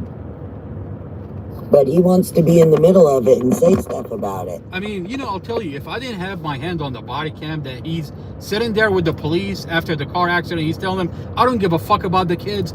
I don't care about the kids. I don't want to take the kids. I don't know if my wife is going to let me take the kids. I don't know the kids. I don't give a fuck about them. What do you mean? What do you mean you don't give a fuck about the kids? But you're all over NBC4 Right. talking about how Mustafa is a monster. You don't even, and you say on body cam, you don't even know Mustafa. You've never met Mustafa. Exactly. You don't know Mustafa. You've never met Mustafa. But on NBC4, you're sitting there telling everybody that you know Mustafa. Oh, interesting. You're sitting on NBC4 telling everybody, oh, my sister was on the phone with her friend, she's telling her friend that Mustafa is doing this on purpose to crash the vehicle on purpose. Your sister was never on the phone. Now that we have the dash camera, why would you lie on NBC4? Yeah, didn't say. You're a She piece wasn't of... on the phone at all. That's crazy. That's crazy. Yeah, he's definitely a piece of shit. That's sad. The only person that gave a fuck about your sister was Mustafa. That's very This sad. is a car accident, and you don't think that Mustafa is human. That's the truth. That's really sad. Well, you know, I'll tell you, it's not up to him. It's not up to the county. God is guiding this whole case. I mean, when you have a sealed file that's leaked that everybody gets to see what is going on in the Mustafa Al-Jazari case. That the county falsified an entire case. I mean, you want to tell me that's not God? It definitely is. Yep.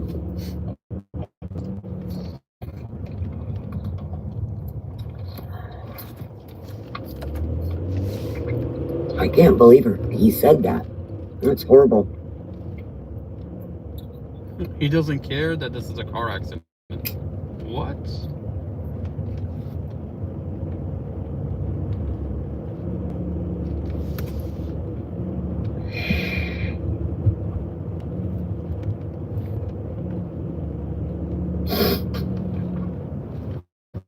Swear to God, I remember when I first read that text, I was so shocked. I was like, what is this?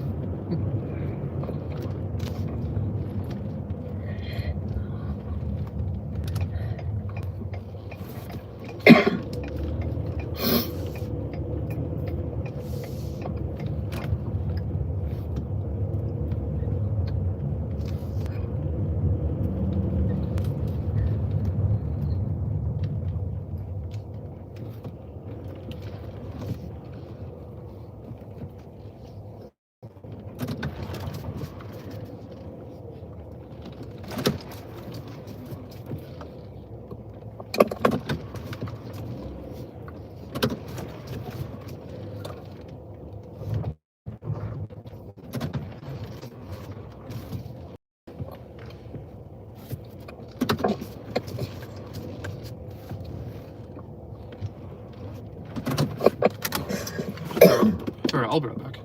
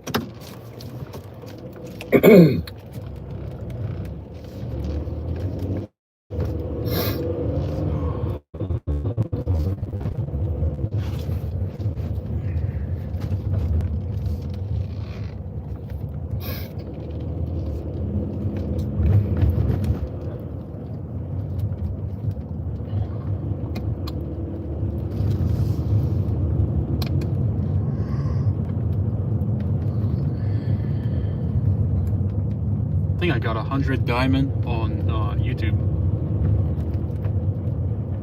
I don't know what that means. I don't know what that translates to. I don't think I've ever gotten 100 diamond on YouTube.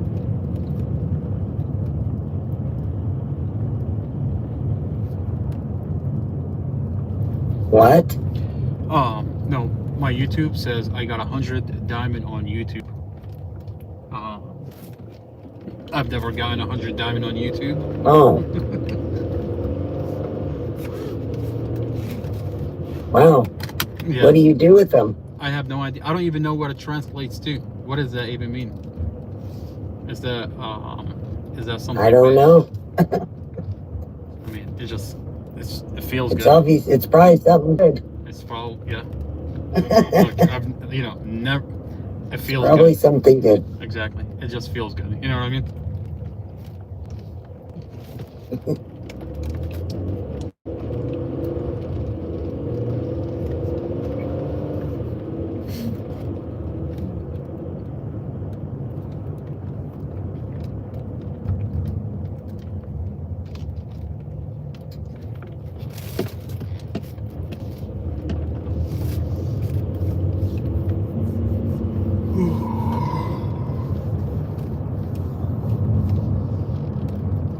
I think what's cool about the YouTube channel is that people get to see what I do behind the scenes, behind the podcast. You know what I mean? So Right. So I mean, that's always a good thing. You know, like you have your podcast, and then people gets to see what you do behind the pod. And I think that's a good thing. You know, it's just. Yeah, I can see who you are. Exactly.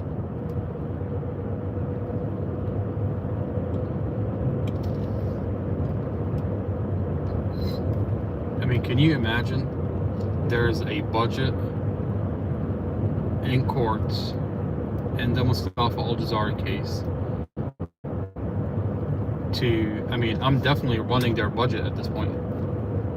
Because every time, every time I have a live, they have to sit there and prescribe it and write a motion that the brother is doing such and such. I mean, is that legal? I don't think that's legal, but here we are. That's what they're doing. So me being live all That's day. so weird. Isn't it weird? Absolutely. So you being live all day, boy. They're really spending some big bucks on that. 100%. 100%. I mean, because they have to sit there and monitor everything that the brother has to say or do and blah. I mean, that is weird because what do I have to do with the Mustafa? Does that make sense? Right. So like, what do you have to do with the case? You're just the brother. But here we are. I mean, they ought to get in trouble just for spending money on that alone. Of course. That's a waste of taxpayers' dollars. That's fucked up. I mean, that's profiling, that's targeting, that's you name it. They got it. They were paying people to gang stalk you, like on the line, in person, everything. Mm-hmm. That's so illegal. Mm-hmm.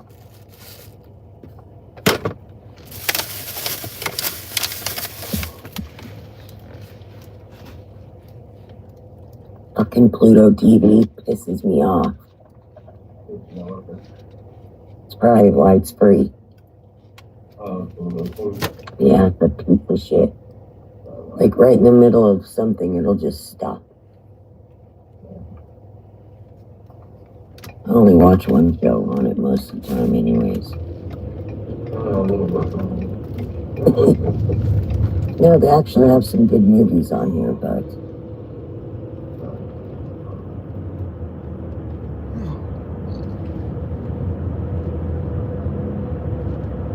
holy shit, that movie looks like it's from the 40s.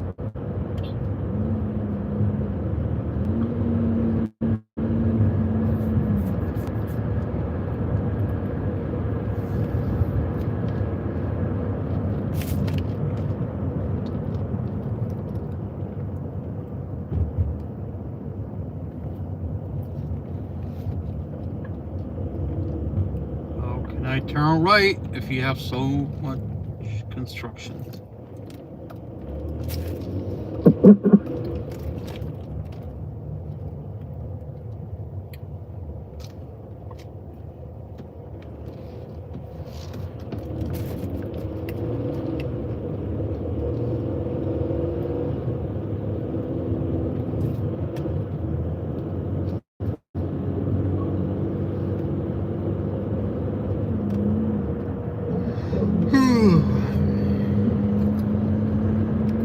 Yep, I hear the tired. I'm exhausted. I just gotta take 2 more orders. I'll take 2 more orders and I'll be good. Well, that's not too bad. Yeah, it's not bad.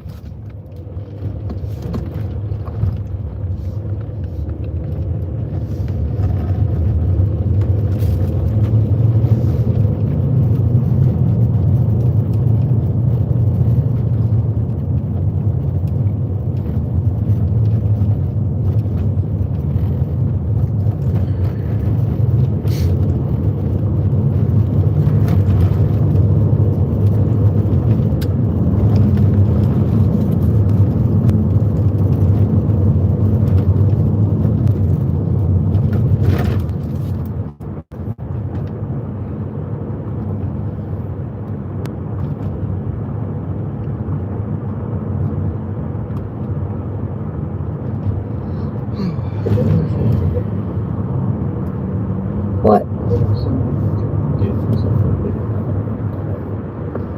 You're fucked. No, you don't.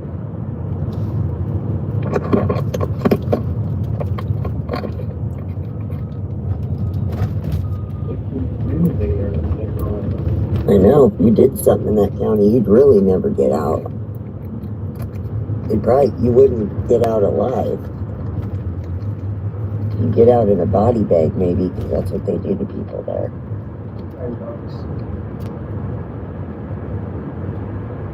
Did you watch the Farrah? Did you watch the part where Drum is asking for 100 body bags in the body cam? No. I'm gonna send you the. There's a when they were inspecting Mustafa's vehicle toward the end, you hear Robert Drum go up to another guy and he's like, I ran out of body bags. Can you send me where can I get like a batch of 100? And he's asking for the seals, and he wants to know where the seals are, and he wants 100 bags. What? Send me the body. I mean, I was just looking. I was listening to it. I don't know what the fuck they're talking about, but it's just a weird conversation. That is. Here, once I pull up. It's really weird. Yeah, once I get to the hotspot, I'm gonna send you the clip. Fuck. That's crazy. They wouldn't need to talk about that. That's weird. Well, on the scene when they were talking about why his brother's laying there on the ground, they were hungry. They wanted something to eat. They don't care about anybody. They just change the subject. That's, by the way, that's a code to change Like, the yep, I subject. cut the dash camera, I'm hungry. Farrah, that's a code to change the conversation about the dash camera. Of course. Of course. Of course it is. And And you can tell because it's so out of the ordinary that you can just tell.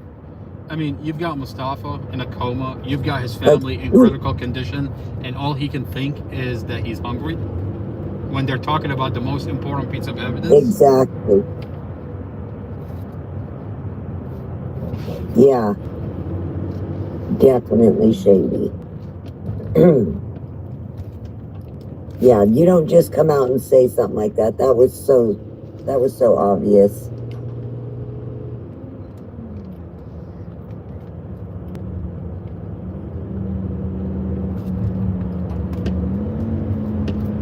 Although you never know. They're both pretty fat.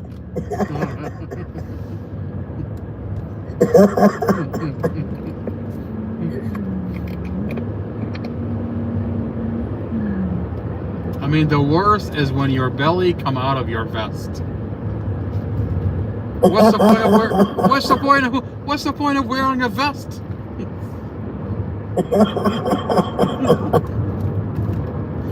That's really bad.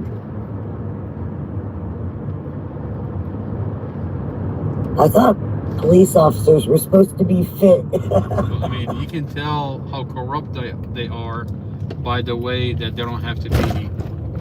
I mean, they don't have to follow the whole, like being fit. Right.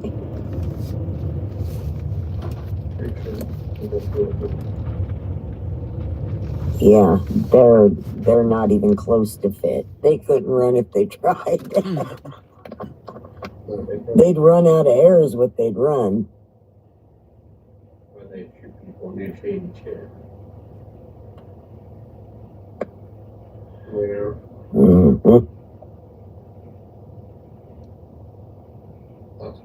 that's only really one people who comes and throw shit like that. Yeah, They put them out.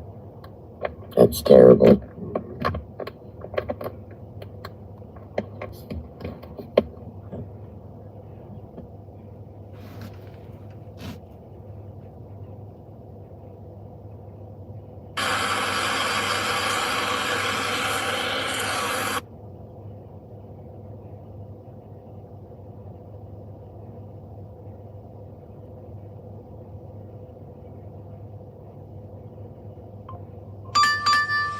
$7.50 offer 5.4 offer accepted. We'll add it to your route.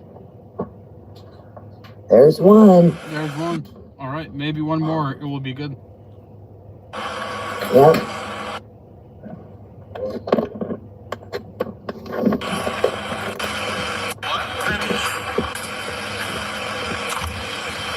Yeah, we need.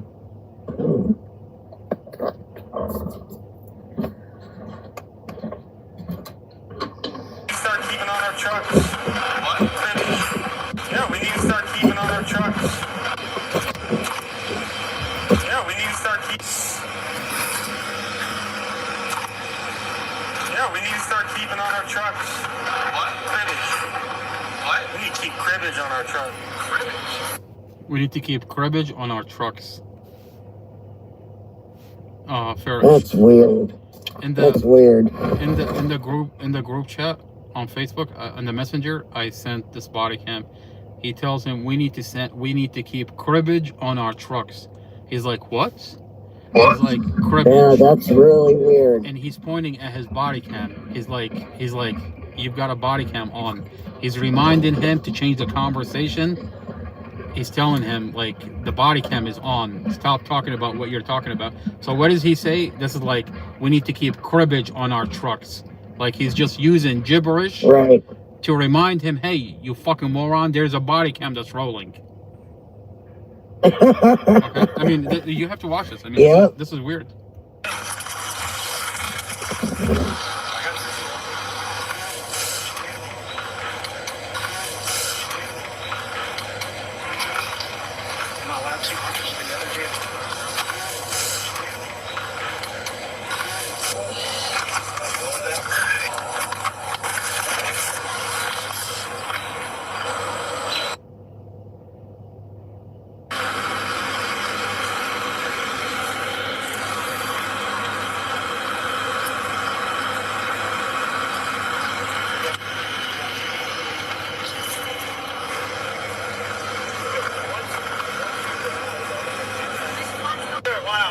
Thank you. Mr. Stevens? Go look at the ACM. Yeah, it's not, you know.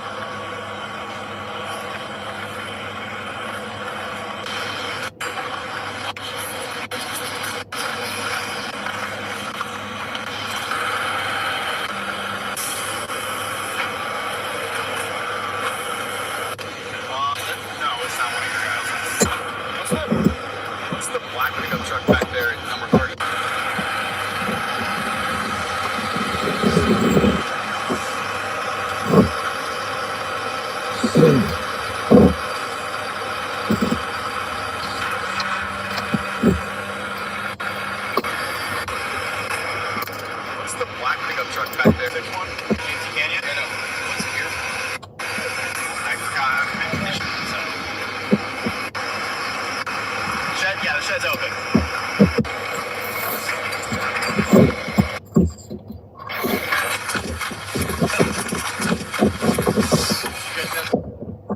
Here, Farrah, this is it. Asking for seals. Okay. And we'll put the doors in after it goes in. Yeah. You ready, Quentin?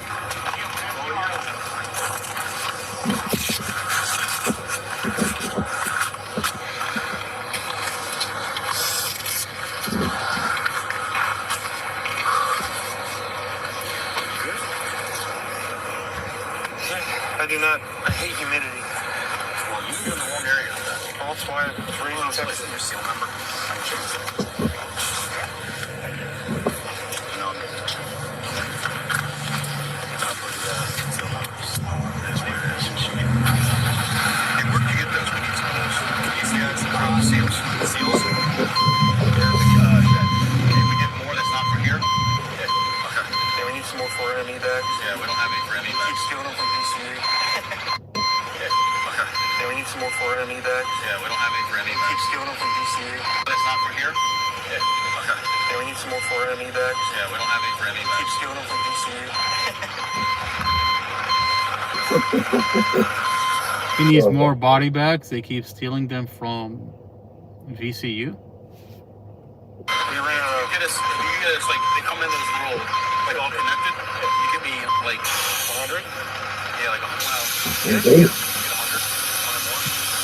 100 seals that not over here, like for us to use on body bags. We ran out of body bags last year. We had to go scalp them from DCU, and we ran out of tags. They want us to put seals like this on them. We don't have them. They didn't give us them. I'll get a hold of Rice and see what we got. Okay.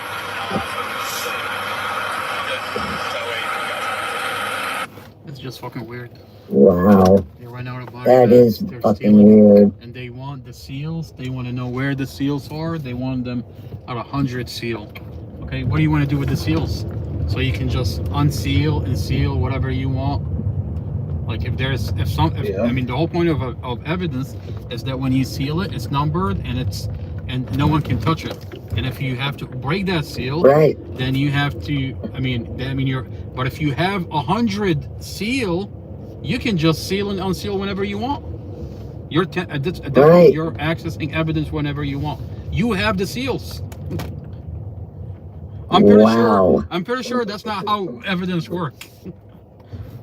No. And they're pretty comfortable talking about it, too. That's crazy. That is fucking nuts. I mean, that seal is the container that Mustafa's vehicle is stored in, and you have and they're about to seal it, and the officer that is falsifying this case asking for 100 seal. What the fuck are we talking about? That is crazy. So, I mean, who's to say that that seal is the actual seal that when the vehicle was sealed, or any evidence when that evidence is sealed? He has all the seals. He Right. just cut it and put another one. That's crazy. Oh, I'm sure they probably done that multiple times. I mean, the way they're so comfortable asking for a batch of seals. And then he laughs. That's crazy. That's weird. I mean, Why are they always laughing? They're always laughing I about mean, everything. I mean, think about it. Every seal is someone's life. Okay? That's someone's Right. life, because that's the evidence that's supposed to be preserved. That if you have the seals, that means you control their fate. Oh, you think he's guilty, so you're just gonna play with the evidence, seal it, cut it, and seal it back up. Really? Yeah, Right, exactly. Yeah. That's exactly what they do. That's sad. That's really sad. That's really scary.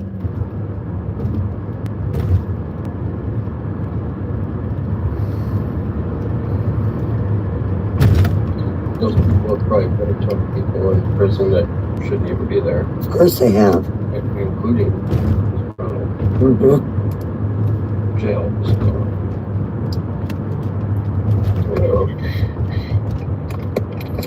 Look, at this point, prison would probably be better than that jail. what has deputy charged me to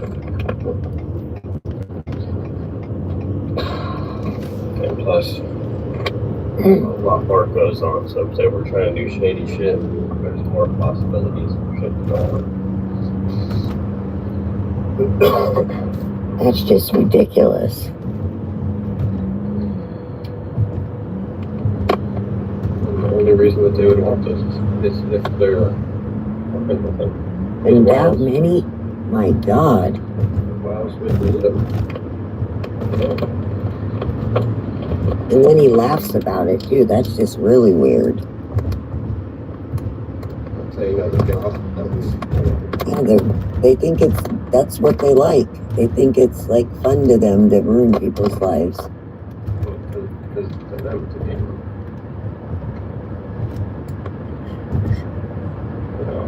After they're 8, they go home.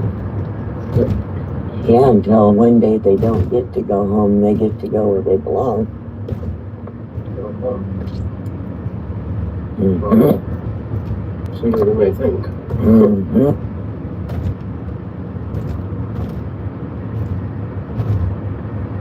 They've done and just get away with it. They might get away except for a little bit. But it'll come and bite your ass. Like it is right now. I can't even believe those cops are still allowed to work. That's just crazy.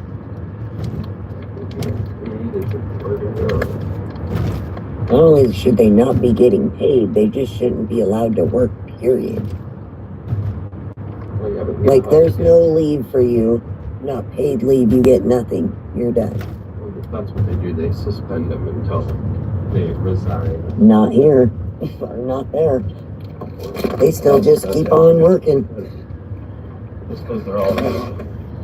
Yeah, because they have their little group.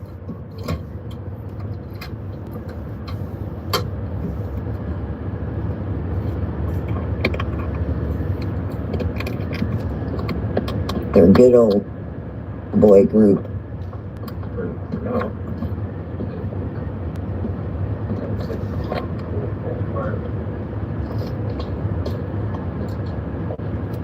Then they're going to be family members they have crying about the same stuff they're doing to people.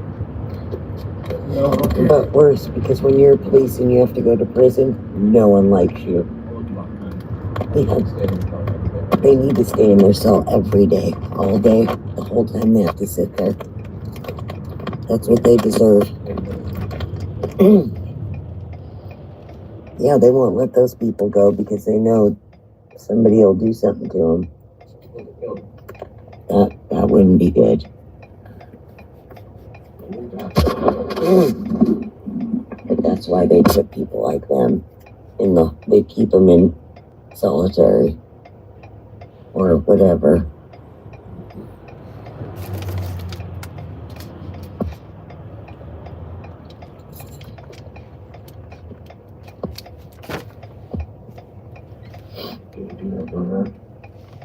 Mm-hmm. Mm-hmm. Oh, yeah.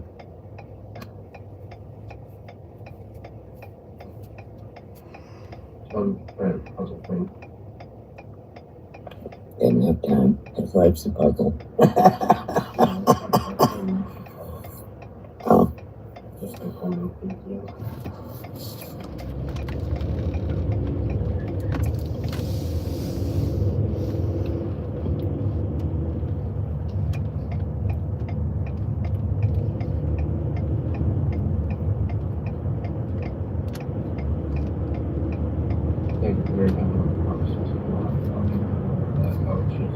You should have seen when they were pulling that Tatiana out of the car.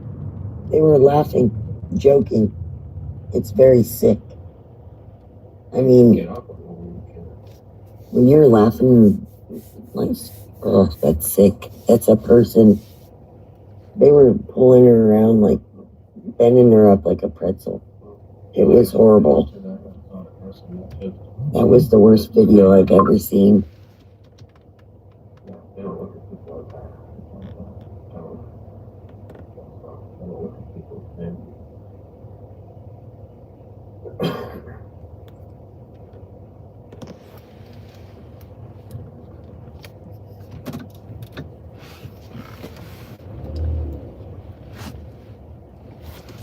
Yeah, fair. The part that's confusing when you're watching that video is that they're saying that Right. it's an abductee.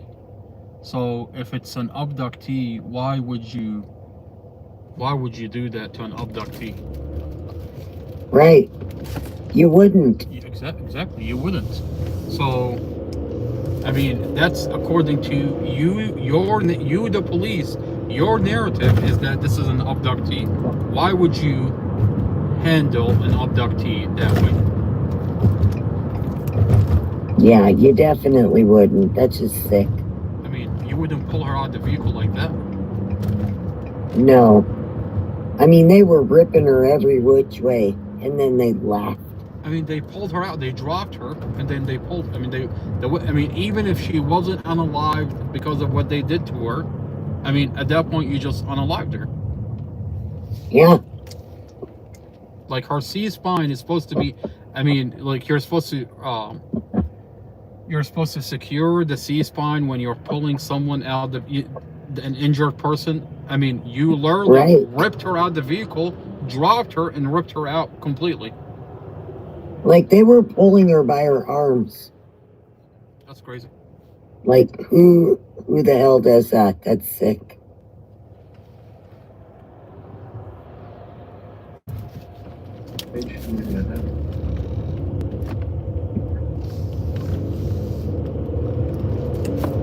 Well, no, they staged the whole thing. Yeah. Yeah.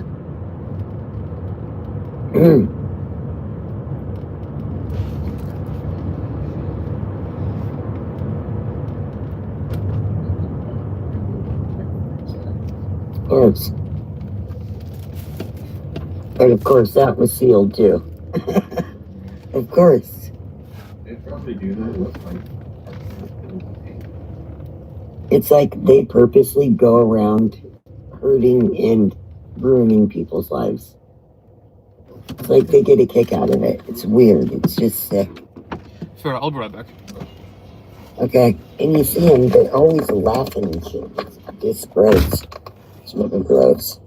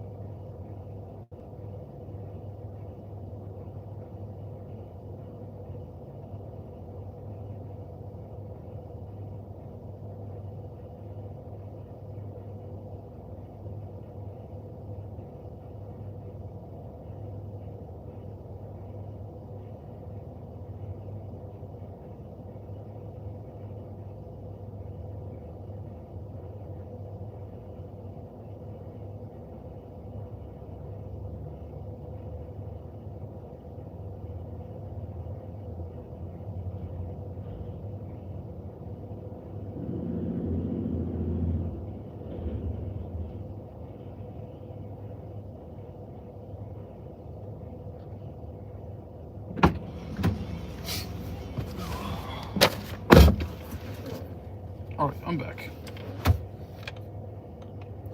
Right. Hey, Shelly's in here. Shelly, hello, hello.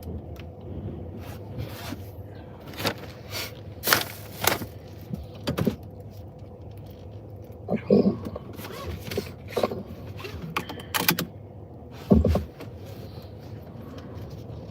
All right, not a bad deal. 4 minutes away. Not bad at all. Mhm.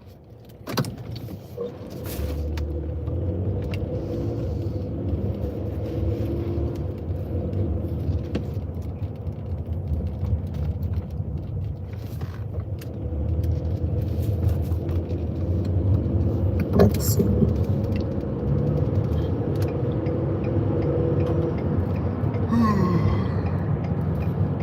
It's almost 4 a.m. there. Almost 4. I think I need one more and I'll be good. Yeah.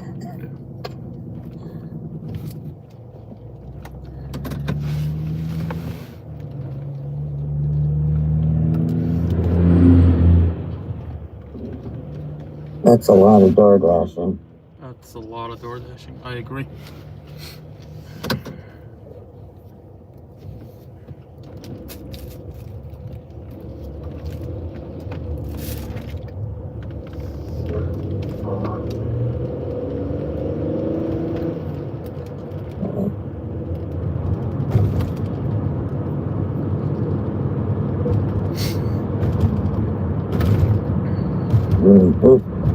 That's a lot of miles, too. Yeah, from 1 till 4.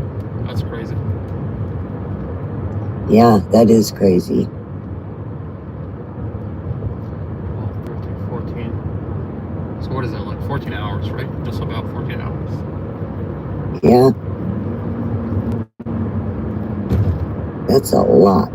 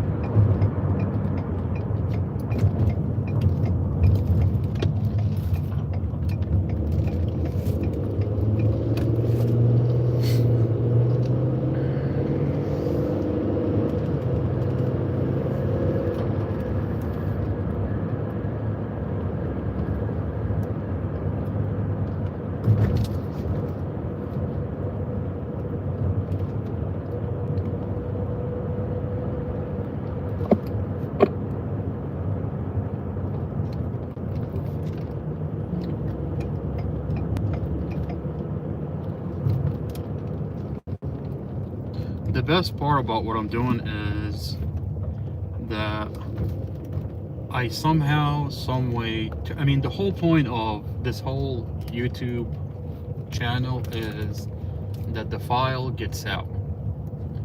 So Right.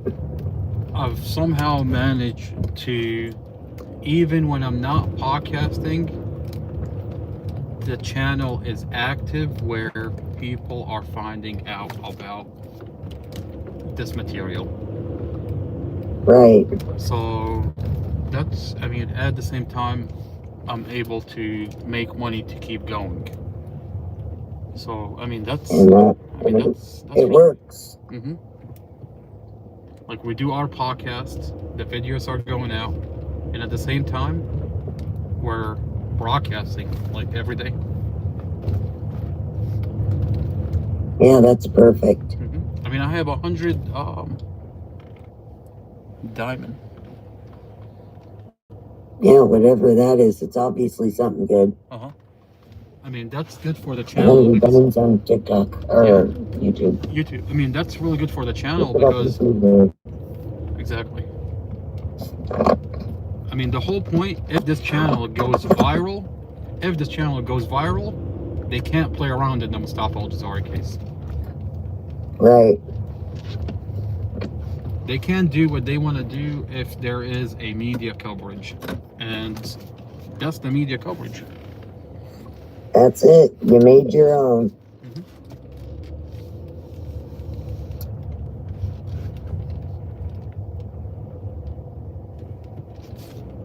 Big Stop Shop. Some of the names people have on here is just crazy. Big Stop Shop.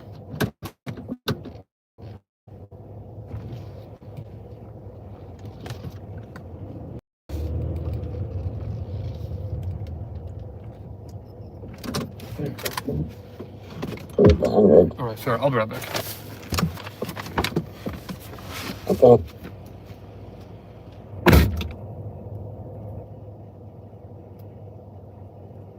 How many subscribers in there? I don't know. I'm in this 10 million subscribers. That's a lot. One diamond?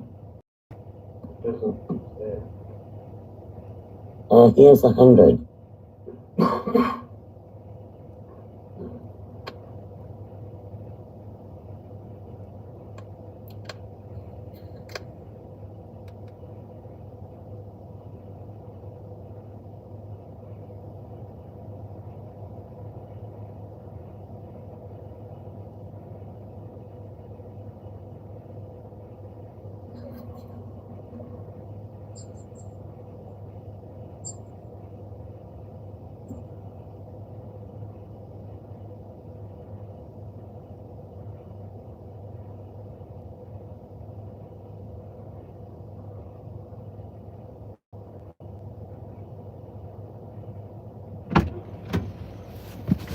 All right, one more and we can go. Well, that's good because you need to get some rest.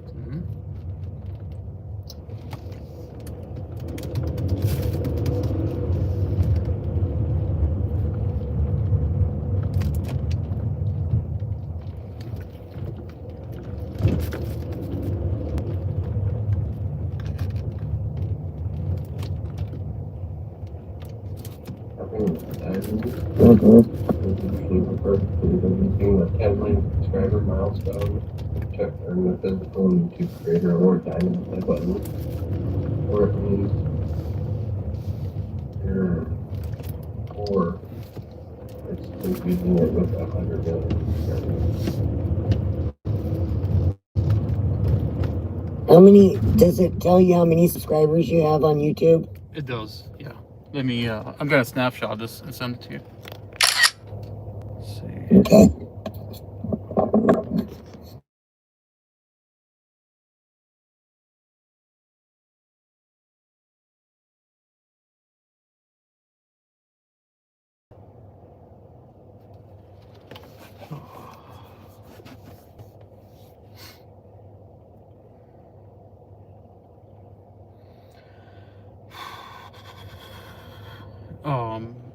Okay.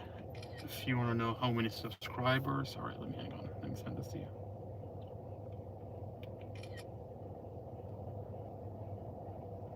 I've got 15,200 subscribers.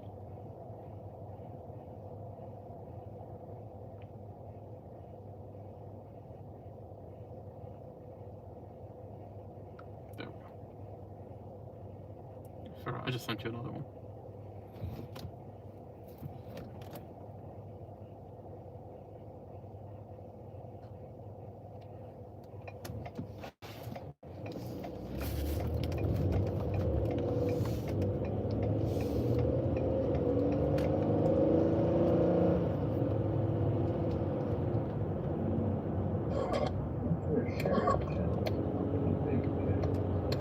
Okay. I'll share his channel with them. I'm gonna try to share it on some of the big channels that I'm on. Okay. Because some of them I'm friends with. Okay, what does that mean? Oh, those diamonds mean some kind of currency. There's some kind of like currency in the live or some third-party apps like TikTok and stuff. You can transfer it and use it through there. Oh, so it's some kind of currency. Oh, that's pretty cool. Okay, because this channel is so this channel is monetized. So So Well, that's really good. Yeah, YouTube pays us, but the channel is not where, like, it's not like it doesn't really like make money. You know what I mean? Because it's not like you have to have a lot of subscribers, a lot of followers to actually make money with YouTube. You know, like right now it's just like pennies. You know what I mean? But Right. it is monetized, so YouTube does pay us, but it has to grow for it to really make money. Eventually, Right. Eventually it will. You know what I mean? Yeah, it definitely will. So yeah, I think these diamonds does translate into money, but I just don't know like how much. You know what I mean? Yeah. But it's good because like the channel, like, it's good for the health of the channel, if that makes any kind of sense. Yeah, it is. Like, people are engaging, people are putting money in it, people, it's good. Yeah. Every person that I talk to, I give them the YouTube channel and they follow it, so That's perfect.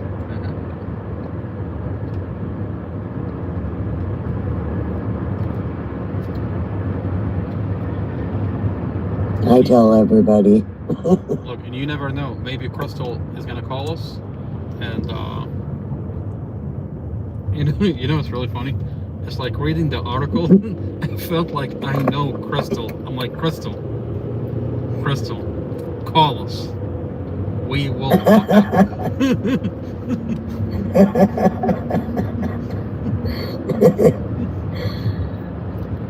I'm like, Crystal, you've been busy. You have no problem in the credit card department.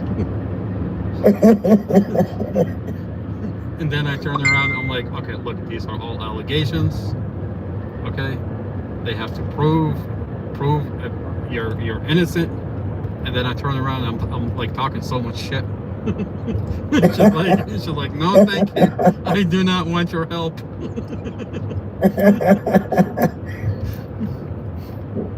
Well, you never know. She might if she hasn't done anything wrong. Exactly. If I was Crystal, and I was innocent, I would definitely reach out to me. I would too. I wish there was another me out there that I could reach out to and tell them about Mustafa. Yeah.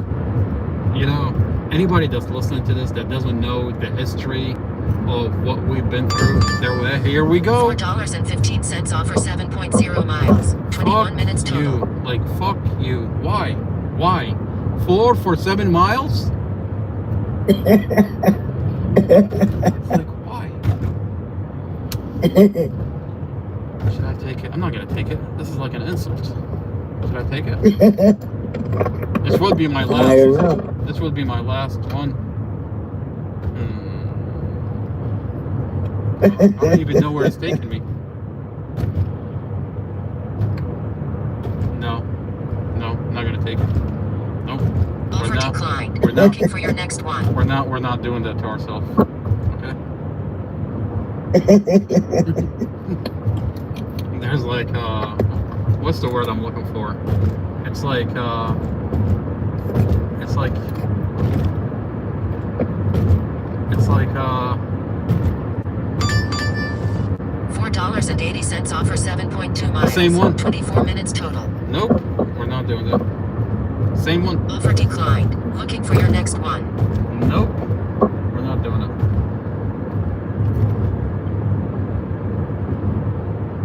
It's like you have to have like some level of dignity. At one point, you have to tell DoorDash, I have dignity, and I'm not throwing that out the window.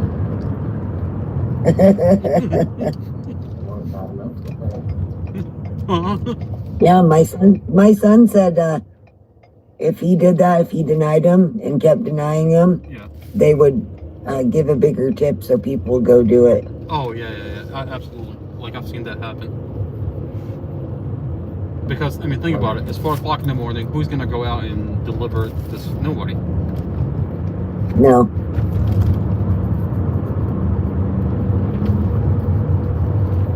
If they want it bad enough, they'll pay the price. They're paying for convenience. Yeah, I was telling Otherwise, they can get it. Yeah, exactly. No, exactly. Huh? No, I was telling you earlier about the. I wish there was. If anybody, by the way, if anybody were to hear me say that, if there was another copy of me out there, I would reach out to me. Okay, you know how? I mean, that's conceited. That's narcissistic. That's okay. I mean, who says that? That's okay. Okay, but I That's mean, okay. yeah. But when you hear the history of where the history of this case and what we went through, you would say, yeah, absolutely, absolutely. Exactly. I mean, it's weird. This county doesn't even have a podcast that talks about what's going on in this county. That is terrifying. That is weird, Isn't it? It's kind of weird. I mean, geez, every place has that. You want to tell me Prince William County does? No one in Prince William County is watching what's going on in this county? You want to tell me everything is perfect? Everything is so perfect. No one has to talk about anything. Julie Carey is the only Tasmanian devil that's running around in Prince William County.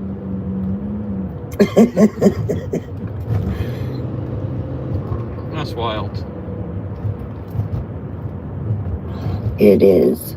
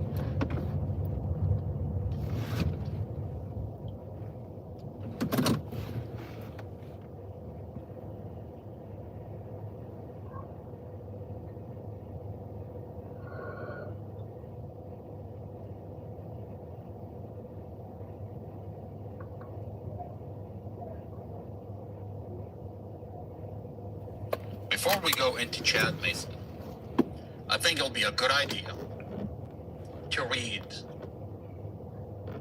It'll be a good idea to go over the motion that's coming up. Hello, everybody. Victoria, David, Pixie, Nate, okay, Rager. Okay, hello everybody. Hello. All right. Make sure you share out the videos. Make sure you check out the podcast that we did yesterday. I'm posting shorts from the podcast from yesterday. Hit the like button, share the videos, leave me questions. We're going to do a podcast not tomorrow, the day after tomorrow. We're going to do another one. So leave me questions, ask me about the case that we're covering. This is a true crime podcast out of Prince William County. We're covering the Mustafa Al-Jazari case. We're covering the Nawash Bot case. And in the meantime, we're out and about, door dashing, making money. And make sure you leave me questions. Here we go. $6.75 off for 6.7 miles. Beautiful. 17 minutes total. Beautiful. All right, beautiful. Offer accepted. We'll add it to your route.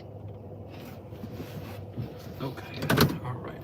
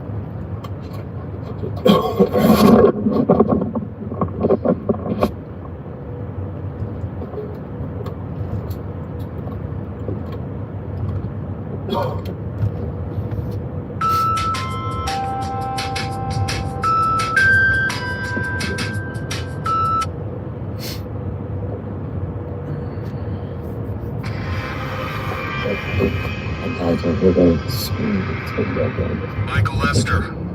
Didn't expect to see you so soon. I didn't expect to be back so soon, but thank you. Well, surprise, we're at war again. Yeah, well. And so, repeat cast, we had you out about a month ago, and you had just written the book, We Are the Bad Guys. Phenomenal episode. I've really been wanting to tap into, the Israeli influence over the United States, but I wanted to find the perfect guest for it. I think you were it, and had a fascinating discussion. I think a lot of people found very interesting, and now we're at war with Iran, and it's looking like might be Israeli influence. So I thought you'd be the perfect guest to come back. I wanted to let the Iran war kind of develop a little bit before I just start talking like everybody else, and so now I think is the time to dive in. Perfect. Before we get too far into it, let me give you a quick introduction. Michael Lester, a decorated U.S. Marine Corps combat pilot, graduate of the U.S. Naval Academy, and member of Mensa, Masters in Electrical Engineering from the Naval Postgraduate School, and an MBA. Served across Asia and the Middle East as a combat pilot, and later taught both electrical engineering and leadership at the Naval Academy in Annapolis. You now teach graduate-level cybersecurity as an adjunct professor at St. Mary's University and Wake Forest University, and run your own family and personal information protection company, Ironclad Family. Spent 20 years investigating U.S. foreign policy after what you saw overseas didn't match what you were told back home. That investigation became your book, We Are the Bad Guys, How the U.S. Wages War, Controls Economies, and Calls it Freedom. We're bringing you back because the world just changed. Operation Epic Fury kicked off on February 28th, and your book reads like it predicted the playbook. But, we were just chatting right before the interview started about how is anybody keeping up with all this stuff? I mean, fair. The more I look into Panama and what we've done with Panama, Panama country that has resources, you separate it from its country, and now you're just stealing its resources. Of course. So instead, that resources that's supposed to go into the country, which is Colombia, now where Colombia could be, people can benefit from it. The country can grow. They can no longer do that because you just cut them off from their main natural resources. You're destabilizing the region, right? And then we turn around and we say, oh, I wonder why everybody's running away from that region and they're coming over here and crossing our border. Well, look at what we're doing to that country.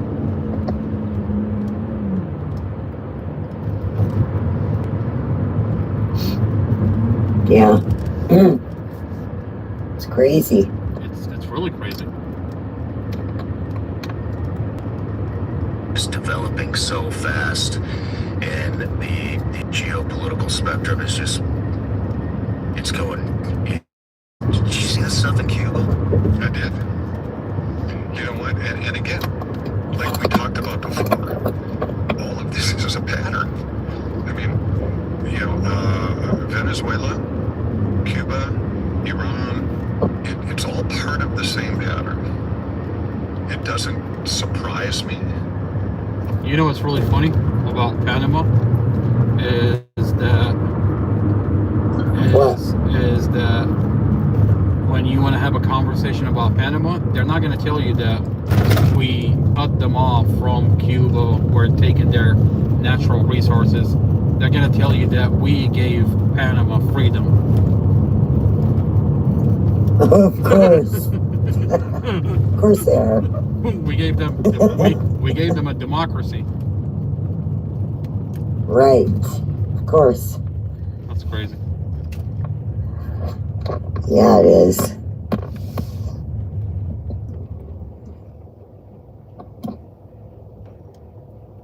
One one hand, it doesn't surprise me. On the other hand, you have to scratch your head and go, what? Why? Why are we doing this?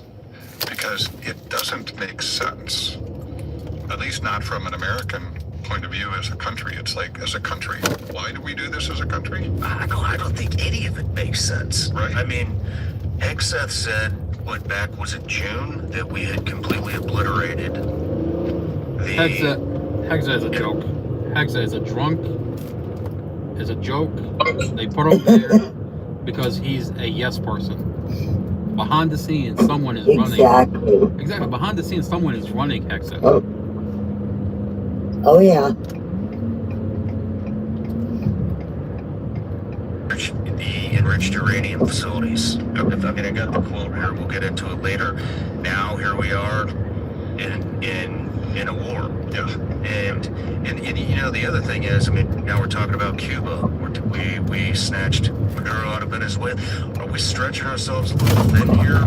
We still have Ukraine, Russia going on. I mean, where the fuck are we going to get all these resources? Our munitions are low. Israel's munitions are also low. So why would they? I mean, I think we know why they would invoke this. Right. But anyways, we'll get into all this stuff.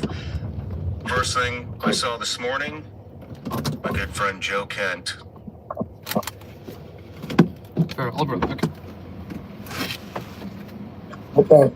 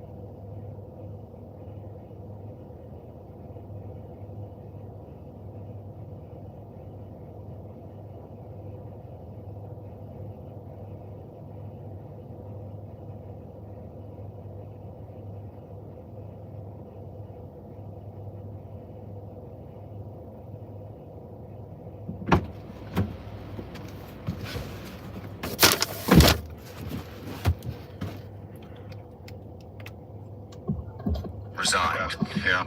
And I want to read, I thought his statement was really good. And, you know, I've been really hoping that somebody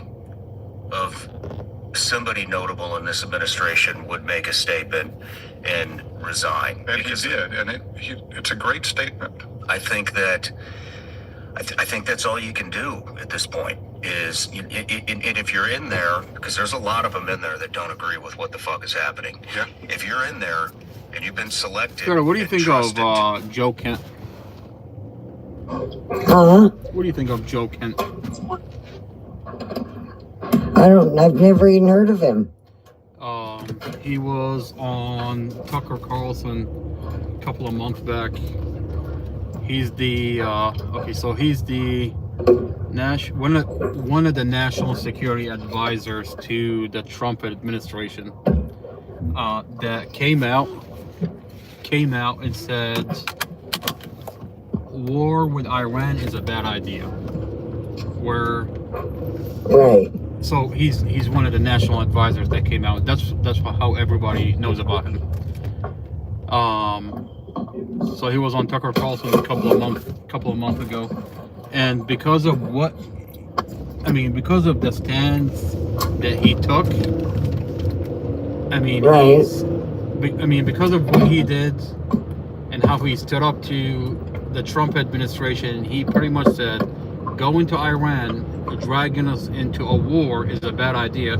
I think he's in line to be a president the next time election is coming around. Right. I mean, well, that might be a good thing. The only problem I have with Joe Kent is he's exactly what everybody is looking for.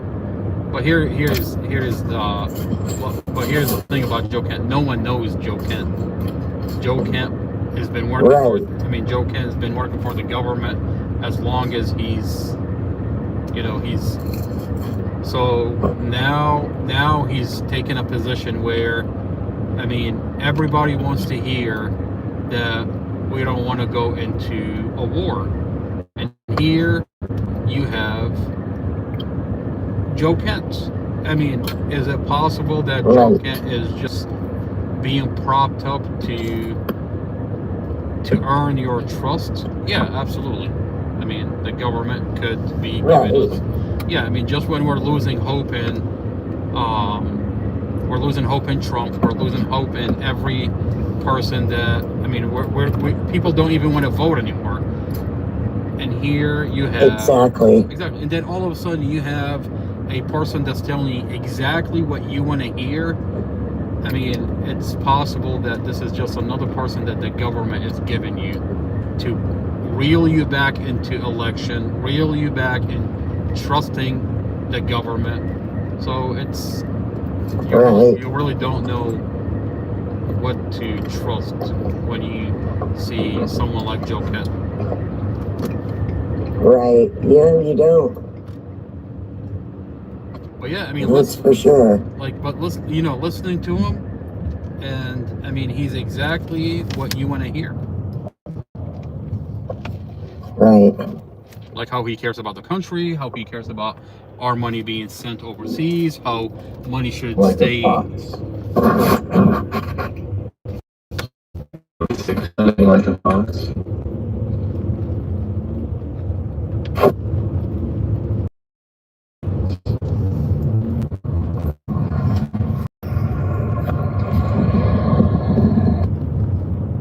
Do a job and you're not able to do it, then what the fuck are you still doing in there?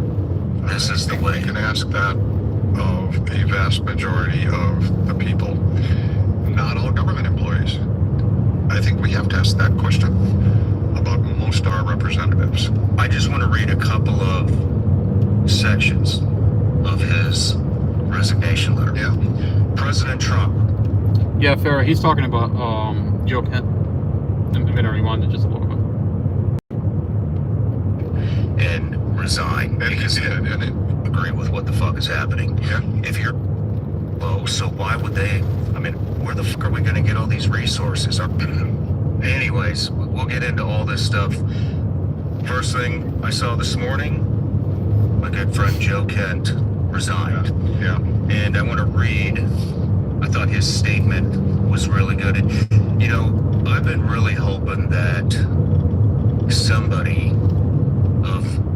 somebody notable in this administration would make a statement and resign. Because it's a great statement. I think that's all you can do at this point is, and if you're in there, because there's a lot of them in there that don't agree with what the fuck is happening. Yeah. If you're in there and you've been selected and trusted to do a job and you're not able to do it, then what the fuck are you still doing in there? This is the way. You can ask that of a vast majority of the people, not all government employees. I think we have to ask that question about most of our representatives. I just want to read a couple of sections of his resignation letter. Yeah. President Trump, after much reflection, I've decided to resign from my position as director of the National Counterterrorism.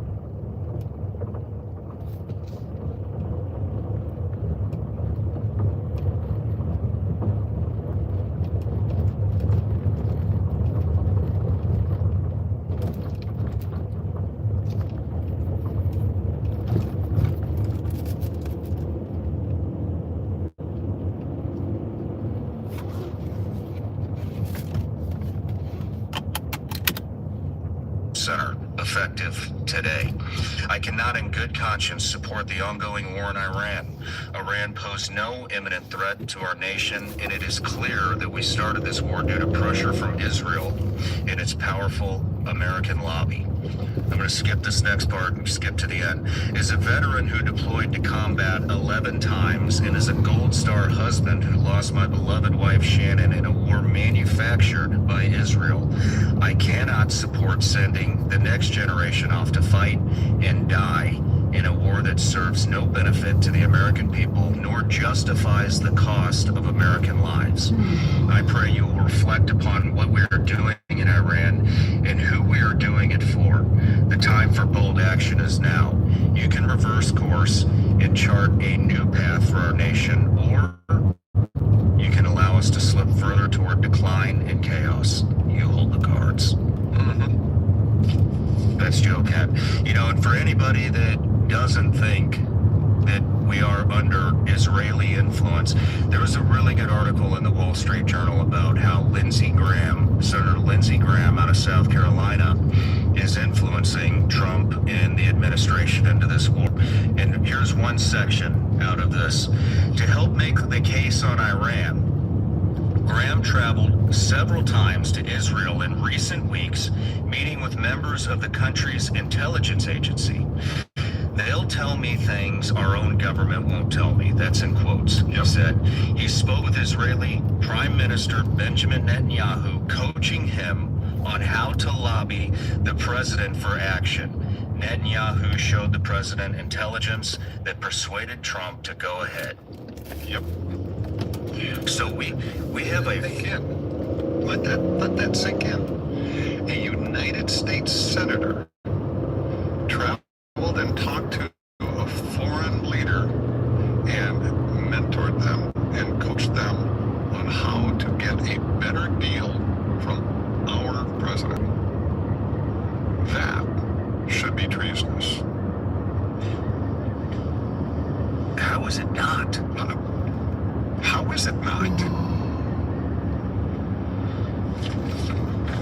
More on this. This is Secretary of State Marco Rubio, March 2nd, 2026. We know there was we knew that there was going to be an Israeli action. We knew that would participate in attack against American forces, and we knew that if we didn't preemptively go after them before they launched those attacks, we would suffer higher casualties. It's everyone. It is. And how many more pieces of paper do you have? I have a lot. I'm just gonna keep going. I want to set the stage right up front before we get into the nitty-gritty stuff of how prominent this is. I mean, last time you were here, you said we're occupied. You said by who? I answered AIPAC, but Israel. Yeah. And when we were talking, Sean, I told you it's there for anybody to see if you just take the time to look. And if you actually question. We have a tendency to hear things in the news. And we just go, oh, yeah, and we move on. But, like, take Senator Lindsey Graham. Stop and think for a minute. Don't just say, oh, he went and visited Israel and he came back. Yeah, Israel's an ally. Wait. A senator on his own, not part of a diplomatic mission, went and talked to the foreign country's leader directly. How many parliament members, how many members of any other government, not the president or prime minister, come and directly speak to our president? Never happens. But our senator is going to do that. And, by his own words, coached him and mentored him on how to deal with our president for the benefit of the other country, not the benefit of Americans, not the benefit of the people he's representing, not for the benefit of our country, for the benefit of another country. And people just glance right past that and go, well, wait a minute. Stop and think about what happened here. No one should be okay with this. What is your pulse on this? How many people do you think are okay with this?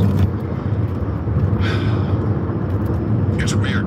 I think the people that understand what's happening, the vast majority, I feel, and I have no empirical evidence of this, but the people I've talked to and what I'm reading, I feel that the people that are aware of what's going on are by and far against this. I think there's a lot of people that are apathetic. I talk to people about some of the stuff going on. I talk to them about the Epstein files. And I talk to them about what's going on in Palestine. And I literally have them say, I don't care. They don't care? I don't care. It doesn't affect me. I'm like, no, it does affect you. It affects our country. I'm like, nah. I don't care about the Epstein files. Don't care. Don't want to know. Like, how can you say that? Because they're so comfortable. But you would have to move out of your comfort zone to address that. And they don't want to do that. So I think we have two groups. We don't want to know, they don't care. I vote every 4 years and somebody else takes care of it. And then you have the other people that are looking and seeing what's going on. Actually, I'm going to break them into two parts. You got the people that are looking and seeing what's going on with an open mind and getting all the information they can, or largely, I would say, against what's happening. And you have a third group of people that feel like they're informed, but really they're getting all their information from one source that's highly curated. So the information they're getting is leading them down a path that is not representative of the whole truth. The news organizations. The news organizations. And this is not a partisan thing. I mean, there are very right-wing news organizations and there are very left-wing news organizations. That we have people watching both to the exclusion of the other. You know, and you have to look at both. You have to look at everything and not let someone else make it for you. How else were we influenced for this particular war?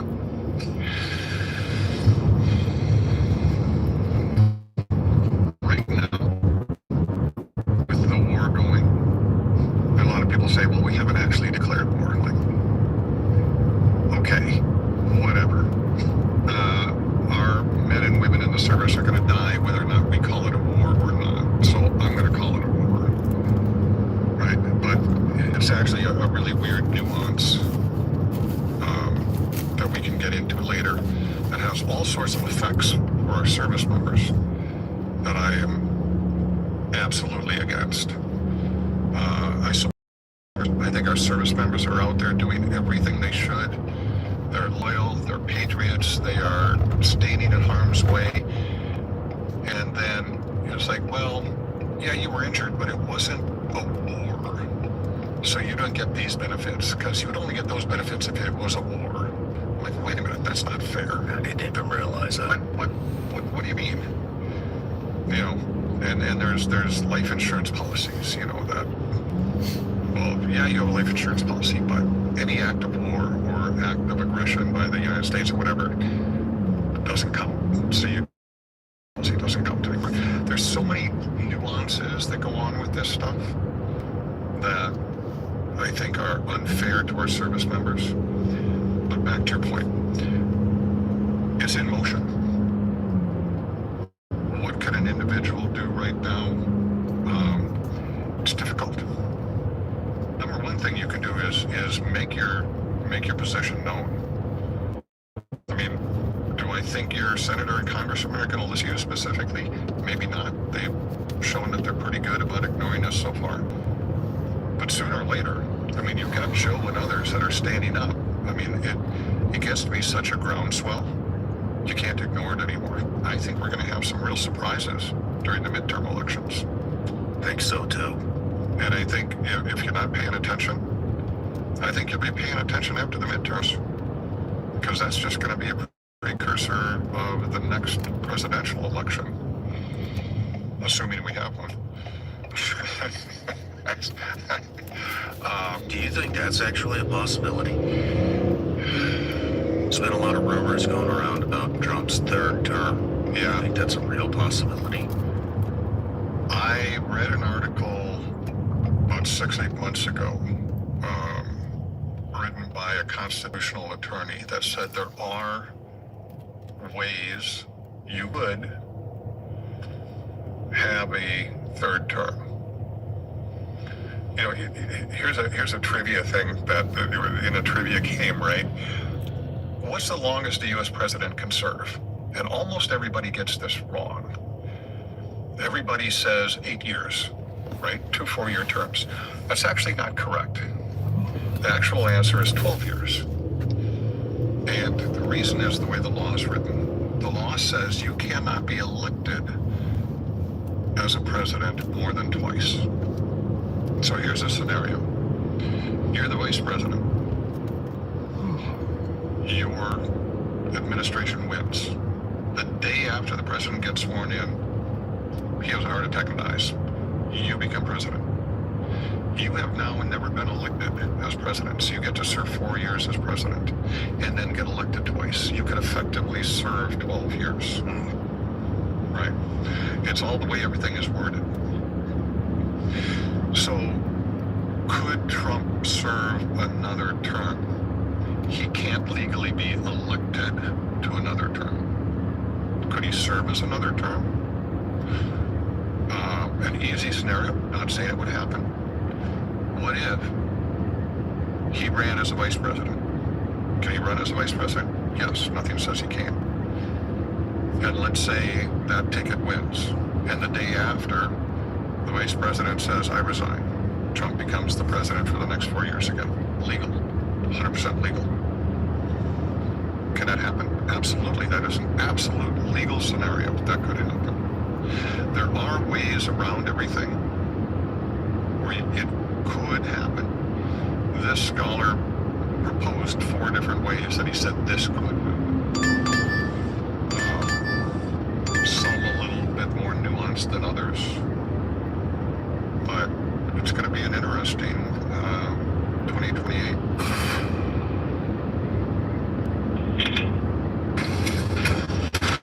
Let's talk about firearm security and readiness, because most people get this wrong.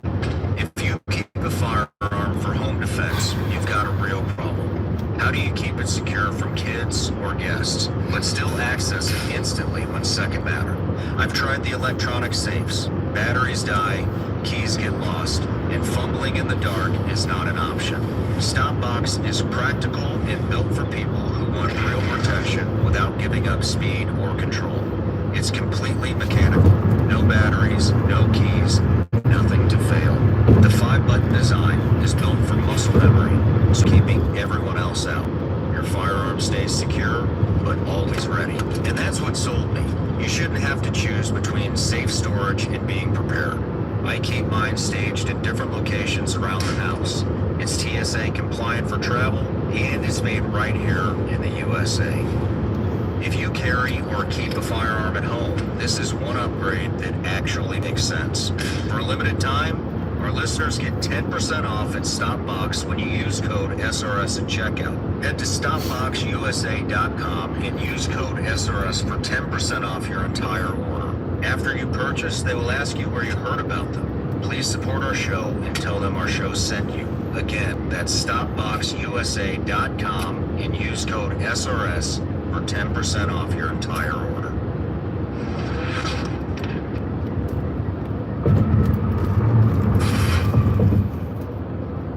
President Trump, after much reflection, I've decided to resign from my position as director of the National Counterterrorism Center, effective today. We just learned, get this, the director of the National Counterterrorism Center, Joe Kent, has just announced he's resigning. I cannot in good conscience support the ongoing war in Iran.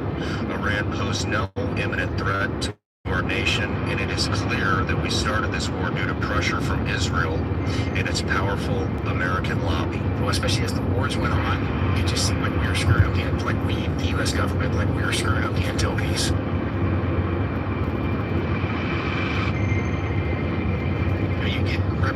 representatives in the House and the Senate who have no background whatsoever in national security. And regardless of what they say on the campaign trail, they go to D.C. and the next thing you know,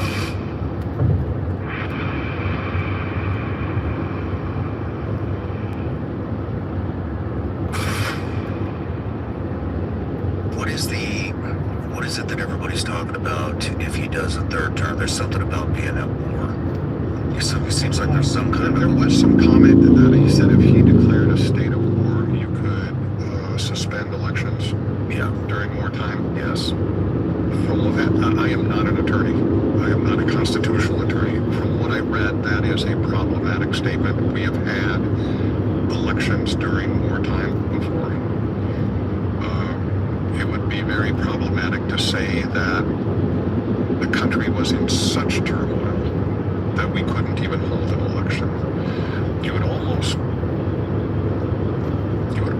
have to have the U.S. soil invaded, in order to say we are under such turmoil that we can't hold elections. But again, that's a nuance. Could we be at war with Russia or China or a big war and say, hey, with everything going on, we can't distract ourselves with this. I'm going to declare martial law and we're going to suspend elections until we're done. Possible. Probably. And again, not an attorney. But I think that would be a difficult one to pursue. But yeah, I read the same thing as you are, that there are some people knowledgeable in this that are exploring ways to make this happen. There's been a lot of contradictions. I want to pull out another. There's a Chinese curse, may you live in interesting times. This is an interesting time. No kidding. Here's what they said on the campaign trail. Trump advisor Stephen Miller on X. Liz Cheney is Kamala's top advisor. Liz wants to invade the whole Middle East. Kamala equals World War III. Trump equals peace. Tulsi Gabbard, October 28, 2024. A vote for Kamala Harris is a vote for Dick Cheney and a vote for war. War and more war. A vote for Donald Trump is a vote to end wars, not start them. Miller also wrote, Kamala will send your sons to war. J.D. Vance, 2023, on the Wall Street Journal. Trump's best foreign policy? Not starting any wars. He has my support because I know he won't recklessly send Americans to fight wars overseas. The Republican National Committee promoted Trump. Vance is the pro-peace ticket. Trump on October 30th, 2024. They're all war hawks when they're sitting in Washington in a nice building saying, in quote, oh gee, let's send 10,000 troops right into the mouth of the enemy. Pete Hegseth, December 2025 speech. Our department will not be distracted by democracy-building interventionism, undefined wars, and regime change. Every single one of these things is a complete fucking lie. Don't forget, you're missing a great one. During the Biden administration, Trump said, this president is going to drive us into war because he doesn't know how to negotiate. Oh, I think he said it, into war with Iran because he doesn't know how to negotiate. Well, here we are. The entire world is worried that we're going to go into World War III here. For good reason. The entire world. For good reason. Everybody is pissed at us. Yeah. Where do you want to start?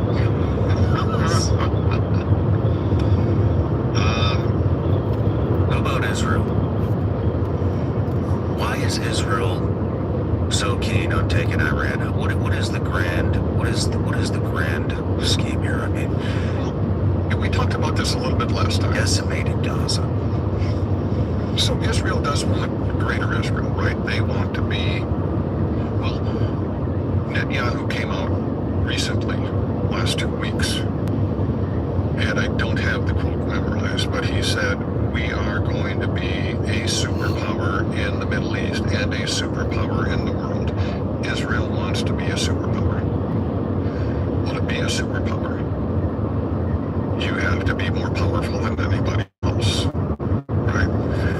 There are a number of, over the last 50, 60 years, a number of other countries that could have challenged Israel's military supremacy in the Middle East. We have systematically fought for Israel. Iraq for Israel.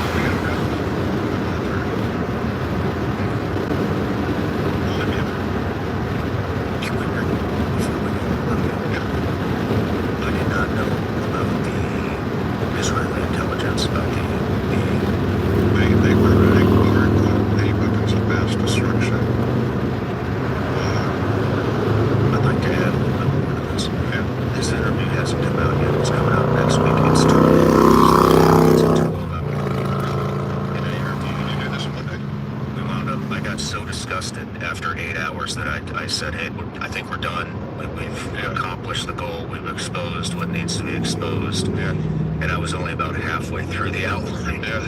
And then I went home that night and woke up the next morning. I couldn't sleep, and I called him and I said, hey, this is Pete Blaber. I'm talking about Pete Blaber. He was a colonel over at Delta. And I said, hey,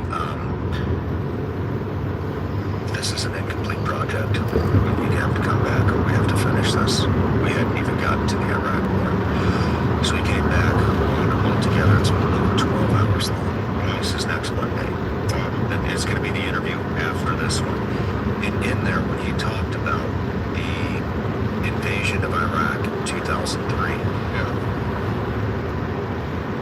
whoever sent him and his team over at Delta, the intelligence that they had gathered, and they wanted them to take a peek at it.